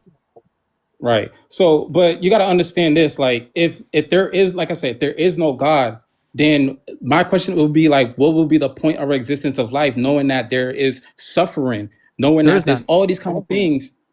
You telling There's me nothing. there's no one that suffers in this world? No, there's no No, I said there's inherent no meaning purpose. there's no inherent purpose or meaning to life, man. You get to choose what your purpose is. That's something you get to do. But there's no ultimate meaning for us being here. But wouldn't you say we could also get to choose if we believe that there's a God exists or doesn't exist? I don't think And you no get to one's choose saying that. you can't believe that. Well, You don't think you could choose that? Why you think no. we can't choose that if you could? You're either convinced of something or you're not. You don't get to choose if you're convinced of something. And we can demonstrate this pretty easily. If you think that you can choose your beliefs, can you choose in this very moment to believe that you're getting flayed alive? If I had to literally see. I mean, I don't think I'm. Well, try it. What do you mean, like inflated Try it. alive? Yeah, like Flayed, sliced open. skinned. Like sliced, like yeah. Right. I mean, it's my flesh. I'm pretty sure if I I would see. No, If I see, slice can you right now choose to believe that that is happening to you currently? No, Right. Oh, Because exactly. there's Because no you can't evidence? choose what you believe. but the evidence of knowing that we can believe that there is a God is faith and also testimonies Well, and faith is also not John, evidence. knowing that. can you Jean, right now, can you believe there's no God? I've seen too much. I've learned too much to the point where I cannot say that there's no God. Now, if you was Right. to meet me in Why can't you 2020 and just say that, choose? Jean, why can't you just choose and then like 10 minutes later go back my and my choose my again? I did choose. I made a choice You didn't as soon as choose. I got You mature. didn't. Yes, I did. No, No, you you didn't. You were convinced. Belief is something that happens to you. The thing that What do you mean you believe? chose is to follow this God. But you chose to follow this God because you already had a belief in the God. You didn't choose to believe in the God. You were already believing in the thing. But there's no proof that shows me that I was already believing in the thing. There was nowhere Doesn't I was matter. like, "Damn, I believe that there's a God." Over time, as you get older, you have to start questioning certain things in life, and then maybe it will get your answer. At I some think point, you became convinced I that wouldn't it's true. say it's You didn't choose to believe it. I wouldn't say it's convinced. I would say it's more like agreeing with the truth No, because you were that's what it convinced of is. Right. it. That's what convinced is. I Convinced means you don't. believe a claim to be true. You believe there's a God. That is, you are convinced there's a God. I don't know because if you look in Romans 1, I do right, it know. says for the wrath of God is revealed from heaven against all ungodliness and Well, unrighteousness of quoting men. the Bible Right? has no bearing on reality. Listen, I can quote you the Hadith or the Quran or the Vedas. That's meaningless to us. You quoting the Bible at us is never going to alter what is like reality. Yeah, because you think it's a fiction. But what I'm trying to what I'm trying to tell you is this: like, in order for me to really have that choice to be like there is a God, I have to look at how the outside world looks, how we function as humans. You know what I mean? There has to be we have a consciousness of knowing what is the right thing to do, what is the wrong No, thing to we do, don't know that. even to create and build things, right? These are all But we also know that assumptions. All of these are assumptions. I don't think that people inherently know right or wrong. I think we have empathy that has been built in via evolution, but none of this is going to get you anywhere close to what we're actually talking about, which is you can't choose to believe in this God. You are either convinced or you're not. I would say it's just my heart aligns with the truth. Because I know, there was because one you're scripture. convinced. You're I'm not. I'm convinced not. that it's true. But if you didn't believe that Christianity was true, you wouldn't be a Christian. But the thing is, I don't believe in Christianity or like the whole You're Christian thing because you're a that's a title Christian. of a religion. I don't I care what no, you I'm a call it. follow. You are a Christian. A follower of Christ is a Christian. If you follow Christ, you're a Literally. Christian. Okay, so then what separates a relationship from a religion? It's irrelevant. Marketing. How's Yeah, that irrelevant? really, It's marketing. definitely PR. Yeah, for sure. And no one cares if it's a relationship or a religion. No one's questioning whether or not you're a real Christian or a fake Christian. That's not on the table. All we're saying is that if you do genuinely believe in Christ, you are in fact a Christian. That's what the word means. Okay, but what I'm saying is to understand that to be like you said, quote unquote convinced, we got to understand like what will if we're being convinced, what is the target? What is the end goal to being convinced to be put There's in no this end kind of goal. box? Like I am There's no end convinced goal. that the sun is not outside right now. Now, there's no end goal to that. I don't need to know that. It's not something I need for me to do this live stream. It just happens to be the case because I'm looking outside and there's no fucking sun out there, right? So believing something doesn't have to have an end goal. Like I feel like what we've learned so far in this conversation is that you really have a deep desire for there to be like meaningful things. But having a desire for Bro, meaningful things will never make God real. I don't know about that because once I became born I do know again, about that. I've noticed that we need the gospel, bro. No, we I don't. never, hold Why on do we real need quick. the I gospel? remember because there was a point in my life where I said I believe, but I never really truly believed that No, there, no, I'm not there was asking this you about God. your belief. I'm saying why do humanity need the gospel? Because we are all separated from God. Why? Because in the beginning, we're supposed to be connected with God. That was what He intended us for. But the No, that thing is, wasn't what he because of intended. Ephesians chapter what 1 do you says that the mean? elect were chosen before the foundation of the world. God didn't intend for humans to be sinless. I mean, we should have been sinless, but because of what man No. did since the God did beginning of not create time, us to be sinless. God was under no illusion that we'd be sinless. Remember, God's all knowing. He knows the future. The day he created right. Adam and Eve, he already knew that every human being that would ever live would be sinful. Every single one. He knew that. So Okay, this you wasn't right, but then a situation of intention. Yeah, you're right. But then wouldn't you say that it's because everything points back to the cross? Because he wanted to make it a nothing way for points to us the to get cross. That's closer to what him? you would say. Because, okay, so you read the end of the book, right, in Revelation? I've read every last word of the book, which is why I know that it's not true. In fact, that's my main But you used channel to be a goal. Christian. My main channel goal is to get people to read the book and actually critically read the book for the first time, because nothing in the Bible points towards Jesus in the Hebrew Bible. There's no such thing as God punishing people with hell because they're imperfect. There's no such thing as somebody needing to die for your sins, like God's going to hold it It's not over about your being head imperfect. unless you spill blood. You can be forgiven of your sins even if you don't spill blood. The New Testament just fundamentally has no idea what's happening in the Old Testament. Whoever wrote the New Testament books are idiots. Yeah, but it's not about being imperfect. It's because we get to have the choice to not to be with God or not, and He gives us what we want out of His No, love. we don't have that choice. Yes, we do. If you No, we don't. could choose to have a relationship with Him or not. No, you can't. That's your choice. You can't choose What do you mean to you have can't? relationships with something you don't believe in. I don't have that Do you- choice. I don't believe in this thing. Okay, so yeah, but there was a time you did believe because you said that you was a Christian, right? Yeah, because I was indoctrinated just like most of the people that are part of this religion. When you Okay, grow up so and there you're was a time that you indoctrinated had in the choice something, to you believe believe in that God. it's true. Oh, no, I didn't choose to believe in God. I just did because I was indoctrinated. Right? By your It's parents? not difficult. No, this society at large.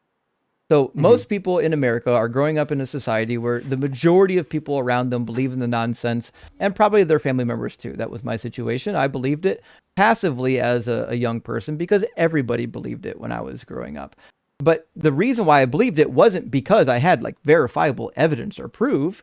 It was just because that's what I learned growing up. When I got old enough to study it for myself, it became painfully obvious that it wasn't true. And for many of the reasons that I'm articulating right now, namely, Jesus wasn't the Messiah. He didn't fulfill a single messianic prophecy. The New Testament fundamentally contradicts the theology of the Old Testament at every single turn. And there's nothing in the Old Testament where God says he's going to throw you in hell for all of eternity if you don't like repent of every single sin. That's just not there. That's not there. It's not even there in the Bible where you have to repent of every single sin. We cannot even keep any sin. It doesn't matter. In the Hebrew Bible, there's not a lick of anything about God punishing people in eternal hellfire for all of eternity because of their sin. Then I couldn't say the same thing because when I was little and Show me the fourth verse. doctrine, I never really believed that there was a God until I got older and understand why. Oh, there is a God. So your system, there was a But time you're where you not did responding believe. to what I said. What I said is that the New Testament and the Old Testament fundamentally disagree. The New Testament says you need saved from your sins, otherwise you're going to hell. That's not in the Hebrew Bible. That's an invention. So then what are we? So then my question will be like, if that's not an invention, then what are we being saved from? Because then it will contradict. Exactly. We're being saved contradict from the thing that God is doing to us. According to the New Testament. Again, this is not in the Old Testament. This is strictly a New Testament teaching. And I agree, it's nonsensical. The only thing we're being saved from is God's hideous, barbaric punishment for us doing what we were created to do. But it still comes down to that freedom of choice that we have. No. Like God Nope. allows us to make these choices. Wrong again. You can't choose God. It's meaningless. Also, you can't be perfect. There's not a single human being that has ever been on the earth that has been absolutely perfect because human beings have the sin nature. And who created the sin nature? Yeah, there's no one. The Bible said there's no one that's perfect. There's no one that's good. So if I'm a young person, let's imagine for now that the age of accountability is 13. Let's say I turn 13. I go out to school and I commit a sin. Let's say I lied to my teachers about chewing gum in class, and then I get sent home, and then a horrible accident happens and I die, never having repented of my sin. Where do I go after I die? You never had a relationship with him, so yeah, that's where you're gonna where you're gonna go. If you never had a relationship with him, you will face the wrath of God. Yeah. The preposterous thing in this religion is that God will literally light you on fire for eternity for doing one sin.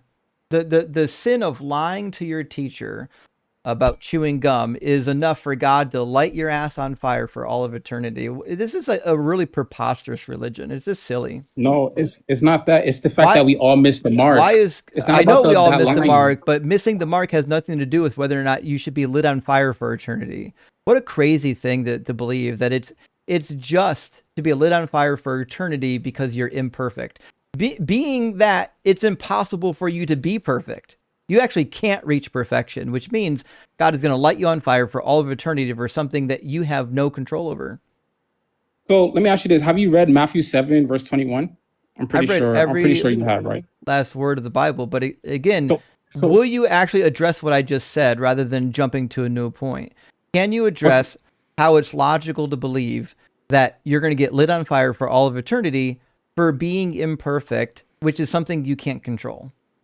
Because you never put yourself in a position to have a relationship with him. I'm not giving you asking that you about choice. a relationship. I'm asking about the punishment. But that's the answer I'm giving you. That's not you an don't like answer. that I'm answer asking, giving you. how is it justice to light somebody on fire for all of eternity, to torture them for eternity for having just been imperfect, having just missed the mark?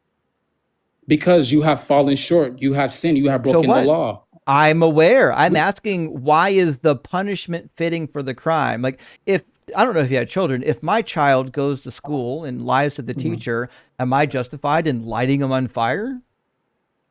Because there's nowhere God could put you. Am I And plus- justified? No, stop, Gene. Answer the question. Am I justified in lighting my son on fire? No, but you're not God. Okay, though. so the punishment needs to fit the crime. It doesn't matter who's doing it. Crimes will never be punished disproportionately just because somebody is more powerful, like God. If the punishment's not proportional to the crime, I don't care who's doing it. You're doing something heinous. But he's still giving you a choice to repent. I don't see It what's the doesn't matter. issue with that. No, you don't have a choice to repent. What do you mean? You do have a choice. You have a choice you right now don't to have a repent. choice to repent. You have to believe in this nonsense before you can even consider repenting. So if you don't believe in the nonsense, you're never going to repent. It's also irrelevant. It's also irrelevant. If my child goes to school and lies to the teacher and I say, listen, I'm going to light you on fire if you don't apologize to me right this very instant. If my child chooses to not apologize to me, am I justified in lighting him on fire? No, but you're not Okay, God. so it doesn't matter if I give my son an out or not. The act of But you're not lighting someone on fire for a single sin is never going to make this whole situation make sense. Never.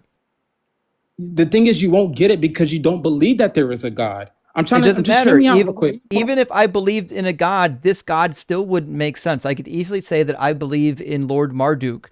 Me believing in Lord Marduk will never justify lighting somebody on fire for all of eternity just for one sin. And also your comment that which I'm going to address before it gets forgotten, which is that God didn't have any other choice. He has to send you somewhere. He doesn't have to fucking send you to hell. He could have just made a world where people that don't want to be with him can go fuck off and do their own thing.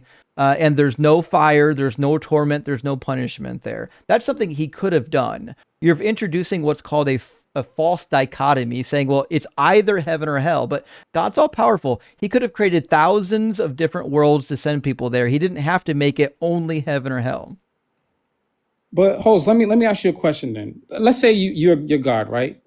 If you was to create a world, how would you create it? I just want to hear your thoughts on that. I would create it so that human beings aren't able to murder each other. I would create it without natural disasters. I would create it without death. And I would create it so that when people disobeyed me, I didn't fucking light them on fire forever. Okay, so the things that you listed, are those good things or bad things? Well, to me personally, I think good things are justice. I think good things are not disproportionate, but proportional punishments.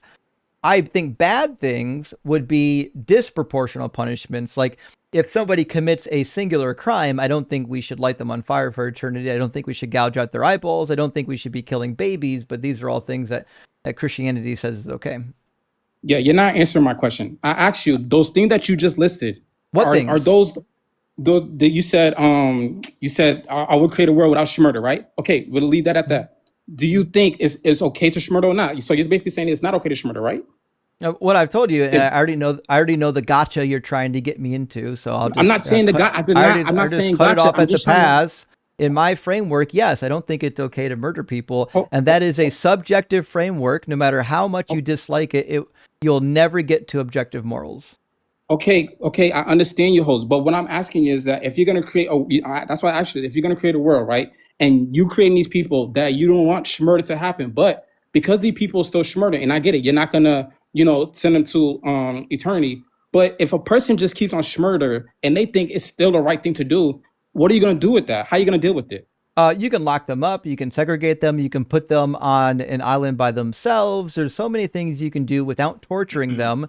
You could also just rehabilitate them by giving them a better heart, or perhaps giving them a brain that doesn't desire to do those things. You can easily create a world where people don't have evil desires. And we know that God will do that eventually, because in Revelation 21, God says in the new heaven and new earth, there'll be no more suffering, no more sorrow, no more pain. So whatever God is doing in Revelation 21, he could have done that already. He didn't have to introduce this nonsensical world where there's all kinds of suffering and pain. Then couldn't God create a world where everybody who choose to love him, then he create people only to just love him?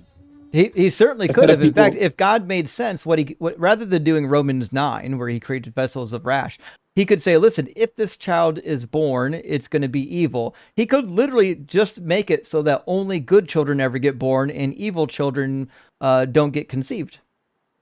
but then it wouldn't be love. It wouldn't be allow us would to be. have a choice.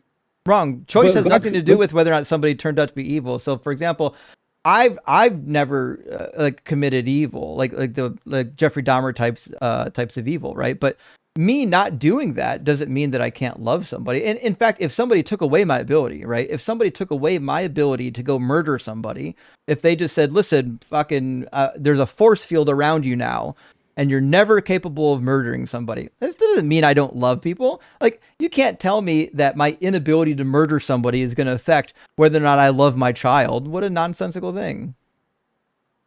yeah, but I look at it from this standpoint. When God created, I feel like he allows us to make a choice. But if it doesn't become a choice if we're only if he only created people that would choose him.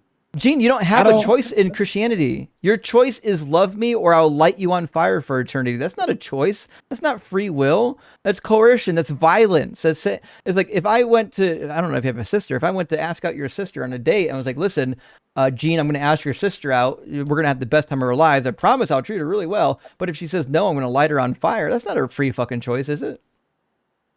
But you're making the choice to not be looking for. It's not a free choice. Okay, so when God makes it, is it a free choice then?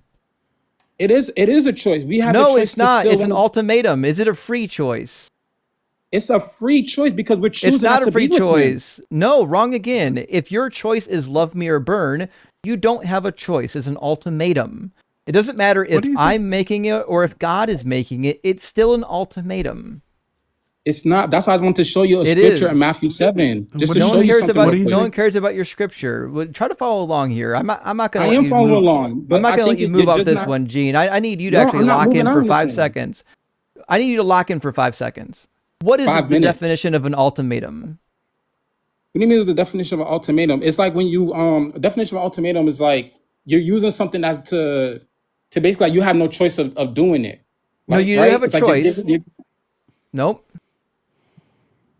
You do have a choice. Yes, I do have a choice to either believe in God or not. So what is an ultimatum? The ultimatum is something that you're forced to choose that or something else will happen. I don't know the exact definition. So you choose something or something bad happens to you. That's an ultimatum, right? Right. But okay, hold on. We're not done yet. So God says, you will choose me or something bad will happen to you, right? Because we're bad people. I didn't ask you why. I'm asking you, is it true that God says you will choose me or something bad will happen? No, he did not say that. He did say that. What happens if I don't choose God? What happens if you don't choose God? You choose to not want to spend time with him. He's going to. What happens if I choose God? What's the punishment? Separated from God for eternity. Is it bad? Yes. Yes. Okay, so if I don't choose God, he'll do something bad to me, yes or no? No, you're being separated. Wrong again. Matthew 5 and 13 literally says that I'll be thrown. So you can't go to Matthew 7? I'll be thrown into hell. So we'll try to focus. Let's So go to what's Matthew 5. happening? Let's go. We're trying to get you to actually pay attention here. So according to the gospel, if I don't choose God, I will, against my own volition, I'm not throwing myself into hell. God will throw me into hell, yes or no? Because you made that choice. So yes. I didn't ask you why. I asked you, if I don't choose the way God wants me to, will he throw me into hell? Yes. Okay, there we go. And what do we call it when someone gives you a choice, and if you don't choose the way they want you to, they punish you? What do we call that? It's not an ultimatum. That's not an ultimatum. Is. We literally just went over it. That is literally the definition of an ultimatum. It's a demand to make a choice with a negative consequence. That's your worldview. That is not my worldview. No, that's the definition of the word. The definition saying, of the word ultimatum is that. So what I'm telling you is that what God is doing is giving you an ultimatum. He said, you will choose me, or this bad thing will happen to you. That's an ultimatum. And I agree with the ultimatum definition. I don't agree with that way of ultimatum. The way you already did. You already said word for word that if I don't choose the way God wants me to, he will punish me. And now like you've sewn yourself into this corner, and this is I said you're separated. This is actually what I hate the most about arguing with Christians is Gene, I sense that in real life you're probably a really fucking normal person, but now that we're pinning you down on the actual belief of your religion, you're lying to my fucking faith, and it's starting to make me mad, Gene, because I want to lying a good thing or a bad thing? We're not doing that fucking gotcha bullshit right now. I want to believe that you're a decent individual, but what you're doing right now, rather than being honest with me and just saying, yes, based on the definition I already agreed to, God is giving people an ultimatum. You can't do that because you've lacked at this point, like the honesty to engage with me because you know where it leads to. And that's what pisses me off. Not that you believe this stuff. Now, I'd rather you not believe in this stuff. Like, I get it. And a lot of good people do believe in this stuff. But what makes me really fucking annoyed is when you will be dishonest and lie to my face in front of almost 3,000 people. Everybody saw you do it. There's not a person here that didn't see you just repeatedly lie to my face on basic definitions that you already agreed to. And this is what's so irritating about talking to Christians is rather than just being honest with the dialogue, you get put into a corner and then you start lying to me. Why would we ever want to believe in your God when it causes you to behave in this way? You didn't let me finish because you're asking me a question. I said, I agree with the definition. I agree with your definition of what the ultimatum is. Yes, I agree with that. But I'm saying is, if you're looking at ultimatum in the book of the Bible, he's still giving us a choice. Even if you go to Matthew 16, it doesn't matter. The choice is to burn. That's retaliation. That's an ultimatum. Yes. This is not complicated, man. Yes, an ultimatum is a choice, Gene. No one's saying that you didn't have a choice.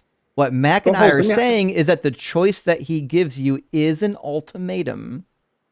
So, Hose, do you know why we have to? Okay, you said you read the Bible, right? I just have this question. Do you know why do you know why if we don't choose him and he's putting us through punishment? Do you know why the reason why for that?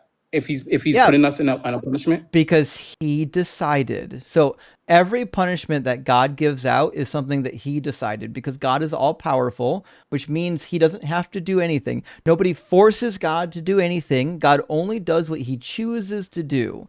So that whatever punishment God decided was going to happen was of his choosing. He could have made it anything. He could have made it so you went to prison for a little bit. He could have made it so that like he just, if you did something horrible, say you murdered something, he just took your ability away to murder somebody. There's so many solutions he could have done rather than lighting you on fire for eternity. Okay, that's a great point. I see where you're coming from. But let's take me for example, right? Let's say you have a big party. And I don't like you, but I want to, if I can't go into your party, let me just be around your property. Let me just stand outside the front. Would you still allow me to be there? Even though I don't like you, I talk bad about you, I gossip about you. all these kind of negative things, would you still allow me to just be around your property and just, just sit there and try to listen to the music from the outside? Would you allow Are you that? dangerous?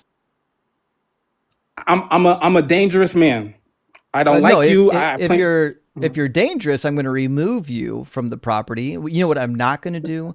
I'm not going to torture you. I'm not going to harm you. I'm not going to light you on fire. And that's why what you're describing right now is not analogous to the gospel. The gospel says if you don't choose God, even if you're not fucking dangerous, even if you're just a 13-year-old girl that lied about chewing gum, I will in fact light you on fire for all eternity. I don't think a 13-year-old girl would go for eternity. I think it's more like he would judge the heart. And I think if you're little, I don't think God will send you for eternity. You don't have happens? Where does the course change? Well, then that wouldn't be. How do you get out of eternal torment? How do you get out? I don't know about how to get out eternal torment. And in fact, I don't even think it's eternal to be in torment. I don't think. Okay, there's no getting out of hell. When Jesus said, "Can you show me a verse real quick?" Yeah, in Matthew 25. When Jesus said, and these will go away into eternal punishment, but the righteous into eternal life. They're both eternal. Mm-hmm. But I don't think a little girl or a little boy will go to eternal punishment. Well, that's because you have a kind of a sense of justice, right? Mm-hmm. And so you're butting up against this very unjust thing. It's very obvious how not just this is. And so your brain has to contort the words as they enter to make it not horrific. 100%. But it is. 100% what Mac just said. But I would also point out that you already agreed. When I gave you the scenario about the girl lying about the bubble gum, you said she would go to hell. You already agreed to it. And this is why I keep pointing out. I didn't know it was 13. I didn't know if it said 13. This is why I just thought you meant in general.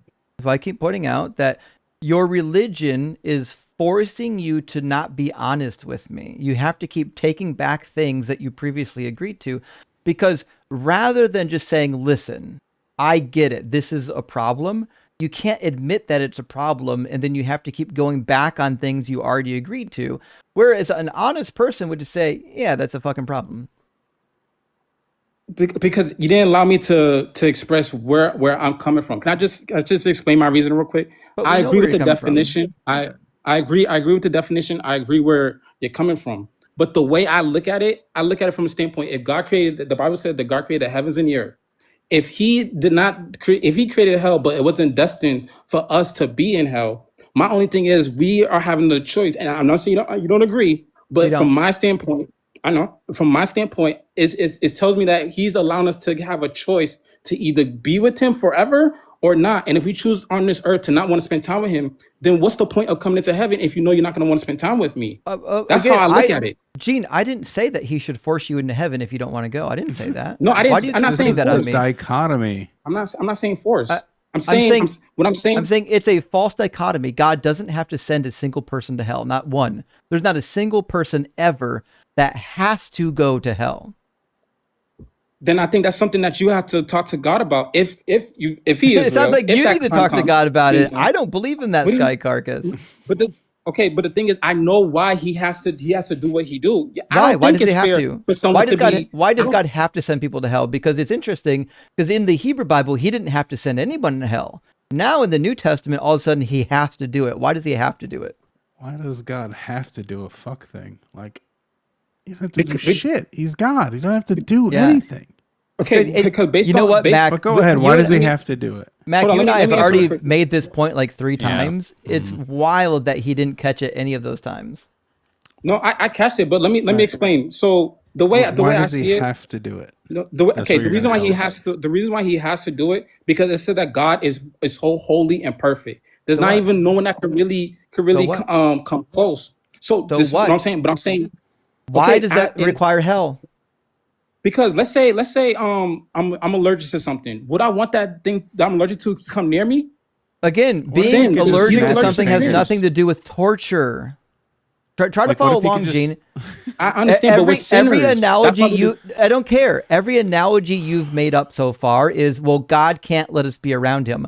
I'm not saying we should be around him. What I'm saying is the only alternative shouldn't be torture.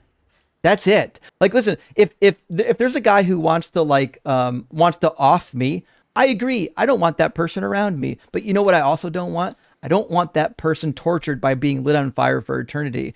Me not wanting someone around me, or God not wanting somebody around them, never justifies lighting them on fire for eternity. You know what just occurred to me? They're so petrified of not existing that they cannot imagine a scenario without it.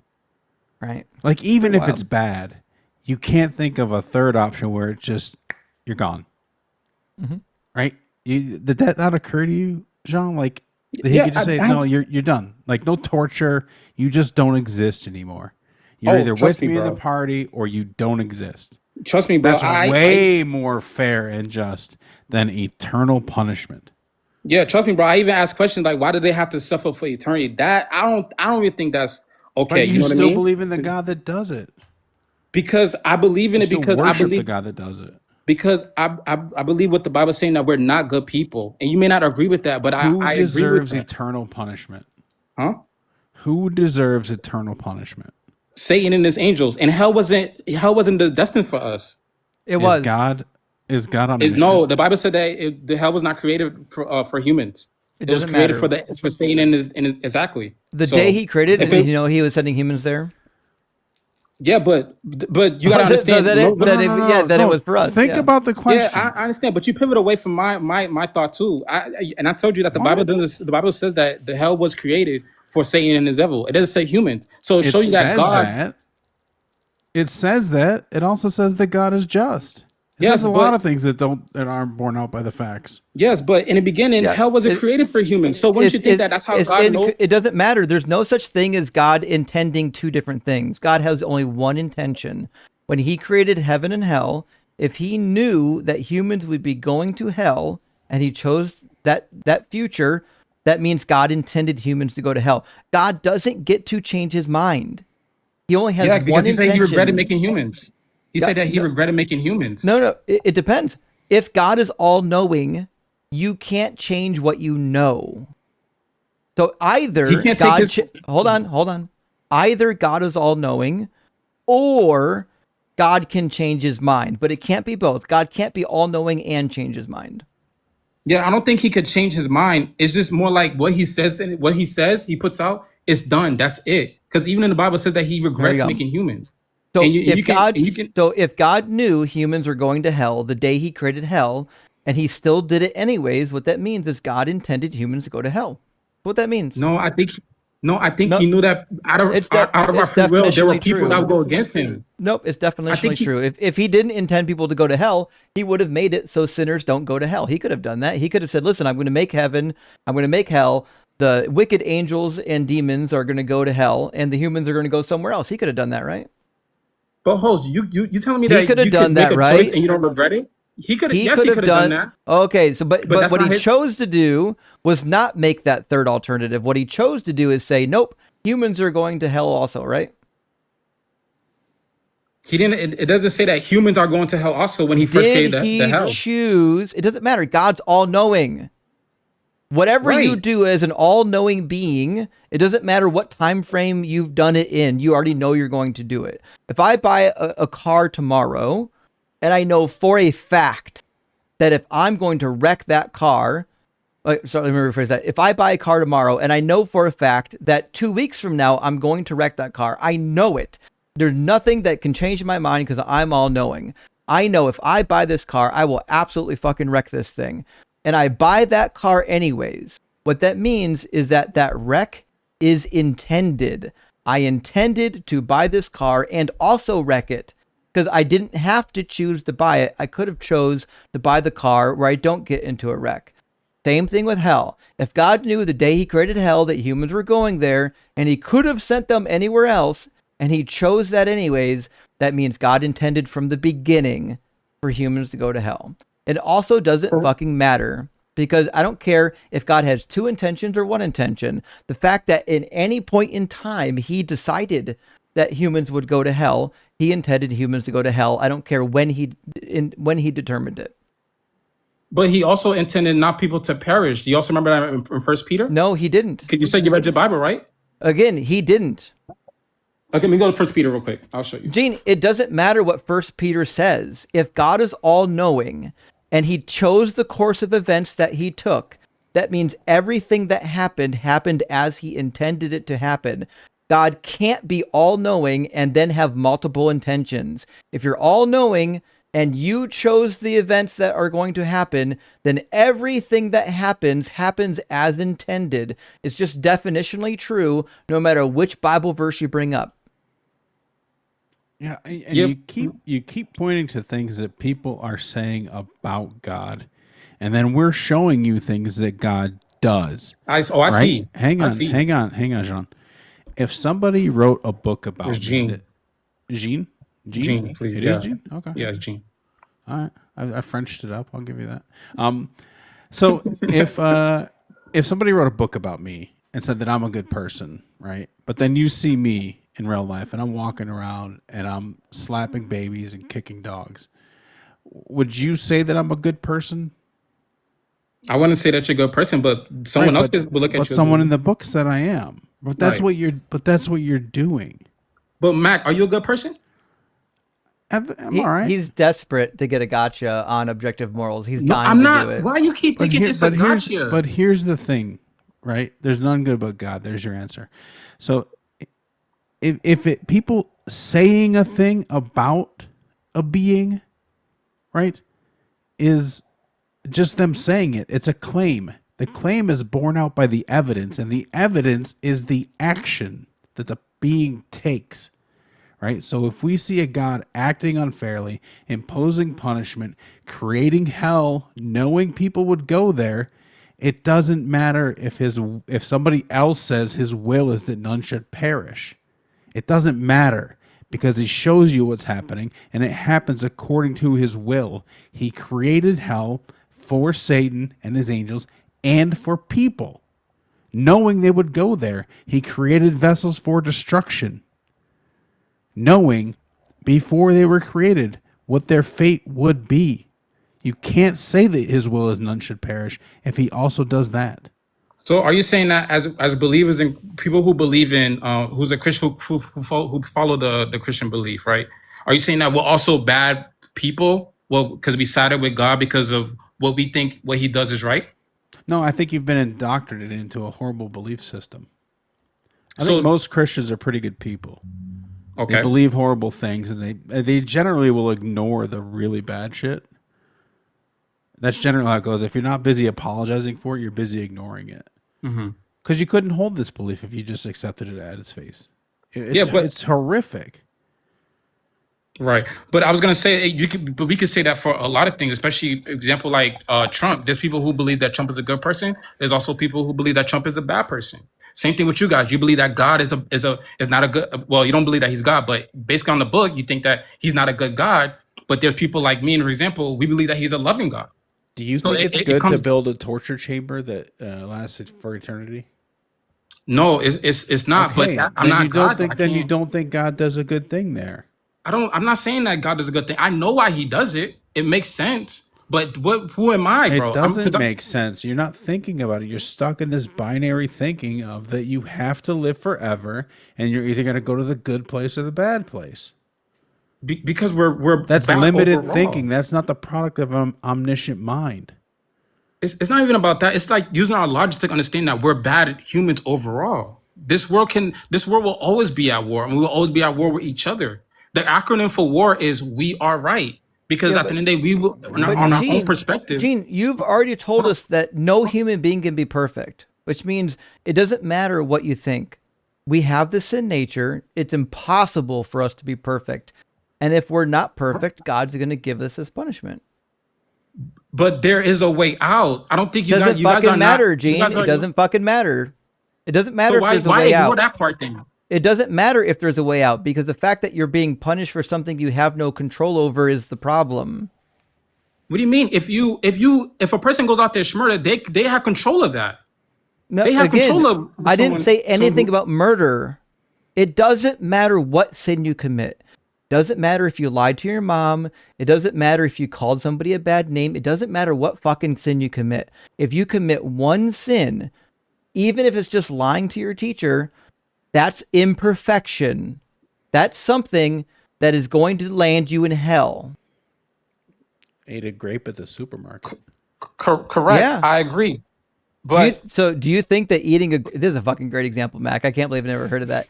Do you think if I steal a grape and eat it at the supermarket and I die unrepentant as an atheist, I'm going to hell?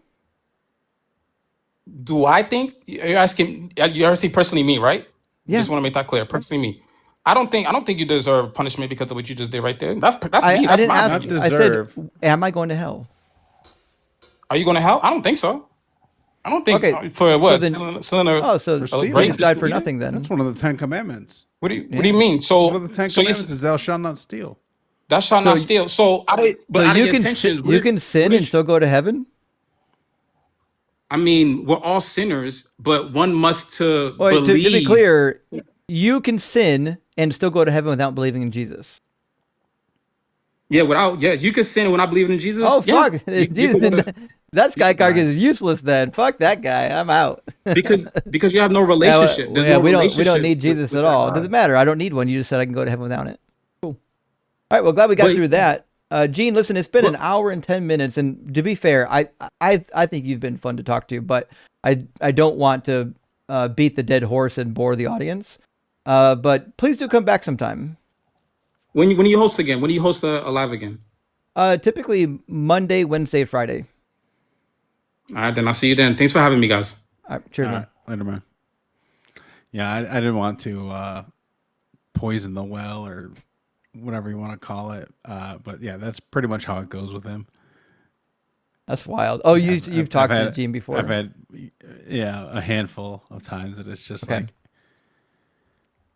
unpenetrable. To be fair, Jean is a nice way to French up a name. It sounds really good. You know, I thought he was Haitian, so I'm like, yeah, it's a fair thing to assume. You know, I haven't talked to him in a while, but well, he'll be back. He'll be back. Hey, Skeptic Sam, thank you for the 10 Aussie chat. Says, hey Justin, wanted to update you on my new YouTube page. I'm now Skeptic Sam. Thanks so much for promoting my last TikTok page too. Of course. Love always. Rock hard for Doug, simply wet for Sharon. And did I already subscribe to you on YouTube? Let me double check. I kind of thought that I did, but if not, let's see. Skeptic Sam. If not, I'll get it done. Is he British? I don't know actually. Good question. I think that's the British spelling. Interesting. Oh, maybe. Yeah. I don't see your handle yet on YouTube. Maybe if I just type it directly into YouTube, it'll pop up.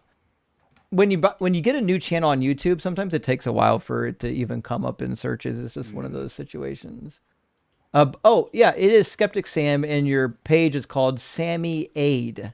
Okay, so this is what for anyone wondering what our new friend our new debater, who is a friend of the community, is up to. This is what the page looks like. Sammy Aid, and it's at Skeptisam. So we're looking forward to. It's Skeptic Sam. It's the same Avi. That's not him. What? That's not him. It's I'm looking at a guy. It's the guy from the same avatar, and it's Skeptic Sam. Did you spell it with a C? Did he spell it wrong? It's British. That's what I think. It's British. I think it's British, because that's how the UK spells it with a C. But what did I guess I'm fucking lost. What did I type in wrong? I didn't see what you typed, but if you type it as it is, like in his just right there, Skeptic Sam. Oh, the first C. I thought you meant the second C. I'm like, I don't remember there being a K at the end of Skeptic. Yeah. Oh no. Oh, you're no. Okay, Sam. I could be wrong, my friend, but isn't that how you spell septic? No, there's no C. There's no first C. Oh, yeah, you're probably right. Okay. Although it does come up as the British Skeptic. Yeah. Okay. That makes more sense now. Thanks for the clarification. Yeah, he's British. Yeah. That makes sense. Watch his video. Yeah. I wonder why the all that free advertising you got. All the Hey, extra listen, time y'all. talking about your account. You know I always support people in the community. Oh, yeah, Dakota, for sure.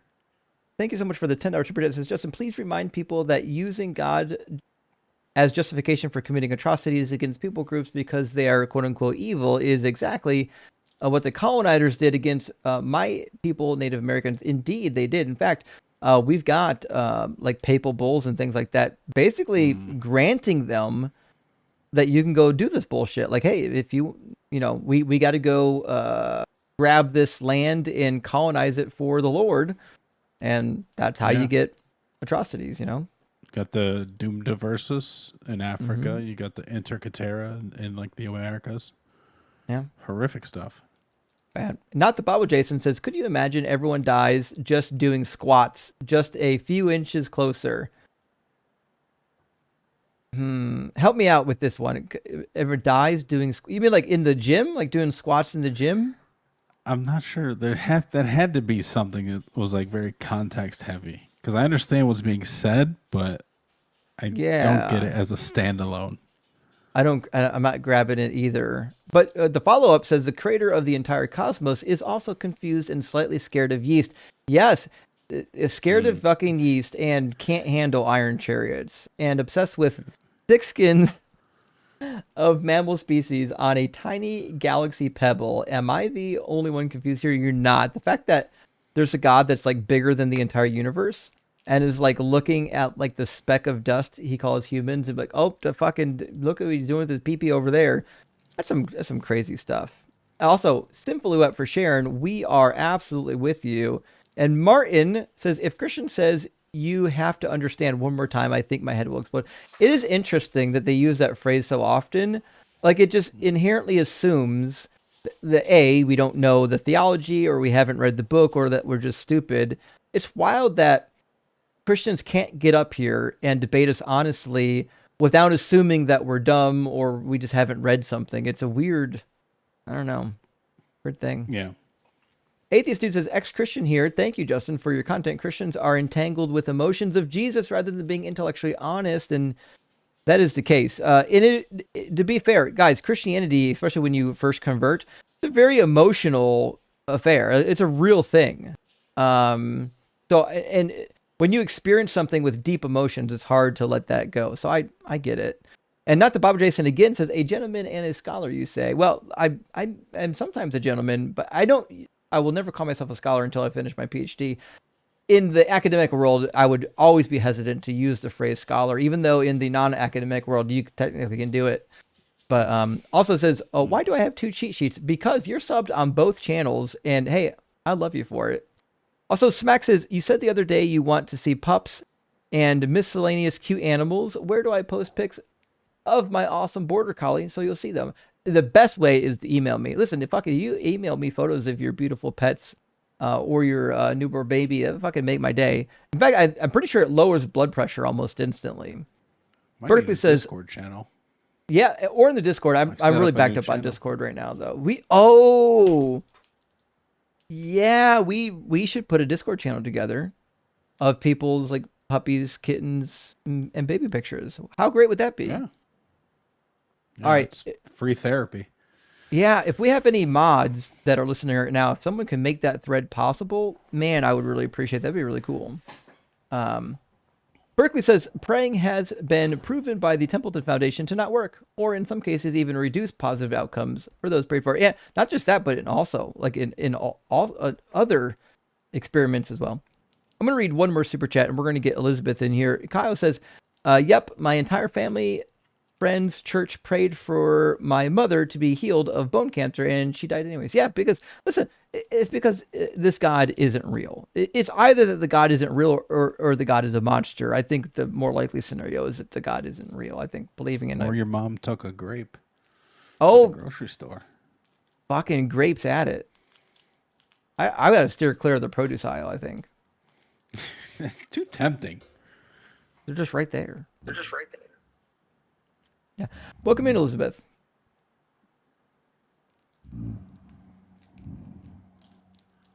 Elizabeth? Elizabeth, are you up here by accident, friend? I see the box lighting up. I think they're asleep, actually. Okay. Oh. No. But enough of that. And do we want to entertain Breezy? It's already like almost 11 o'clock at night. How much time do we want to waste on this clown? Is this the same Breezy? It always I wonder is. if it's the same one I know. Yeah. I don't think we want to waste our time with that. Okay. Trey's been waiting for a while. So, I don't know if it's the same Trey that we've talked to before, but there's a Trey that has kind of floated around that a lot of us have talked to. How you doing, Trey? Can you hear me? Yeah, I can hear you. Let me get up, man. Yes, I'm over 18. Yes, I believe in God.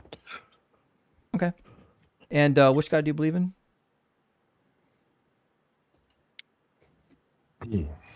The great I am. All right, so you're Jewish. Nope. I'm just an American. Gotcha. So you're Can't be Jewish or American.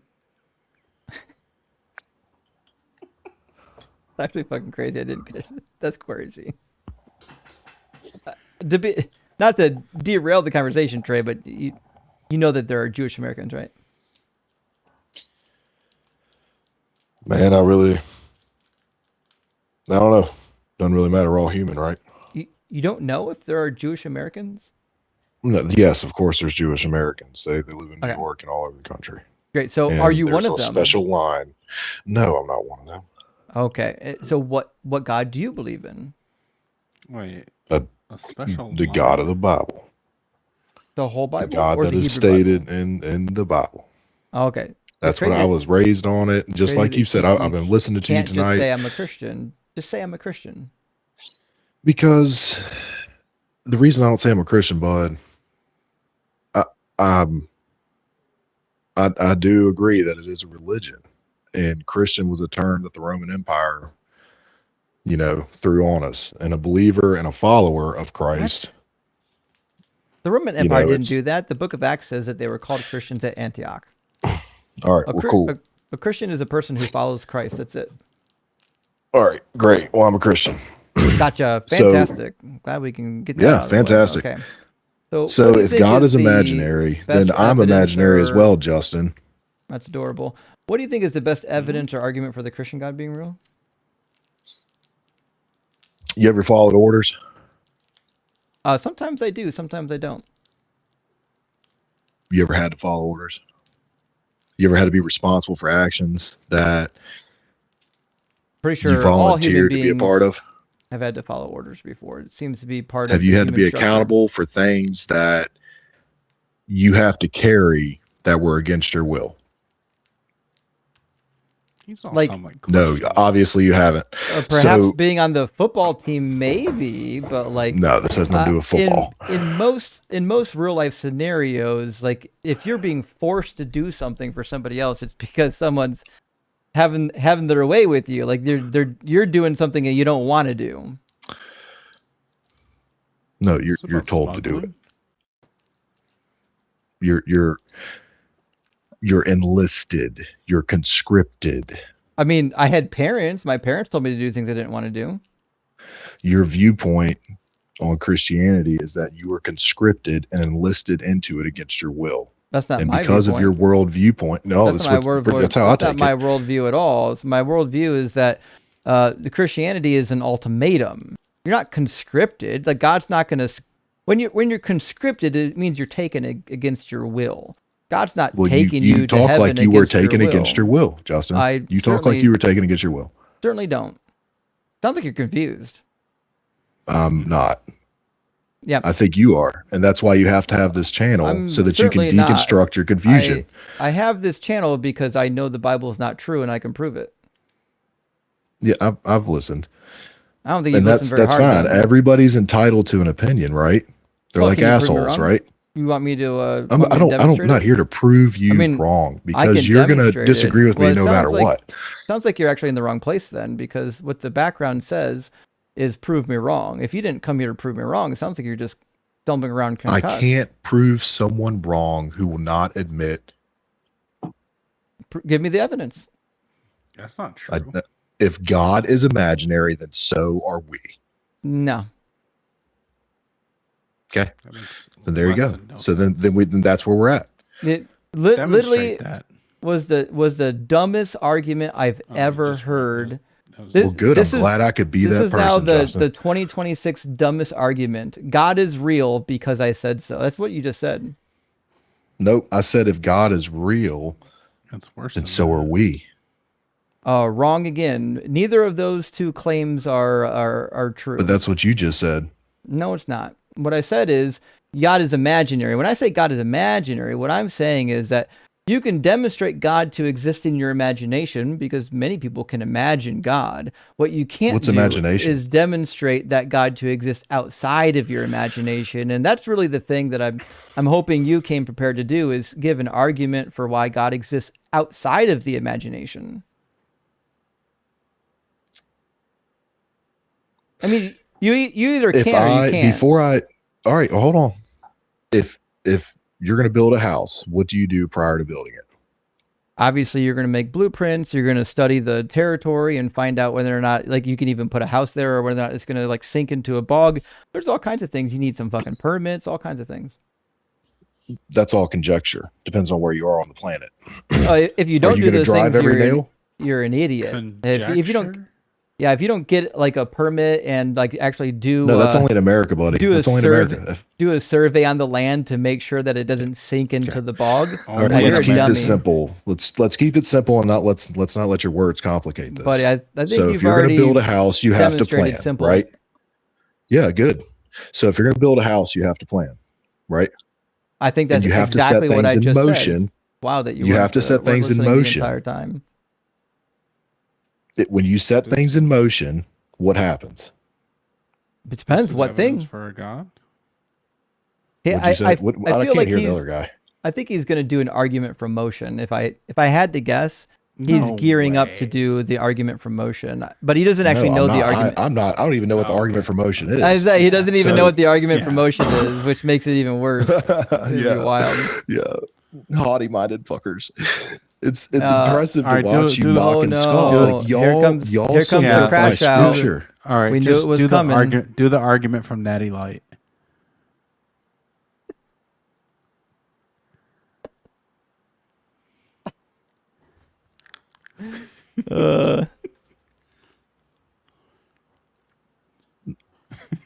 What's the argument for Natty Light? You would know I it. figured that's your level. Oh, Since motion is okay. haughty. Motion is haughty. Yeah, I'm not tracking. Imagine thinking that one of the most common arguments for a god is being haughty. Wild. I Wait, said wait. you're haughty. Is You're Thomas haughty-minded. is Thomas Aquinas haughty? Don't even know who kind of that a is, haughty. man. That makes a lot of sense. All right, So so what about motion has to do with your god? When you decide to build a house, you're going to determine whether or not you have to set the plumb line and how you're going to go about accomplishing it. So there's a truth. There has to be an absolute truth, or the building falls, it fails. No. No, okay. So truth isn't a thing that exists. Like, truth doesn't have existence. Truth is what we describe something when our propositions are in accordance with reality. Like if I say that I'm holding a blue pen, if in fact somebody with eyeballs can validate that I'm holding a blue pen, then the proposition becomes true.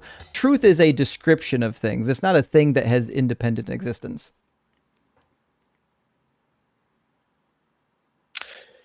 Man, how do I prove you on anything when you don't even believe in proof? I mean, when you don't know how words work. Or you define things based upon your own understanding. No, I could just tell and you what man's the understanding. I could just show you in the dictionary what the word I don't truth care. means. You don't have to show me anything, man.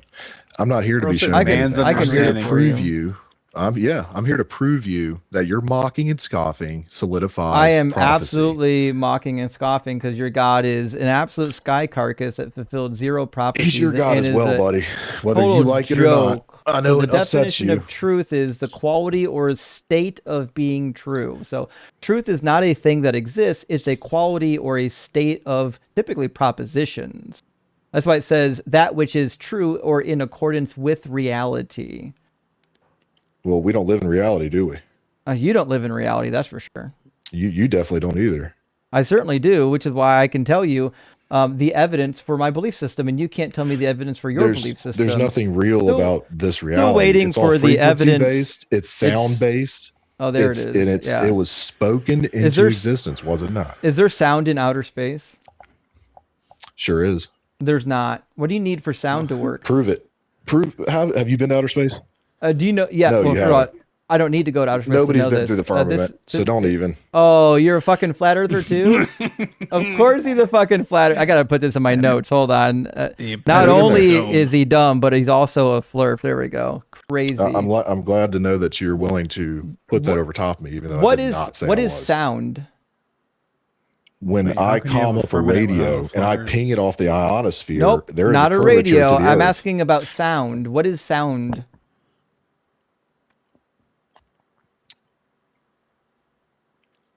It's a good question. I mean, it's determined by the ones who's listening. What is it? If I said a tree fell in the forest and it made a sound, what is sound? Frequency. Almost. What is it? What's it made of? Come on, tell me, buddy. You're the scholar. It's made in oscillations in the particles in our atmosphere. In order to have sound, you need an atmosphere of particles to oscillate. You don't have that in outer space. Outer space is mostly devoid of any like a particle or atmosphere is probably a better word, is devoid of like the atmosphere that we have on like the planets. That's why for a long time people thought there might be an ether in outer space, and then we did lots of really cool experiments and demonstrated that there actually is no ether in outer space. There's no substrate in outer space like an atmosphere like what we have on the Earth. So you can't even have sound in outer space. So you believe the truth told you from these institutions of man, but you won't believe in truth from God. Because we actually did tests to determine the truthfulness of it. So that's the fun thing about tests. Who's writing the narrative?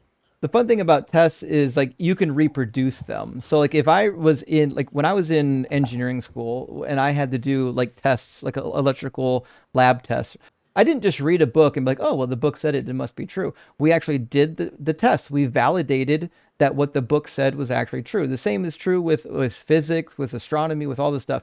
They're not just going to tell you like you have to believe this stuff. They're going to say, here's the stuff. Here's the tests that we did to validate that this thing is true. And here's how you can do the same test. And one of the tests that I would say I've been a part of is I've actually done programming for GPS satellites, which is why I know that the Earth is actually a sphere and that there's no firmament. There's actually just an atmosphere up there. And I know for a fact that these calculations only work if, in fact, you're calculating for a non-flat Earth. The actual trigonometry involved for the trilateralization requires the Earth to not be flat unless you're only doing a very short-range GPS. But to do long-range GPS, you need like actual trigonometry of a sphere. Yeah, you're the only one saying I said flat Earth. I did not. Okay, so I said when I calm up a radio, what shape is the and Earth? I bounce that signal off the What shape is the ionosphere, it's a sphere. Okay, and what's the firmament? It's the waters above and waters below. Which is what? What does that mean? Because the Bible says that it's we're hard. locked in here. We're locked in this prison together, buddy. What's the shape? I don't think we're locked in. I have a mute button and a kick button. You're the one less locked in. Yeah, I am locked in, buddy. What's the shape of the firmament? I don't know. Go touch it. Let me know. Well, I mean, your book says it's a dome. Well, there you go. You answered your own question. Well, a dome is hemispherical. You can't have a dome over a sphere. Who says? Are you God? Nope. That's basic geometry. Is it? Or is that just what you think it is? It wouldn't be a dome. Dude, explain spooky action at a distance. It would explain be spooky action at a distance. Come on. It would be concentric spheres, but it wouldn't be a dome. A dome specifically is a half sphere. That's just how words work. And listen, spooky at a distance is just a dumb phrase that Einstein came up with to describe quantum mechanics. And I know for a fact that you don't know anything about quantum mechanics since you think there's a firmament. We're not even going to go there right now. Also, to Mac's point, the Bible describes the firmament as being a hard dome. Do you believe that the firmament's hard? I believe we never have pierced it, and that your satellites Do you believe are that it's still hard? under it. I believe it's whatever God says it is. God says it's hard, like a molten There you go. mirror in the book of Job. That same book, in almost the same chapter, says that the earth is a flat disk. So that it's formed like clay beneath a seal. And in the ancient Near East, clay beneath a seal was a flat disk. I can show it to you. You want to see it? Go for it. Yeah. I've seen the picture. I bet you have. Didn't they just get a transmission from Voyager? Like by Pluto or some shit. It's like so far Yeah, they away. can get a transmission and tell you they got one, but it doesn't mean it's real. You Yeah, have a it's choice to it's a believe fake whatever you transmission, I'm want. sure.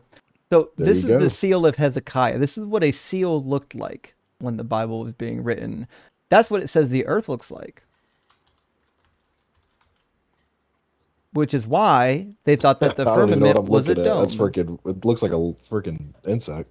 It's a seal. There's a scarab that is pressed Scarab, into the yeah. clay seal Why?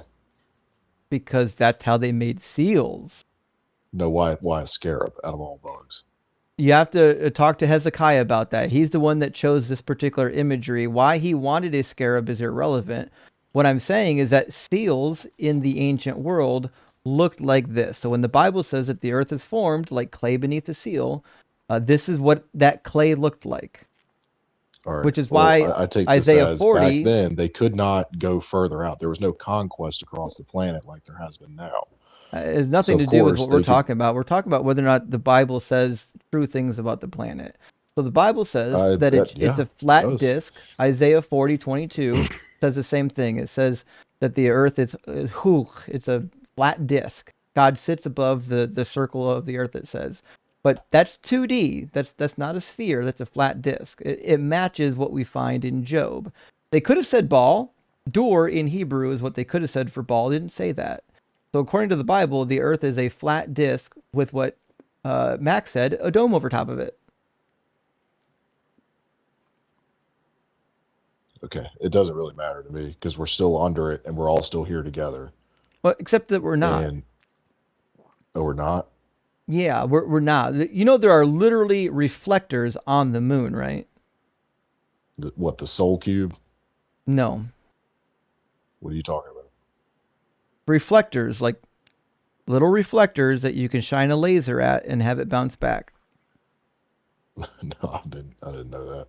Yeah, like literally, if you go to a university today and you're like studying astronomy or something of that nature, like the University of Maryland literally has placed a reflector on the moon that if you go to University of Maryland, you can shine something at and actually see that reflector. We can measure the distance of the moon using lasers. Are you aware You're of this? jogging a question. You're jogging a question. So I didn't ask a question. No, you're making me have a question for you in regards to the moon. When did it come about? The Has moon it always been there? The moon hasn't Shortly always after been the there. Exactly. What? I missed that. What did he say? He said shortly So after. shortly formed. after the Earth. Okay. And you're getting that from where? From science, not from the Bible. From science. Yeah, Was science around shortly after the Earth? No, but science is around now. Oh, it is. Yeah, that's how science works. And who Sometimes we creates can science? look Who at creates evidence of science? things that happened in the past, and we can say, "Oh my gosh!" Based on these scientific findings, Do even men though we lie? weren't there, we can tell that I Do don't know, men lie to dinosaurs gain existed. profit and power? Yeah, Yeah, the they do. religious ones especially. Oh yeah, the religious ones. I'm not. Always remember, every time you accuse somebody else, like my mom used to say, if you point a finger at somebody else, you got three pointing back at you. Every time you say something silly like, "Oh, men lie," well, it's fucking true of your men too. That's why these are like nonsensical, like stupid, dumb things to accuse people of. What? That God's not a liar? and every man God is. doesn't exist. You can't call him truthful or lying God doesn't because he exist doesn't. in your Wait, conscience. wait. He Then exists prove it, in Trey. mine. Prove it. I just did. You didn't. Trey, I was did. God I lying? did You prove certainly it. didn't. If Trey. God did not exist, we would not exist. That's a claim. Trey, let- That's not Trey- proof or evidence. I could Hold on, easily say. let I this could dude easily say say that something. if the life-granting unicorn doesn't exist, you don't have life. Does that make the life-granting unicorn true? It's all conjecture. So when you say it, it's true. When I say it's conjecture, I'm not saying it. Where's God the difference? is the one who says he's real. Prove that God said it. God says I'm real. All right. And the word became flesh, right? In the Prove beginning that was that the word, came and the word from was with God, right? Huh? Prove that that came from God.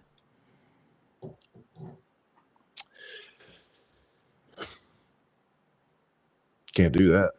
I know you can't. That's my point. Like you're saying that God said these things and that these things prove God. These are literally just words that men wrote on paper. Could men lie about what God said? Yeah, I get all that, buddy. Okay, so then you haven't proven anything crap. other than you came up here without a single valid argument, and you thought just being angry that atheists exist was going to be enough to get you through this conversation. I'm not angry at all. I'm just, You really are. I'm We can letting all- you know we can that all sense you it. confirm prophecy by mocking and We scoffing. certainly didn't confirm any prophecy. What about Jesus' Because you failed don't believe in prophecy it. that he was coming back within the lifetime of his disciples? Okay, what if you're wrong? I'm not wrong. I'm What if not you're wrong? Oh no! I'm not wrong. Oh no! Not I'm Pascal's already on the wager. Pascal's wager. Yeah. Oh like, no! See, and now we're It at didn't this, even. we're at this. It we're didn't at this even take apex very point. long. How long has he been on The- here? Like 5-10 minutes already at Pascal's wager. It's crazy. The natty light of apologetics. Absolutely. Yeah. This is absolutely the Natty natty light of light. apologetics. What if you're wrong about Muhammad? Well, if I'm wrong about Muhammad, then I have a lot to answer for. No, there you go. A lot. Yeah, so you should probably get because right with I him. fucked his people up. Yeah, you better get right with So- Muhammad, man. No, fuck Muhammad.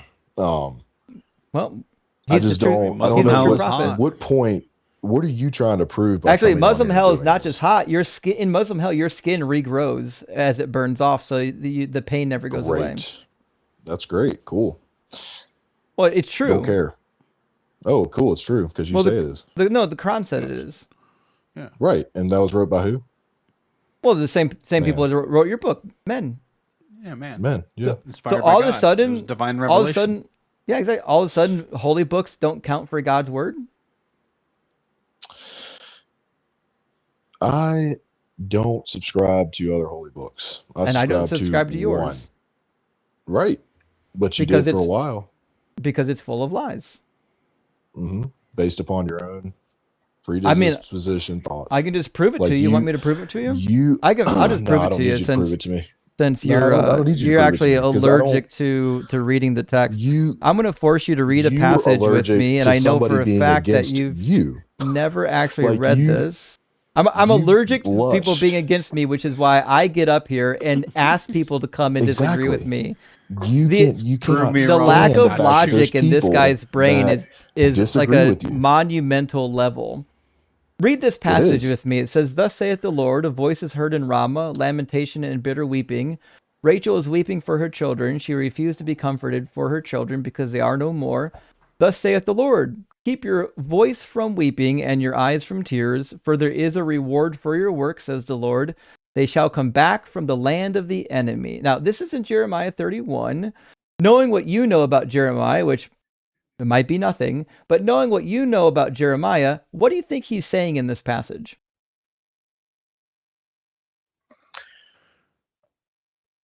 Oh, I'm sorry. I wasn't even listening. I know, yeah. I So was. being that this is your first time ever hearing Jeremiah, I'll read it again. Jeremiah says, "Thus saith the Lord, a voice is heard in Save your Ramah, breath, man. Save your lamentation and breath. bitter I was weeping. joking with Rachel you. is weeping for her children. She refuses to be comforted for her children because they are no more. Thus saith the Lord, keep your voice from weeping and your eyes from tears, for there is a reward for your work, says the Lord. They shall come back from the land of the enemy." What do you think Jeremiah's talking about?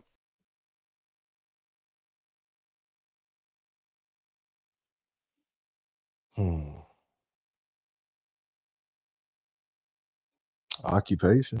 I mean, they got jacked up again. And what's Got going to jacked happen? up a lot. according to this prediction, what's going to happen?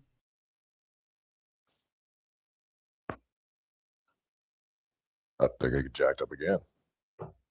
And then what's going to happen after the jacking?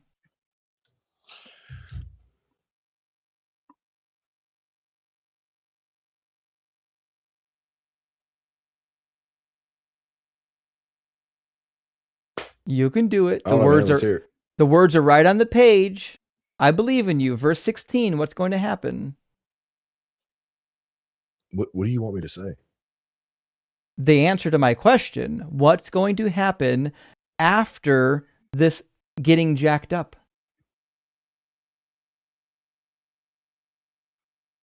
Well, there's a reward. Which is going to be what?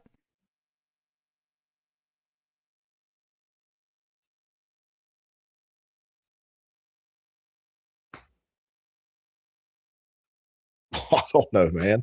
It's like 9 words. They shall come back from the land of the enemy. What do you think this means?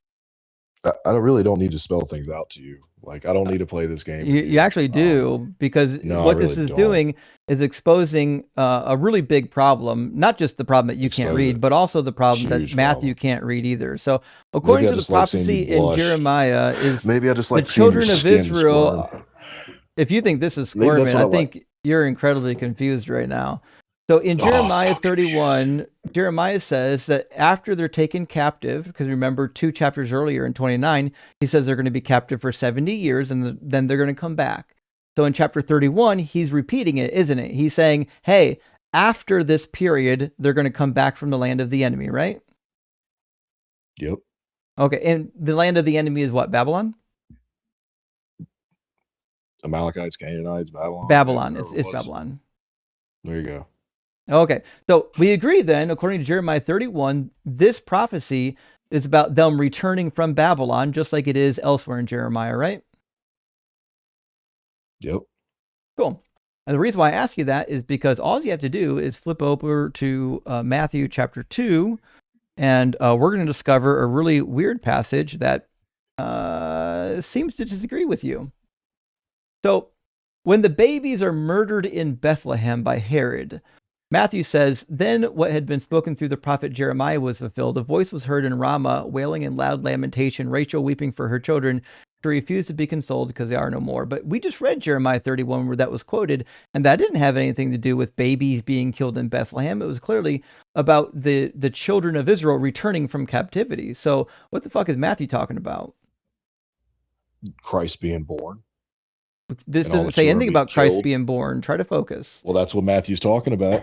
I'm asking you, what does this verse, Matthew 18 and 17, have to do with Jeremiah?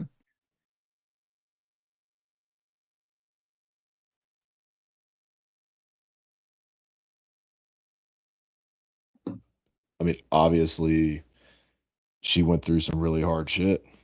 Who? Rachel. Rachel's dead. Rachel is a euphemism for the mother of the Israelites. Yeah, the Jews. Sure. Okay. Now, in Jeremiah, what God says through Jeremiah is that it's okay. They're going to come back from the land of the enemy. Now, what we find in Matthew is that they're misusing that prophecy. They're saying when the babies in Bethlehem get murdered, that was fulfilling this prophecy in Jeremiah, but that's not what Jeremiah was about. Matthew's a liar.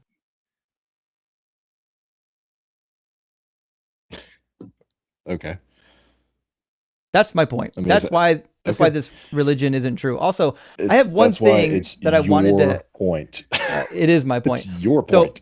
So, I want to ask you a really interesting question because it sounds like you're the type of individual who probably did have to serve and take commands, whether they like the command or not. That's what I said to you.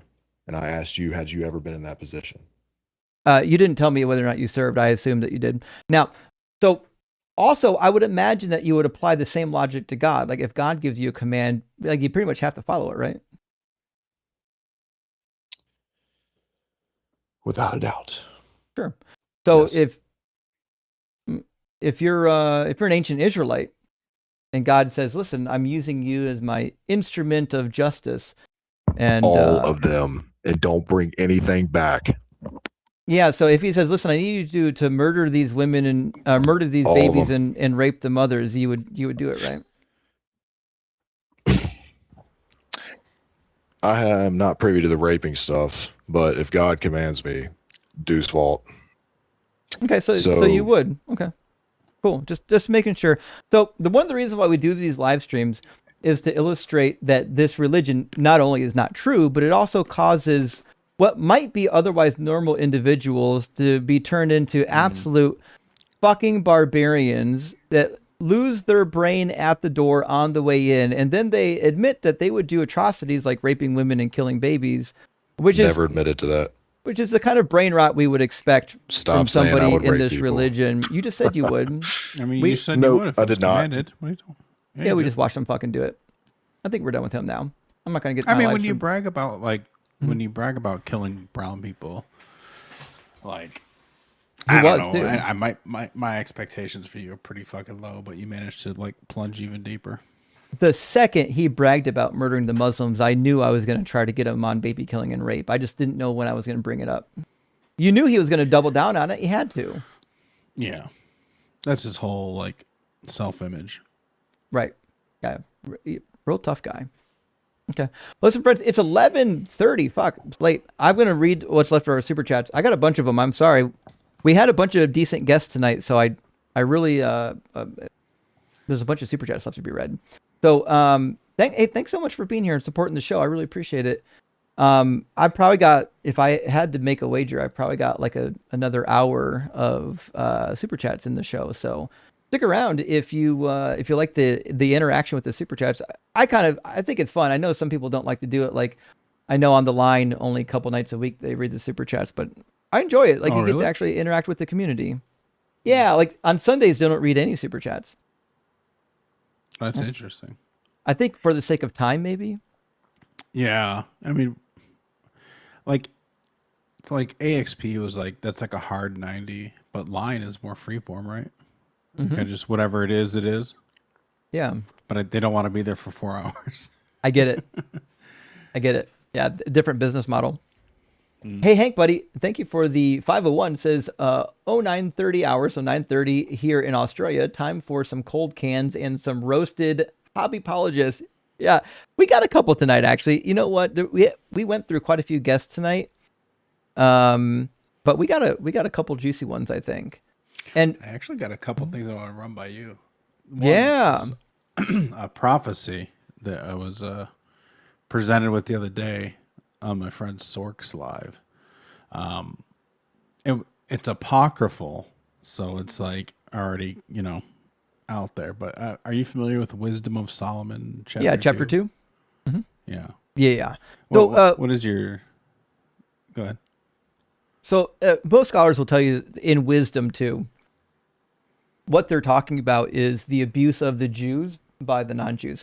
So the righteous person in Wisdom 2 is the Jewish people, and it's personifying what happened to the Jewish people, which ironically is pretty damn similar to Isaiah 53. Yeah, honestly, it's this just to me is just like more fuel for the mythicist position, or at least like, if not entirely made up, all the like this, because there are a lot of like tonally it's a not a bad match, right? Like what's written in that chapter is like, okay, yeah, I could see how this, but if you then take that and be like, this is the inspiration I'm going to use for my Jesus character. Like, it makes perfect sense. I know. Right? So even if, whether Jesus was a man or not, I don't know. Like I said, I'm kind of leaning away from that. But even if he was, like, clearly this stuff didn't happen. Like, for sure. Yeah. So, like, this is the bone that I throw to the mythicists a lot, which is like, even if you're like me, where you believe there probably was a real guy named Jesus, like what we know about him is like nothing. I don't think he did anything in that fucking book at all. Maybe one or two things. Maybe I don't know. Maybe he rode a donkey. Who knows? But like, I'm not willing to believe that what the Jesus we read about is anything close to the Jesus of history. So like, yeah, it can't be. Like, it fed upwards of 9,000 people, and not a peep outside of the gospel. Yeah. You know what I mean? It's like, it's preposterous. Yeah. And the not only did the guy do all these things, but it just so happened that his most verbose and vociferous apologist, Paul, disagreed with him on all kinds of shit. What a crazy thing to believe in. Yeah. Oh, it might come out of me later, but I had the one apologize a day or two ago that was just like the whole fulfillment of the law thing and stuff, and how Jesus said it's permanent. Paul said it's temporary, but somehow they agreed. I can't remember what his logic was, but it was obviously tortured. But I would say the argument for Matthew 5:17 through 19 that I want to say it works the best, or maybe it's the most annoying to talk about, is when they say, no. The law is still eternal. It hasn't gone anywhere. It's still there. You just don't have to follow it anymore. That's such a bullshit apologetic, but I understand, like, if you are a Christian, I can see why that would be a tantalizing solution. Yeah, really. It's like, if you don't really care about like honesty of things, I think maybe that's where he's going, like spiritual fulfillment or something. Anyway, but if you don't care about being like honest, like what's the purpose of a law with no teeth at all, no consequence? It might as well be no law. Yeah, exactly. What's the point of saying, okay, the law is still there, but you don't have to follow it? At that point, you might as well. There's no fucking law. It's useless to you. It's not doing anything. It's like, what a dumb. But the Christians don't have a lot of tools in their toolbox. They're just working with what they got. Oh well. Just some guy says the classic B-dubs argument. Oh yeah, with the wings. This fucking crazy guy too, by the way. Also, from Just Some Guy says sounds like his God should record spicy audiobooks. You know what? I'd go for actually Hadassah does that. I don't know if you guys know Hadassah. If you don't, look up Hadassah, but she writes God Are they porn. on audio? Oh, you know what? Did she do readings? I don't know. Or is it just?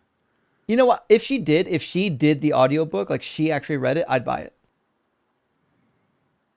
I'm just saying. Yeah, honestly, she doesn't have a bad delivery. Like, it wouldn't be a terrible listen. It'd be entertaining. I'd do it for sure. Not the Bible says if only I had actual nuns as teachers. I did. Actually, the nuns I had growing up, I actually kind of liked. They were fucking funny, really funny. But yeah, I understand that some people had really bad experiences with nuns. My mother didn't have a good time. E Boogie says my mom has my mom has MS. Still believes it fucking kills me. Ugh, listen, it's hard for me to conceive of a God that would allow MS to be real. It just is preposterous. And Percy says buffalo horse wings is my Muhammad joke. Sorry. Oh, is that? Is that an Islamic joke? I don't know. It says buffalo. Well, because he ascended on it, but it was a donkey, I think, wasn't it? Yeah.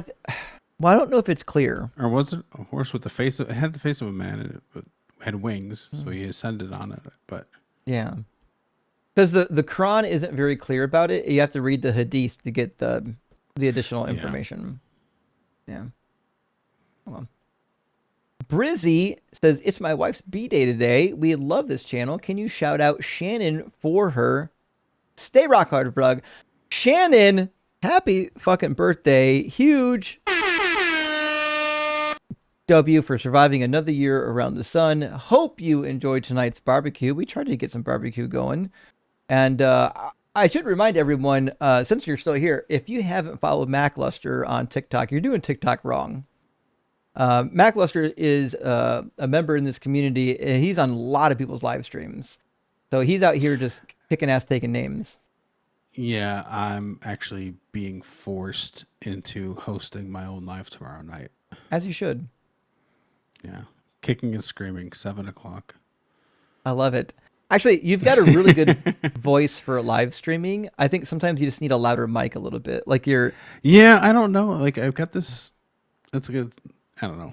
Who knows with these mics? I don't have like the $300 mic or anything, but yeah, probably I feel like it's gotten worse over time. I might just have to re-up.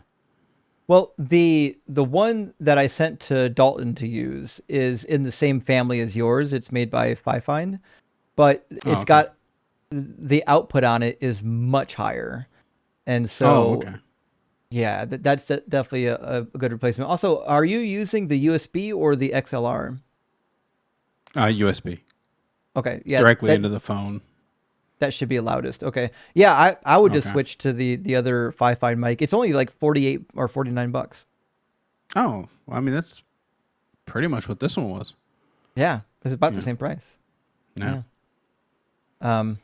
Anyways, Daniel De La Nocha says improving eye function can happen naturalistically. That actually is the case, by the way. That is something that can happen naturalistically. In fact, I had a friend who thought that his eyesight was fixed after being prayed for, and he didn't remain a Christian, which means he had an explanation for it as well at some point. Yeah, I think a really clever way to do that is to just convince someone to pretend to be blind. Yeah. Just that old scam. Yep. I'm healed. You know, it's Easy to do. It's modern. It's the same thing they do today. If it ain't broke, don't fix it. Show up at the hospital and see who gets healed in the hospital. I don't care what's happening in these prosperity churches. Yeah.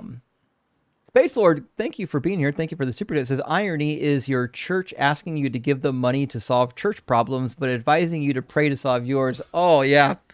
The fact that the church needs your money, but when you need money, the church is like, hey, you got to pray for that. Also, why is Yehoash crashing out in my comments on TikTok repeatedly saying the same thing? Yehoash, you know you're going to get fucking muted. Are you, like, is something wrong with your brain? Like, why do you think that I'm going to let you spam my comments without just muting you for the rest of the live? These people are not bright.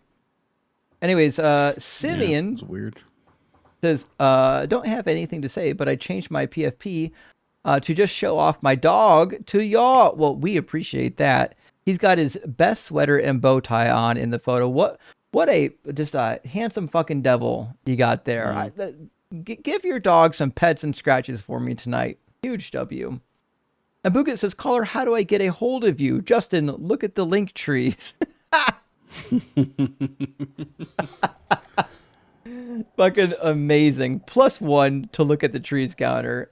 Amazing. I can't believe I never put that together. That's good. That's good stuff. Hey, Roy, thank you for the $2 super thanks. And Mike, thank you for the $2 super chat. It says, damn you to hell, supercharged Apple check. Apple check? Oh, you mean spell check. I see what happened. Yeah, spell check. fucking spell check. When you need it, it's never there. When you don't need it, it's fucking your life up.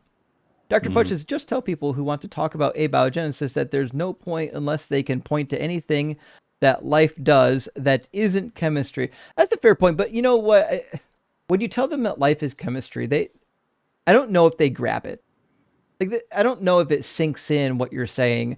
I feel like you need somebody a little bit like Scientific Snitch that can explain it. But then if somebody really does explain it in detail, then it's fucking over their head and it's still no good. Like there's nothing. Well, it's that thing where, like, you know, you have to be a biochemist and an astrophysicist and, you know, a million different things. And you also have to just accept their answer if God did it. Every time. And then also, like, not only do you have to know all these fields, but when you regurgitate the valuable information to them, they're going to say something stupid like, nuh-uh.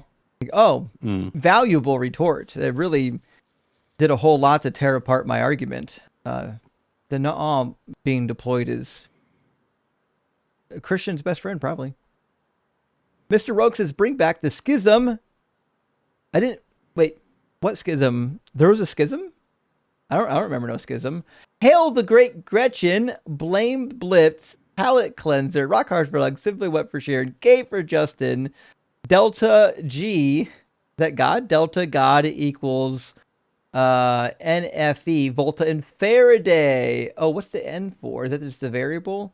Interesting. Equals negative. I'll have to work this formula out. This is actually a pretty curious formula. I do like this. Also, I did finally, I don't know if I haven't used it yet because we haven't got anybody in the in the woo category, but I did finally work on getting a spreadsheet or a formula put together from the quantum woo spreadsheet put together by our friend Carnage Asada. In fact, here's what I worked out with the scientific woo spreadsheet that she created.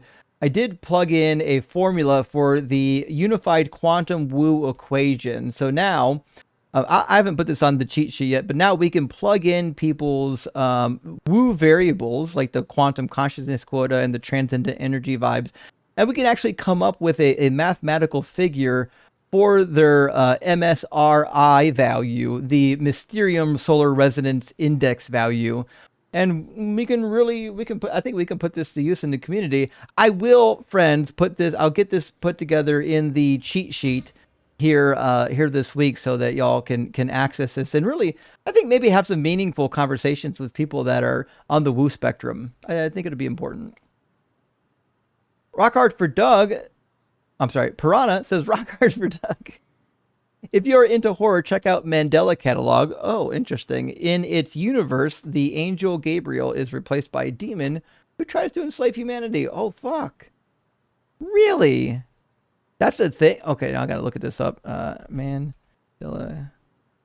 That sounds good. That definitely sounds like the type of movie I would watch. All right, I'll give it a look. Thank you. Merciful says burning bush miracle equals syphilis. Don't request photo evidence. The jerk commandment number 3, see a doctor and get rid of it. Yep. If you're having a burning bush experience, you probably need some sort of cream or application for that. Hey, I'm the Big Cheese. Good to see you. It says, if Genesis didn't literally happen, then Jesus is pointless. There's no reason to follow him. Couldn't agree more. Like the New Testament demands that the Old Testament is literal, or else nothing in the story actually makes sense. Like the flood of Noah. Mm-hmm. Yeah, I like to ask him, like, when does it become not allegory? Like, when in the genealogy does it not become not allegory? Yeah, that's a good point. Where's the cutoff between allegory and real genealogy? Is it King David or what? Moses? Was it before Noah? Was Noah real? Like, right. Seth, obviously after Seth, but like, how far down? I mean, that's the question that needs answered for sure. Mixtress Monica says, can we get a body count of how many people the God in the Bible unalived versus the devil? I'm pretty sure God did more unaliving, but who knows? So there is a fun chart on the internet about that. People killed by God versus people killed by the devil. The last one I saw was something like 6 million. But it's really based on a guesstimation of how many people would have been on the planet when the flood happened. Yeah, I've seen like 3 to 30. And but a lot of them say 10 for Satan, but they forget the servants. Right. Yeah. Well, so some of the servants were killed by God. Well, yeah. I mean, yeah, sure. Yeah. I mean, I'm not wrong if I would just say God's kill count is 100%, because the fact that people could even die is still on God's plate. God made it so that they can die, which means every person who dies only dies because God said humans would die, right? Yeah, and I mean, Job 42 says that God brought the evil upon Job, so. Right. Yeah. His own story blames him. Cyber, my friend, thank you for the super chat, says, Rocky, the only chipped one of Doug and Sharon, will be heading your way shortly. Well, thank you, Rocky. I appreciate that. One of the members, the third member of the Quadrinity, is soon on the way to join Doug and Sharon here on the shelf. So a big W to Cyber Deconstruction for making that happen. And KGIS Custody, interesting. Did you watch the Buttercream Gang yet? I did not. I apologize. Hold on. I have so many recommendations to view and watch things that it's just one of those situations where the reality is I'm never going to be able to watch all these things. As much as I would love to, I certainly would love to, but it's just, you have to prioritize things, and typically like running this business is kind of my priority, and my son. Dez says dairy is worst of animal agriculture research. What, dairy? Like my forefathers owned a pretty massive farm in Virginia where we did dairy. Maybe I'm wrong, but I don't. What's wrong with collecting milk? I don't. Yeah, I think like anything, there are more and less ethical ways. So, That I'm sure maybe. there's some pretty horrendous dairy practices out there. When you think There about how probably much is. milk has to get consumed and don't they like basically trick them into being pregnant? Like, or not trick them into like being pregnant, but like hormonally, don't they like make them lactate? Maybe I don't Or is really it know. just that they make them have calves? Maybe, I don't know. I don't know I'll have to enough check about the into industry, it. but I know it do gets pretty know bad. that when you have a dairy farm, the male calves often will just be murdered on the spot, and they only keep the females because they want them for milk, and the It's like males, that with chickens too. yeah, if I remember correctly. So that's pretty fucking horrific. But then again, they do. You can source these things ethically through local ethical farms. Kyle, my man, good to see you tonight. Says Matthew 16:28. Someone says that is talking about the verse here later in Matthew 7:14, the transfiguration. That's wrong. How can this be proven wrong? Well, easy, because just read the verse carefully. In the verse, it says that Jesus is coming from somewhere, and then he's going to judge people for what they've done. None of this happened at the transfiguration. Also, it says that some of you will still be standing here, which means some of them will be dead, but nobody died in the 6 days between that and the transfiguration. There's just nothing in the end of chapter 16 that would lead you to believe it's about the transfiguration, other than Christians wanting it to be about the transfiguration, because otherwise they don't have an answer.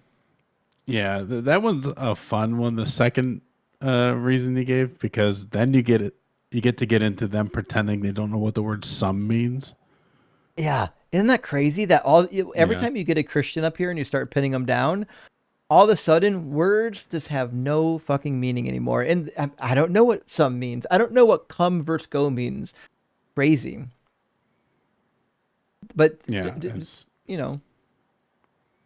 if you're experiencing cognitive dissonance and your choice is A, just be truthful with what's in front of your eyes, or B, I refuse to be truthful, well, you don't have too many options. At that point, you have to start making up lies, don't you?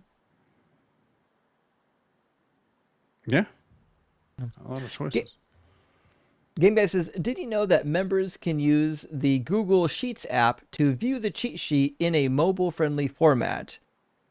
So there is a way to view the cheat sheet on your phone, and a couple different ways to do it. I've done it quite a few times before. Whether or not there's a designated phone layout, I actually don't know, but I have used it on my phone quite a bit. In fact, probably multiple times a week, I typically add something to it or modify it from my phone. So Gargo says, no explanation required. It's a fucking unicorn. I know. He fucking wanted to debate me on whether or not my fictitious unicorn was a real fictitious unicorn. Yeah, that's pretty desperate. I'll never understand some of these people. House 70, though, good to see. It says confusing energy and entropy, then isotopes and ions, but wants to teach physics online. Isn't that crazy?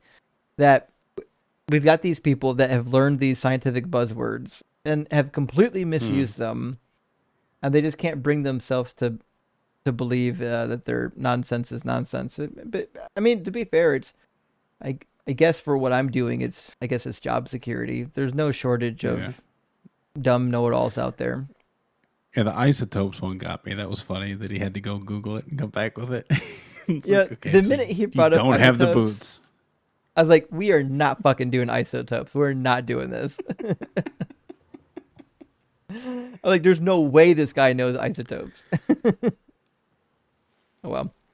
Hey, Game Guy, thank you for the super chat. Says, real presence desperately wants something, anything, to be smoother than his brain. And the reality is, I don't know if there is anything smoother than his brain.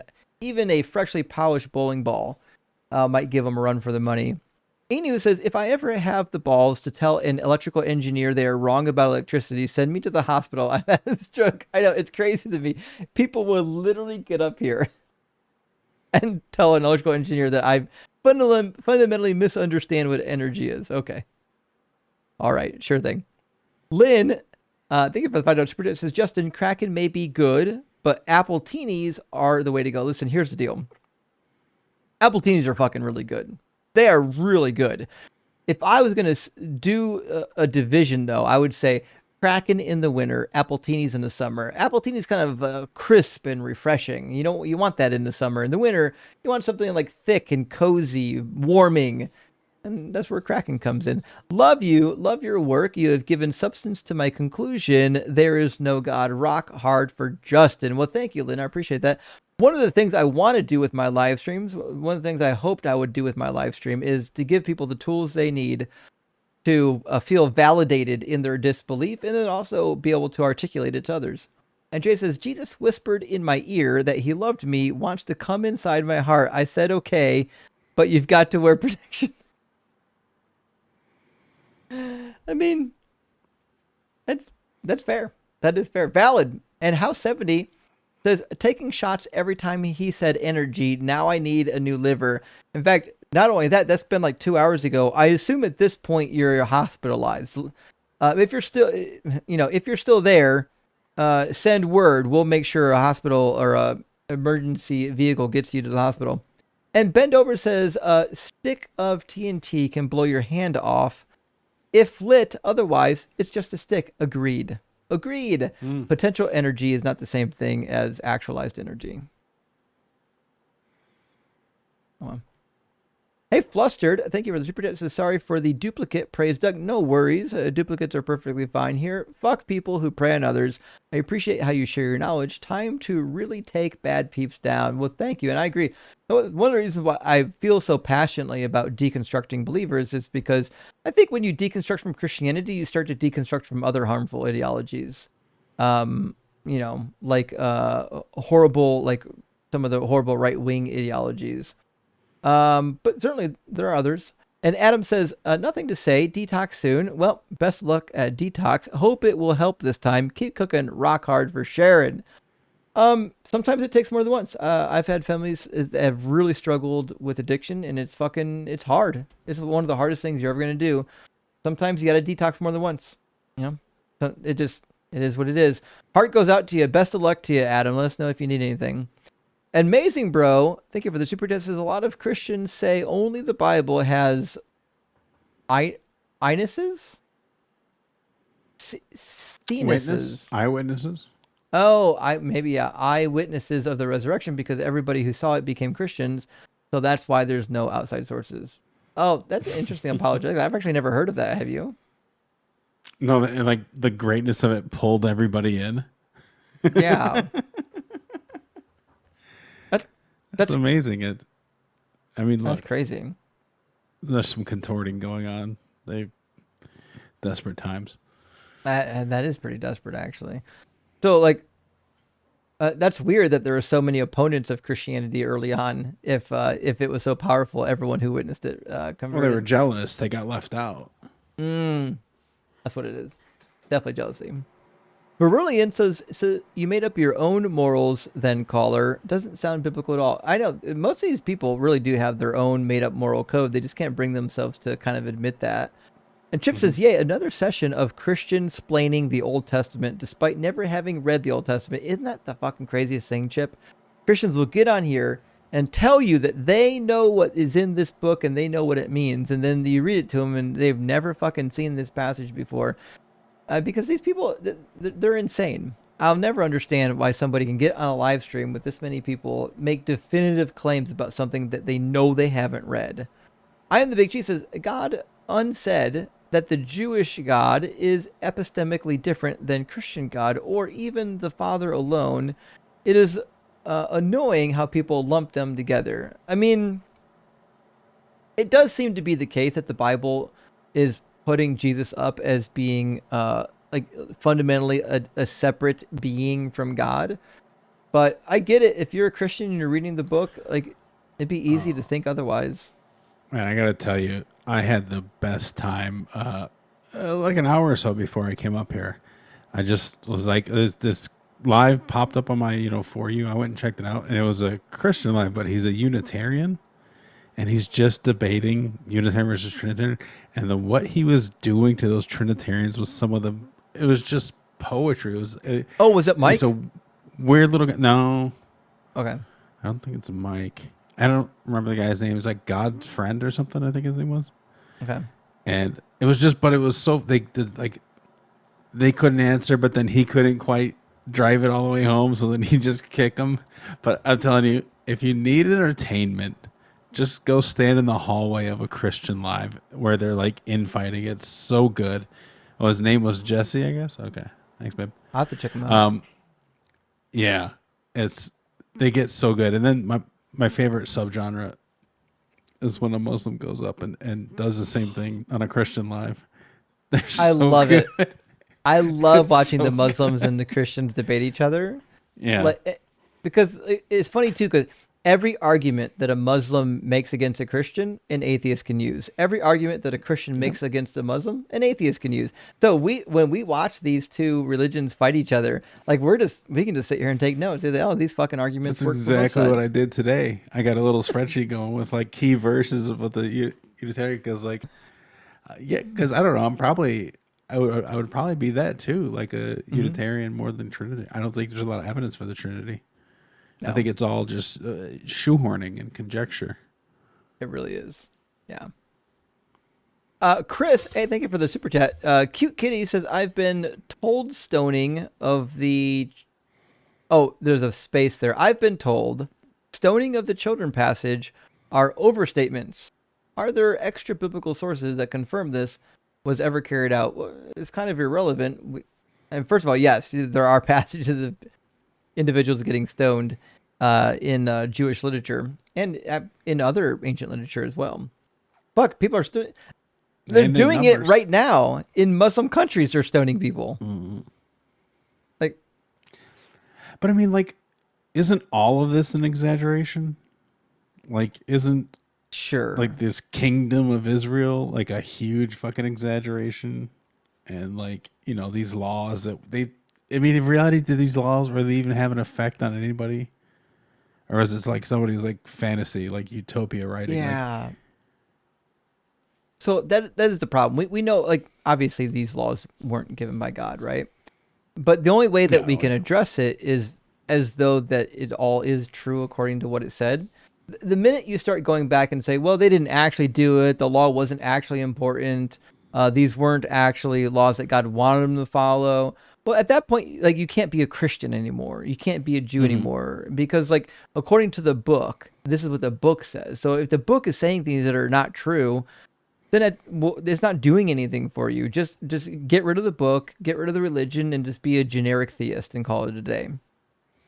Yeah, I've been finding myself asking believers if the Bible is true a lot lately, because it's just a good way to like ground them.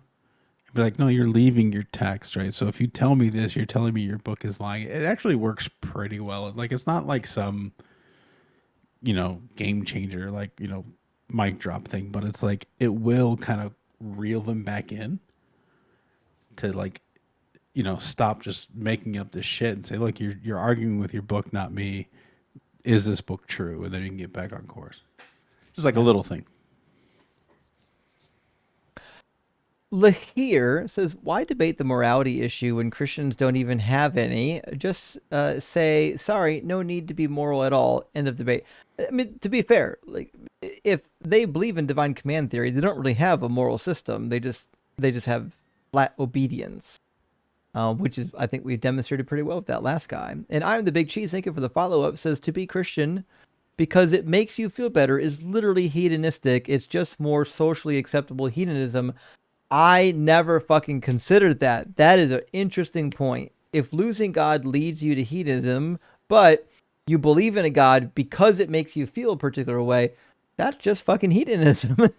Like, that's the same bullshit.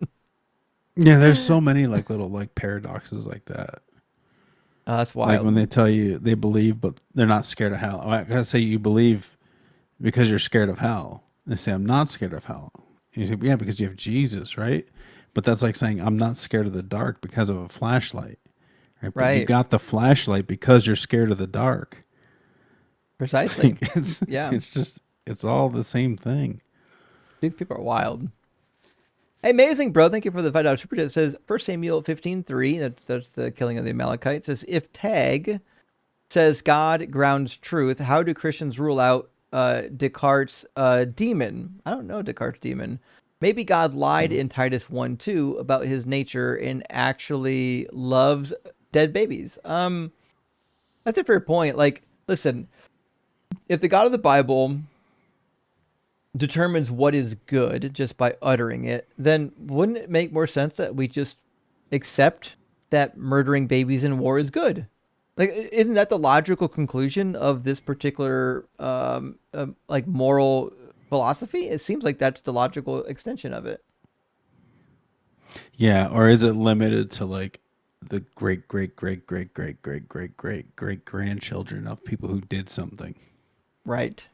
Yeah. 400 years later is fucking wild. Hey, Space Lord, thank you so much for the super chat. Says Eusebius was such a fibber that if he wore breeches, they would still be on fire 1700 years later. I agree. I think Eusebius was essentially paid by the church to write propaganda. Knowing what I know now about the early church, based on like what I knew when I was younger, it seems like this was purposeful propaganda, because Constantine and those who came shortly after him they made a concerted effort to root out any texts that disagree with their message. They were murdering people. They were defacing Greek statues, like of Greek philosophers. They were defacing them. They were burning Greek philosophy, other philosophy, trying to get rid of anyone with dissenting opinions. If you've got an empire that is trying to rid the world of dissenting opinions, and then you have somebody write your own history, I don't have a good reason to believe that history is going to be legitimate. It's got to be propaganda at best. Not the Bible Jason says, tell the story about why you had to stop asking Christians if their God is demonstrable. Oh my God. No goofball. It doesn't sound... It doesn't mean that. Demon's table. I hate my timeline. Yeah, okay. So a long time ago when I first started streaming, before I was even on YouTube, maybe when I first started on YouTube, but when people came in, I used to ask them, if you believe in God, and I said, is your God demonstrable? And nobody fucking knew what that word meant. You remember that, Mac, right? I do. I remember one was like seared in my brain where like, no, he's not talking about demons. It's just like, it was crazy. Like you never, that's something you could never in your mind see coming. No. Or it's like, I'm going to say the word demonstrable and you're going to think demonic. Stribble, I guess. I don't know. Like, but yeah, I mean, it occupies so much of their brain, I guess, the demons and stuff. When I first started doing the streaming, I never thought that my biggest hurdle as a debater would be to get English speakers to understand their own language. I didn't know that was going to be the thing, but fucking here we are. Farrell, thank you for the super chat. From all the way from Canada, by the way. It says, when they swear God is good, let's make a chart. Ask them to list his good acts from the Bible, not just where someone claims he's good, but actions. Interesting. That's a fair point. You know what they'll typically say? They'll say, well, he gave us life. Okay, then sure. That makes him good, huh? The fact that he murders babies, it's okay because he gave us life. Blonde Nightmare, thank you for the super chat, says, every time someone says, so imagine you come upon a watch. Oh, I just roll my eyes and think, here we go again, sigh. The watchmaker argument and the painter needs a painter, builder needs a designer, all those classifications. Every time I hear it, I know immediately, without a shadow of a doubt, that this is a person that hasn't spent even 5 fucking minutes thinking about these things, and that they just heard briefly a snippet of like a Stephen Turek video or a Cliff Knechtley video, and then there's like, oh, that's fucking got him. We got him now. But, I don't know. Yeah, that's the YouTube short theology. And it really is. Right there. Hey, Dr. Fudge, thank you for the super chat. It says, buildings need builders, lives need livers, flowers need flowers, flows need flowers, cats need catters, needs. That's some fun wordplay. Really rolls off the tongue too. Flowers need flowerers. Is that a word? Flowerer? I don't think so. Because it could be, because the word deflower is a word, it's a verb, a deflower. So that means a deflowerer could exist, right? Well, I guess you could say like a plant could be a flowerer. Oh, yeah. There's some English quandaries we have to take a look at. Ekipo says building and a builder, 20-year-old arguments again. Is this their first day in internet? It is. That's what I said. Whenever you hear a building needs a builder, this kind of nonsense, you know it's Christians' first apologetic, like baby's first lesson, 101, right? Apologetics, first argument. And Slow TDI says, who's going to tell him about the sun expanding? Listen, these people only have capacity for so much information. Facts about our solar universe or our solar existence might be over their heads. Fucking literally too. Apherius says, how can agape love, or is it agape, love and hell exist at the same time? Well, to be fair, like I agree. This is the classic problem, right? Is the problem of evil. How can an all-loving God still create these atrocities? It seems like there's some incongruency here. You could just admit that God's not all good, or maybe he's not all powerful, or maybe he doesn't fucking know what's about to happen. So he's kind of been caught unawares. Brian says Jeffrey Dahmer, the people nommer. Oh fuck, that's wild. Jeffrey Dahmer, the people nommer, is not a rhyme I expected to hear, but it is the rhyme that I'm most enjoying in this moment. That was pretty good. And Mr. V-Ball, thank you for the super chat, says these callers not seeming to understand the concept of justice are probably the same ones yelling at the refs on TV for making an unfair call. Shake my head. Yes. I will never understand why Christians, while I know they struggle with definitions, they can't understand the concept of justice. This is basic. Like little children and even primates understand the concept of justice. Space Lord says, for every mental, brutal I said image this today. On Xena's live today, there was this guy who was just being like, I was explaining, like trying to talk to him was like trying to clean up a puddle with your hands, like just trying to push the water, and then it just goes back to where you was, right? You're not doing anything. Like anything you'd say to the guy, it's just like it's gone, like the rinse water. And it got to the point where, he suddenly didn't know what the word prosper means. No. And I said, I bet you every day of his adult life, he could tell you what the word prosper was until today. Because that's what they do. They come in and I'm just the dumbest person on the planet when I need to be.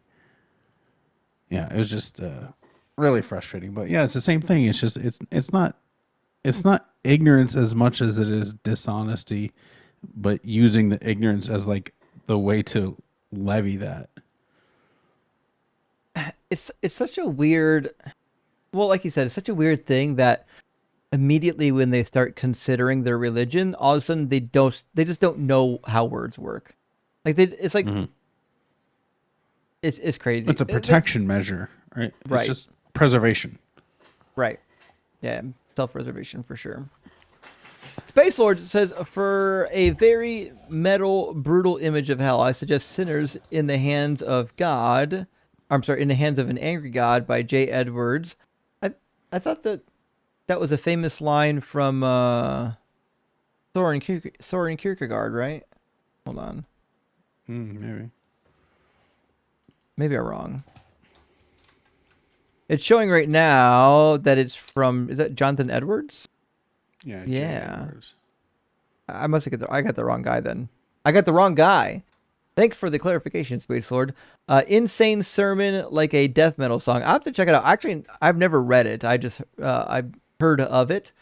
I'll definitely give it a read. I don't know how long it is, but it can't be that bad. It can't be that bad. It'd probably be fun. And Slow TDI says, how would you make the world proceeds to not listen to a damn thing Come the fuck on, guy. Are you with us right now? No, that guy was not. Absolutely not. And it's amazing that like you'll criticize the God of the Bible and be like, well, how would you do it? And then expect that they didn't have an answer. Like, would you honestly think that I didn't have an answer to that question? Yeah, I'll tell you exactly how I fucking do it. No baby cancer whatsoever. I think they think people think like them. Like, I know that's like the other mind's problem is, it's a real son of a bitch. But like, because like you don't know. Like, I always wonder, like, are people's brains constantly like puttering around, or are people mostly just like pretty docile, or like what's the mix? What are people's like? What's it like in somebody else's brain? You don't know, but I think they think a lot of people just see things and accept it, and that's it. Put it away. Yeah, I think you're right. Yeah, they don't think very deeply on it. So TDI says, we are not bad people. You may be, but fuck no. I agree. That guy we're talking to, that was bad people. We're the ones fighting for the good stuff here. And Flogan Fire says, it's not an ultimatum. It's just wild to me how you can provide a logical analogy, but when it's applied to God, suddenly logic doesn't apply now. Isn't that crazy? We walked him right into multiple conclusions that he agreed to. And then when we restated the conclusion for him, he's like, no, like, you just fucking agreed to it. What do you mean, no? Yeah, but then I saw what it meant. Yeah. Well, once I realized that what I agreed to was problematic, I had to take it back. I was like, okay. These people are wild. Ocean says, sacrifice without consequence is meaningless. Oh, that's a fair point. Jesus came back to life according to the story. Yeah, Jesus actually didn't make a sacrifice. He knew he wasn't losing his life. Mm-hmm. He knew he couldn't actually be killed because he's a god. He knew he would live forever in eternity after he did the thing. Fuck, if I knew all those things, I'd do it right now. If someone said, Justin, like God said, Justin, I will bring you right back to life after I torture you this weekend, and then you got to be dead for like 2 days. But it's fine. I'll bring you right back to life, and in doing so, it'll make it so nobody else ever has to go to hell or be tortured. But fuck, do it right now. Don't even wait for the weekend. Let's fucking go. Jesus just had a bad fucking weekend. I mean, it's crazy. Also, it was interesting. All these arguments too, like, it's funny, like how long these arguments have been around. I've been reading. I'm almost finished with all of the early church apologists, or not apologists, critics. So I did Porphyry and Julian, and I'm still working through Celsus because Celsus is fucking gigantic. But like both of them are pointing at the same thing. Like, how do you hurt a god? How do you kill a god? Either Jesus was a god or he wasn't a god. If it's human, you can kill a human, but how do you kill a god? And so these are very real like criticisms that have been around for a long time because they're logical. I think you didn't read the last one. Oh, yeah. Dr. Fudge says, I really want to know if he thinks he's doing well. Oh my gosh. You know what? Yes. Yeah. They think they're cooking so bad. No doubt, both Gene and Trey, I guarantee you they're going to go tell some people tonight that they cooked Deconstruction Zone. I know it. And I hope they come and watch this video. It'd be fun. Zen, hey, thank you for the $20 super chat, friend. That's huge. It says, just to show my appreciation for all that you do to help newcomers in the deconstruction community. You're the bestest. Rock hard for Doug. Well, thank you, Zen. And y'all know my philosophy. Like, we're all in this fight together. And like, I don't view the other people in this field as being like competition with me because we work together and we're friends. And when they're successful, we're all successful. When we deconvert people from these toxic religions, we all fucking win. And if one day there's so many people doing it that I get put out of business, I'll fucking go back and be an electrical engineer again. It's going to be fine. I promise. We'll all be good. Martin, hey, thanks for the super chat. It says W. John Cohen. I agree. John's brilliant. I checked out his videos and they're really good. He's really good. Actually, he has a pretty good flair too for his video editing. I find a lot of times that like he'll say stuff I've already heard 1,000 times, but for some reason when he says it and how he says it and the way the video is edited, I just want to hear it. Like he's really engaging. Not the Bible. Jason says the first one was the Goldilocks zone argument roast. If only an inch closer, get it doing squats and dying because of the distance. Sigh, mods timed me out. I still don't understand the joke. Am I stupid, Mac? No. No. Sorry, sorry, not the Bible. I like no. There's nothing there. Like, appreciate you. I feel like when you say doing squats, it must mean something that's going over my head. Like Well, I it feel like means it's something. yeah. Like I don't know maybe what. you squatted outside of that zone where you're safe, and so you like I'm not getting the correlation between squatting and distance from the sun. Right. Yeah. I'm getting lost in here somewhere. But the follow up says you have to be a cowboy baby. I know that song actually. Hey, didn't he? Is that Kid Rock? Yeah, didn't he just kind of get shamed for his lip singing? Yeah, and just being awful. Genuinely awful. Not the Bible Jason again with another super chat. Thank you so much. Says that's not only in America, goofball. LL. He doesn't know other continents exist with cities with engineering and brain power. Maybe he should just follow orders at this point. I agree. That type of individual probably I shouldn't be on remember his that own. this is about because he was saying like when you said like what do you need to do to build a house and you like pull a permit or whatever. He's like that's only in America. I was like, are you fucking heard of like Europe for one? There's so much more strict there. Like it's crazy. Like That's you can't do crazy. that. You can't just build anywhere. Like what do you think the world is? I feel like Trey is one of the poster children for the Dunning-Kruger effect, which is that like it was clear that this individual knew absolutely nothing about anything, which is probably why he's happy taking orders. But the problem is he came in with so much negative energy and so much bravado that's like you could only get to this position by literally knowing nothing and having a mom that told you were very special. I don't see any other way to get there. Yeah.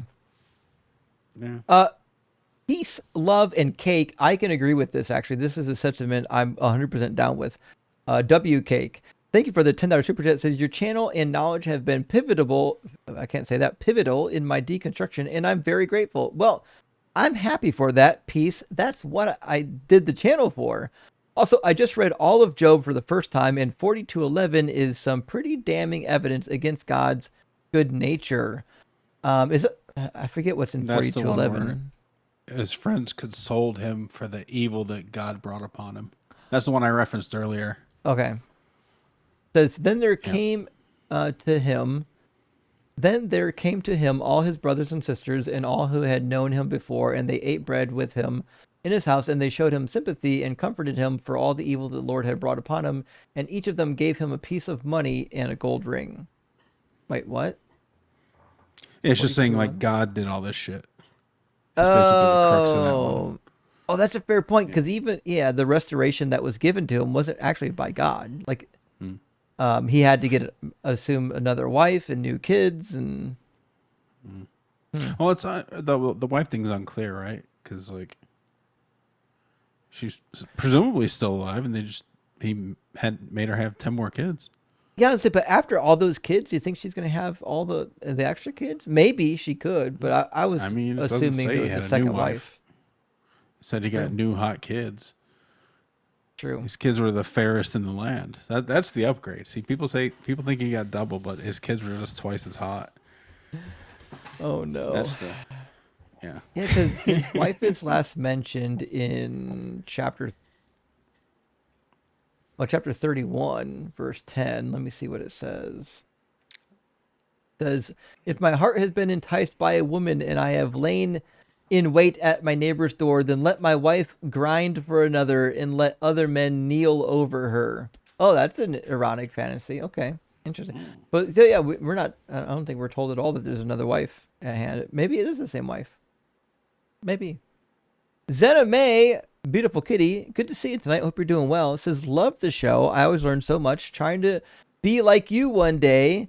Can you ask Mac to be my Valentine's? Whoop, whoop, whoop. What do you think, Mac? Yeah, I'll be your Valentine when I see you on Friday. Damn. Hey, Zen's shooting the shot. I like it. I like that a lot. Big W. Thank Zen, you, Zeno. Zen's Zeno, man. channel is on TikTok. Xena is Xena gonna be on YouTube yet? I don't know. Oh yes, that's a yes. Okay. Or maybe that was the yes to being the Valentine. That was a little. Oh too no, quick. she's here in the chat. Awesome. Yeah. I don't know. We talked about doing some stuff. I know I'm supposed to shoot some videos for her coming up. Awesome. But I don't know about. I guess it would end up on YouTube, but not much of a YouTube presence at the moment. Because I tuned into Xena May's TikTok channel, but I haven't seen her on YouTube, so I'm assuming she's not doing anything on YouTube just yet.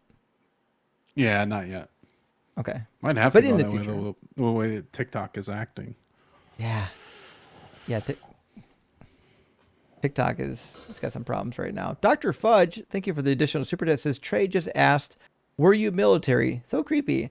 It is weird. And for anyone who might be curious, no, I've never been in the military. I've got nothing against the military. It's just that I'm pretty damn close to being a pacifist. I don't know if you ever could have talked me into actually joining the military, where we like purposely have to go to war and harm people. But I get it. Sometimes you have to do it in self-defense. I just happen to believe that our military is more or less not doing things in self-defense. I think our government is having the military do awful things. I was thinking about that. I'm like, there Not hasn't doing been a things in war. self-defense. I think our government is having the military do awful things. Oh, what happened? Right? I was thinking about that. I'm like, there Let's not hasn't do been a things. war. When was the last time we actually went to a war? And it was like a justified war. It's been a bit. Are we still in a loop? Because I heard a loop. Oh, sorry. That was I opened up Twitch to make sure the Twitch stream was still going and the audio was turned on. It should be gone by now, right? Yeah. Yeah, like that's what I was actually having that thought to myself when you guys were talking. I'm like, there hasn't been like a war to protect American freedom since like the first one. Right. And not the first World War, but the first American War. Like it's just not. It's empire building. Yeah. It's world policing, it's conquest. I mean, World War I, we weren't affected by World War One.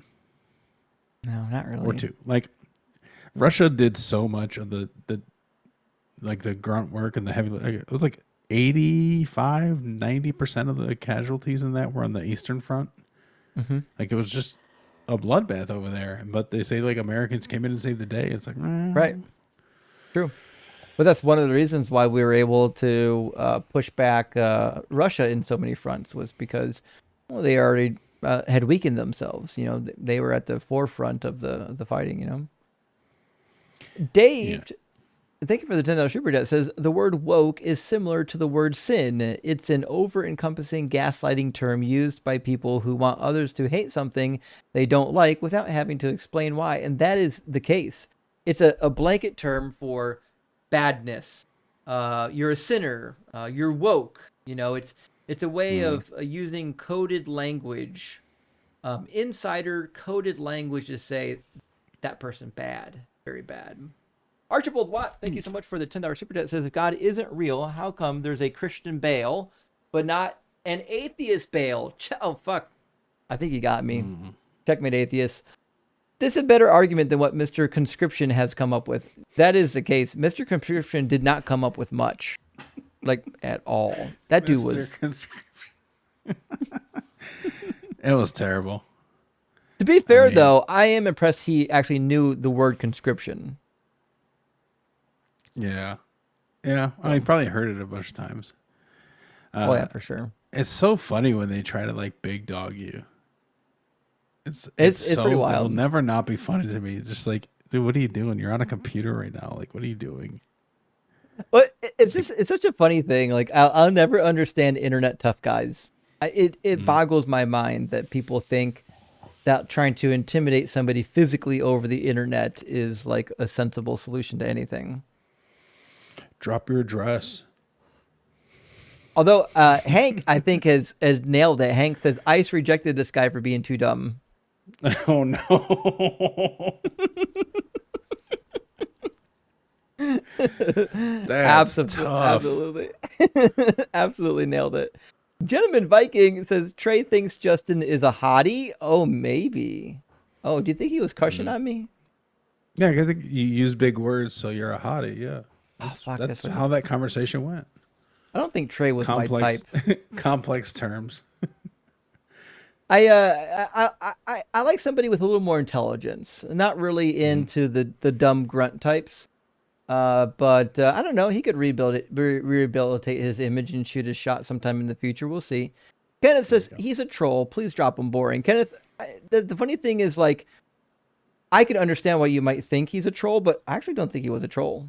I think that dude was dead serious. I just think that he was. I think he dumb. I think he turned it up, right? I don't think he like not trolling in the sense like I don't believe anything I'm saying, but he was definitely like posturing. Yeah, he did a little bit of playing dumb as well, for sure. Bad social skills. Hey, don't worry. Welcome to the club. Thank you for the super chat. It says the taco behind you looks like she is wearing boxing gloves. Overs. You go, little taco. Actually, it's true. Actually, by the way. Yeah, those feet. Those are feet, but they look like boxing gloves. Yeah. Taco's fucking fighting for love over here with the hot sauce, which hot sauce can be scary. Mr. Demo, thank you for the super chat, says, if God lives or is outside of space and time, is God still omnipresent? They got to pick a lane. Listen, I've been saying this forever. You can't say God lives outside of something because, first of all, if God's omnipresent, then there's nowhere where he isn't. Also, when you say that God is outside of something, what you're saying is that he's in space. Like, you can't say outside of space because outside of space is still a space. It's a space outside of space. So like, you haven't really done much for your argument. You're just saying, well, there's a different space outside of our space that God lives in. Okay. And Chip says, I don't believe in science. Says the doofus using a smartphone wireless data transfer. Yes. Could you imagine these people who rely on cell phone and computer technology come up here and say that, well, you just believe because science told you. No, because science works. Like we know it works. And Ferrilian says, I guess Trey proved God isn't imagination. Trey is void of any imagination or thinking. To be fair. To be fair, I think that might be the case. It's crazy that he literally thought, he literally said with a straight face, I proved God real. And his proof was, if I'm real, God is real. Are you out of your goddamn mind, Trey? Crazy. And inversely, if God's imaginary, we're imaginary. Yeah. Yeah. He also said that, and I'm like, okay. Just a little pat on the head. He really thought he was cooking too. Yeah, you're right. That's really what he deserves. Is the pat of the head. Okay, kiddo. All right. Go take a nap. Archibald, thank you for the $20 super chat. Says, and ontology. You look at an okay painting, you are told it was done by a disabled person. Suddenly, the painting looks better. Beautiful even. Earth has problems, but people say it's beautiful. Ipso facto, God is disabled. Oh, fuck. This is a fair point. If God is disabled, then theoretically, based on how we view things relatively, well, you could say, well, fuck, maybe the Earth is a masterpiece for someone who's intellectually challenged. Maybe. Yeah, that could fly. Find a better way to make your point, though. Yeah, that's kind of icky for me. Like, it's borderline troublesome. Yeah. Yeah, for sure. Mr. McDizzle says, favorite line tonight from Justin. And then what's going to happen after the jacking? Oh, I think. Listen, that's everybody's concern. I think we all know. Rock hard for talking game for Justin. Mr. McDizzle, I think you can use your imagination. And not the Bible Jason coming in again says, F you, UK that guy. Wait, F you. Hold on. It's just a long fuck. It's a long fuck. Yeah. Fuck that guy is what not the Bible Jason said. We agree. Fuck that guy. And also, thank you for the follow up. I summoned the prophet Hadassah. She has a master's in English, almost the same as underwater cosmetology. To be fair, she does have a English professed catching strays. I know. Right? Do you think she has a real English degree, or do you think it's from like DeVry or something? Like, what's the Correspondence. situation? Yeah. Yeah. It's like TV VCR and English. Oral Roberts School of Ministry English degree. Hard to say. Not the Bubba Jason also coming in and says bushes are out in 2026. Smooth time. I'm sorry. Yeah, I mean, I get it. I'm not. Okay. Some of these you have to be in the moment. Like, Oh fuck! Sorry, it took me a second to get it. Now I get it. Yeah, I get it, but like all Bible discussions, I'm lacking context. So, bushes are out. Smooth is in. Obviously, is talking about keeping the Moses, the runway manicured. But yeah, the I'm trying to figure out like in the discussion. I'm trying. yeah, to, like, in the discussion. I don't know actually. Someone did mention burning bushes at some point a while ago? Yeah, I mean, maybe I'm throwing out a lot of curveballs tonight. Definitely some curveballs. Also, with another follow, thank you, friend. Says Sharon would never stand for that. Show the Sharon mortal form. It's on top of the Discord DMs. I'll drop weird cash. This is the friends. This is the Sharon form right here. And this is our goddess Sharon Stone right here. This is the only form Sharon has. If you need something beyond that, I don't know if I can help you, but praise Sharon Stone. And also, JMR, thank you so much for the additional super chat. It says, I miss Grandma and Grandpa Dust.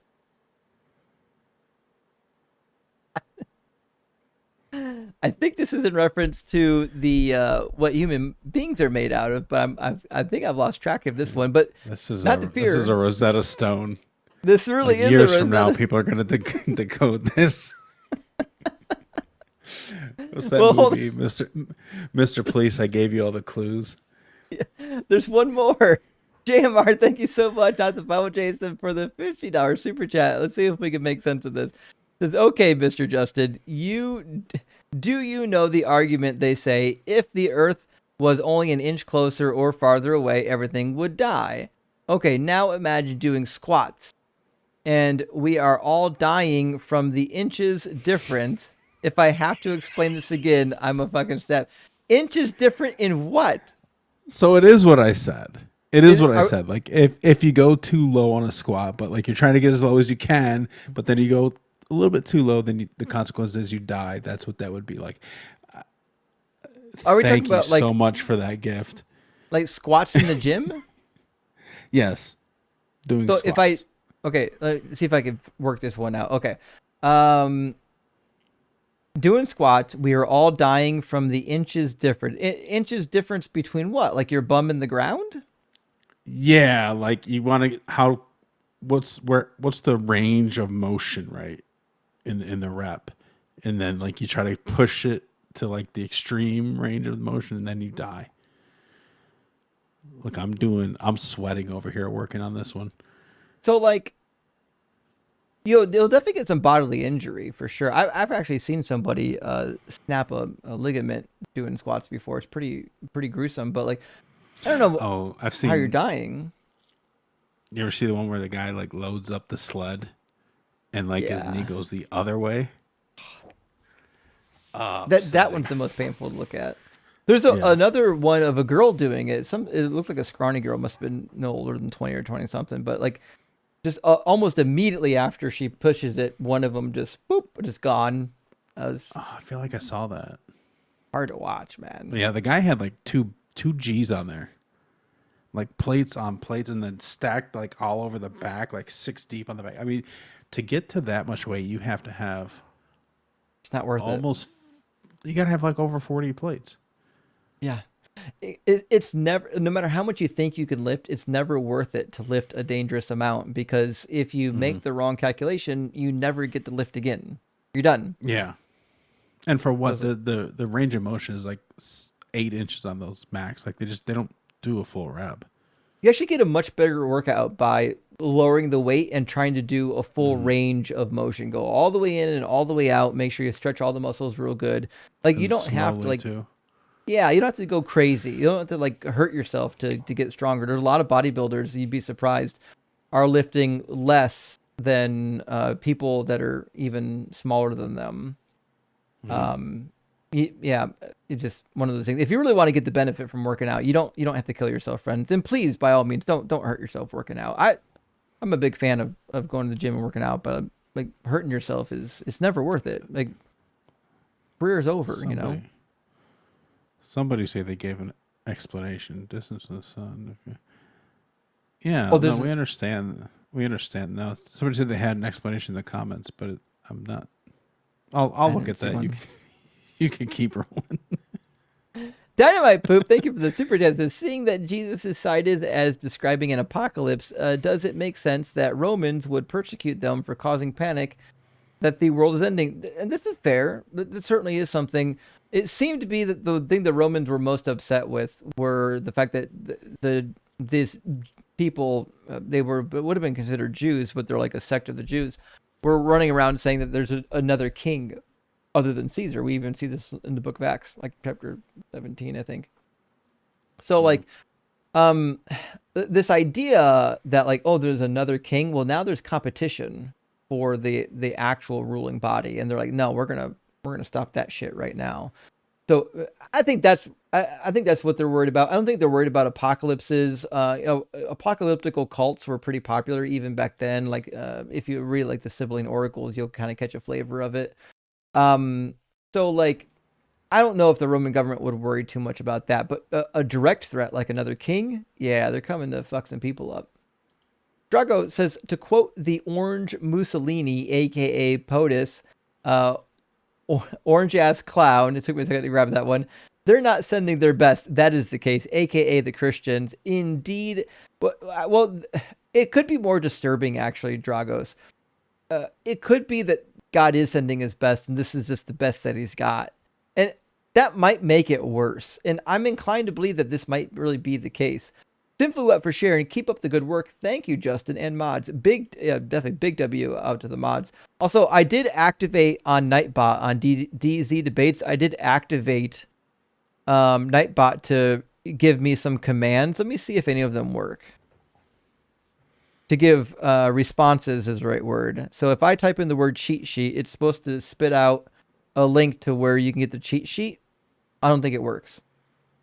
I don't see anything. Oh, no, it did. To get access to the deconstruction cheat sheet, use one of the following links. Fuck! All right, I got to get more Nightbot commands plugged in so we can actually automate some of this stuff, like or like how to find episodes, like all the questions that people ask me. I'm going to see if I can program them into Nightbot so people can get stuff. Cool. Not a robot, I swear. I believe you. You don't have to convince me. Thank you for the super chat. It says guests clearly don't pay attention while they wait in queue. Then they try the same stupid talking points like they're the first to think of them. That's the thing that really surprises me, is that they're up here not paying attention at all to the conversation, and they think when it's their term, they're like really just going to like knock my socks off. Mac, are you reading the chit chat, the TikTok explanation? Does it make sense? No. I mean, okay. Yeah, the joke is no. Yeah. Joom, thank you for the super chat. Says, does anyone know that PP birthed Sharon and Doug? Wait, you mean Planet Peterson? Well, who's PP? I have no idea. I don't know. Joom, I actually don't know the answer. Planned Parenthood, but that wouldn't make sense. Yeah, that doesn't make sense at all. Yeah. Hey, Kyle, thank you for the additional super chat. Good to see you again. It says, thank you for helping people see the lies in this book, for helping people see the truth, me included. Kyle, you know I got your back, friend. And I know you had deconstructed not that long ago, but big W for actually doing the work. It is tough. You know. And Saint, thank you for the additional super chat. It says, working super late and messaging, so I will have a motive to stay awake to hear my shout out. Also, Trump support of any kind is grossly immoral. You know, I agree. And here's the thing. You guys know, like, I don't really run a quote unquote political live stream. And I do that for a reason because I try not to divide my audience if I can help it. But if there's one thing that I would say is that Trump is a fucking menace to society. And if you support this pedophilia maniac, I have no pity for you. Whatever Trump does to the economy, I hope it affects you worse. And I hope you step on every single Lego. That guy is an absolute criminal pedophile clown, has no idea what he's doing and should never have been in office. And if you can't recognize that by now, I don't know what to tell you. Even if I was still a Republican, I would say the same shit. When I was Republican, I denounced Bush for all the horrible things he did. If you're a Republican right now and you can't denounce Trump for what he is, I don't know what to tell you. I'm not saying you have to be a bleeding heart liberal like I am. What I'm saying is if you can't see Trump for what he is, I think you're just as blind as the Christians. I'm sorry that I have to say it, but the guy's a fucking menace. 15 blows. Thank you for the $5 super chat. Says, I hope you got your battery fixed. I prayed to EV Jeebus about it. Well, I appreciate that. And the answer is yes, I did get it fixed. It sucked huge fucking balls. I had to pay out of pocket, but I'm told by my insurance company that they're going to be reimbursing me this week finally. It's taken like 2 or 3 weeks to do it. I don't know how long. 2 weeks maybe. But yes, they're supposed to be taking care of it this week. Thank goodness. But for a minute there, I thought they weren't. I thought they were going to fucking make me pay for it. I was like, you people, the only reason why I have insurance is so when these things happen, you'll fucking pay for it. I'll just cancel my insurance and pay out of pocket then if we're going to do this. I ain't going to waste all my money buying insurance through you guys. Carrie, thank you for the $10 super chat. Says, guys, this is killing me. Japan attacked the U.S. and Germany, declared war days later. The U.S. didn't just decide to fight. Also, the Soviets were brutal and conquered Eastern European countries. Well, this is true. The Soviets were pretty fucking brutal. I wouldn't say they were heroes. Right. No. They did the heavy lifting in the war. I mean, right. They did for sure. Much more damage to Germany. Also, to be fair, Japan was. I love Japan today, but back then Japan was out of fucking control.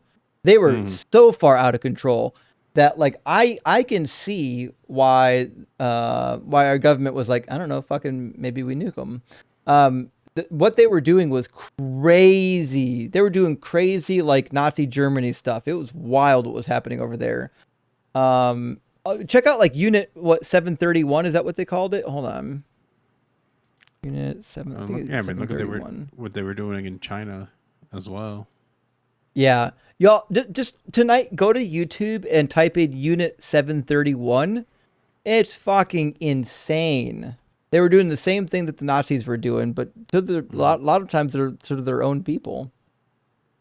Anyways, Taco Joe, hey, good to see you, friend. Says, if all gods of all galaxies gathered, Yahweh would get his underwear pulled up his butt and laughed out of the place. Indeed. Well, we already saw Marduk fucked him up pretty bad. And he didn't seem to do very well against Ashur, the god of the Assyrians. So, like, he seems like a fucking... He's a bitch-ass punk, Taco Joe. That's just the facts of the matter. I think Faraday would take him out. Aaron Fellers, thank you for the $10 Canadian chat. It says, the joke about squatting is in regard to the argument theists make about intelligent design, saying, if the Earth was 1 inch away or closer, we would burn or freeze. If you squatted, you would die.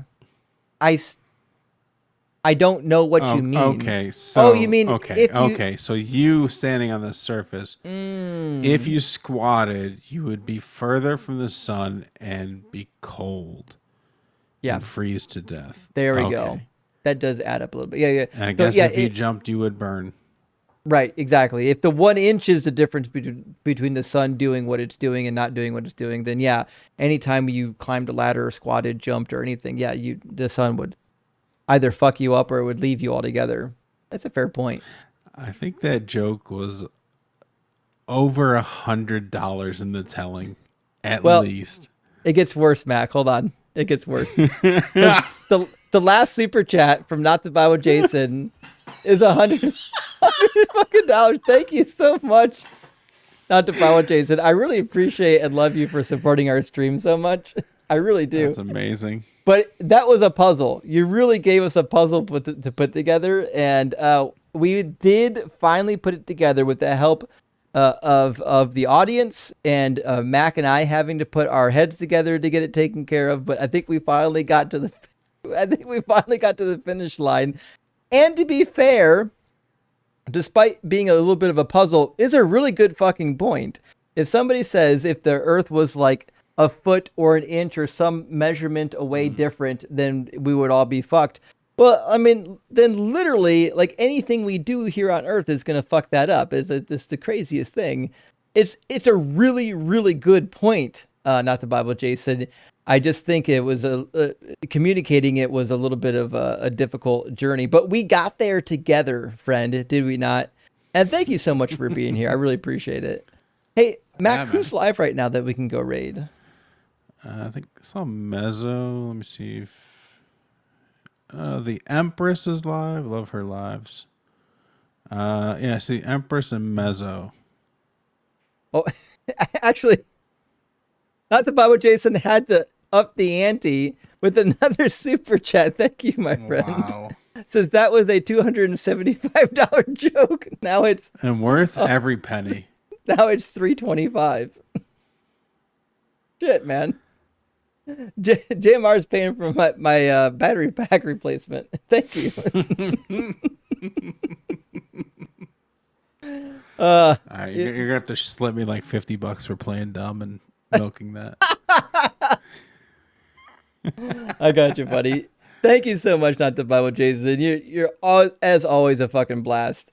Okay, so if you said Mezzo or Joel is live, they're basically the same, aren't they? Yeah, it's a package deal. Mezzo is live, but you can check out the Empress too. She does really good lives. Yeah, let me check out the Empress because I don't think I recognize that name just yet. I'm gonna find who the Empress is. Let's see. How do I mute this tab? Screen name.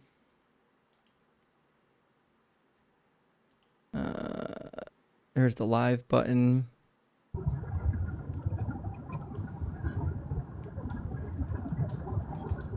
Okay. 1 second. I feel like I've heard the name the Empress, but I can't put my finger on it. But no, I don't think I'm following the Empress yet. Well, you know what? Maybe. Oh, that's expired. She's not. She ended her live. Oh, okay. All right. You have to send me a link to that profile so I can follow it. All right. Yeah, no problem. But let me see who is live right now that we can raid. Let's see. Oh, Disciple Derek's alive right now doing his bullshit. Oh my gosh. I wish he would come to my live stream. He's been avoiding me. But you know who is live right now? He's the guy that thinks Trump is the Antichrist and the world's about to end. Yeah. But you know who's live? Christ Before Jesus. Christ Before Jesus is almost never live at this time. This is the first time ever I've actually been able to raid his live stream because he's always live before me. Friends, we're going to go raid Christ Before Jesus. And if you're on YouTube, go over to TikTok and follow Christ Before Jesus. This is Jaren's account. He's brilliant. He's incredibly smart. He's a mythicist, but like he's fucking insanely smart. If somebody's ever going to win me over, I know, right? Is he sick today? I don't know. If there's somebody that can convert me to mythicism, it's probably Jaren. But anyways, friends, run over, tell them Mac Luster and Deconstruction Zone sent you. I'll pop over and say hi. I want to know what he's doing live this late too. I'm curious now, but thank you so much for being here. And Mac, thank you so much for hanging out with me. I really do love and appreciate everyone that supports the channel. Like it's such an amazing thing that we can get on the internet, do these live streams, build community, and also fucking combat these religions that are toxic and crazy that people don't need to believe in anymore. It's wild that we have such a community effort now, getting these things out of society. And I think we're going to keep making progress. I think we're going to get to a point where we see religion keep dropping every single year, and people are coming in from no, don't fucking go raid me. No, don't, Jaren, don't send people over to my place. I'm ending. All right, I got to go. Love you guys.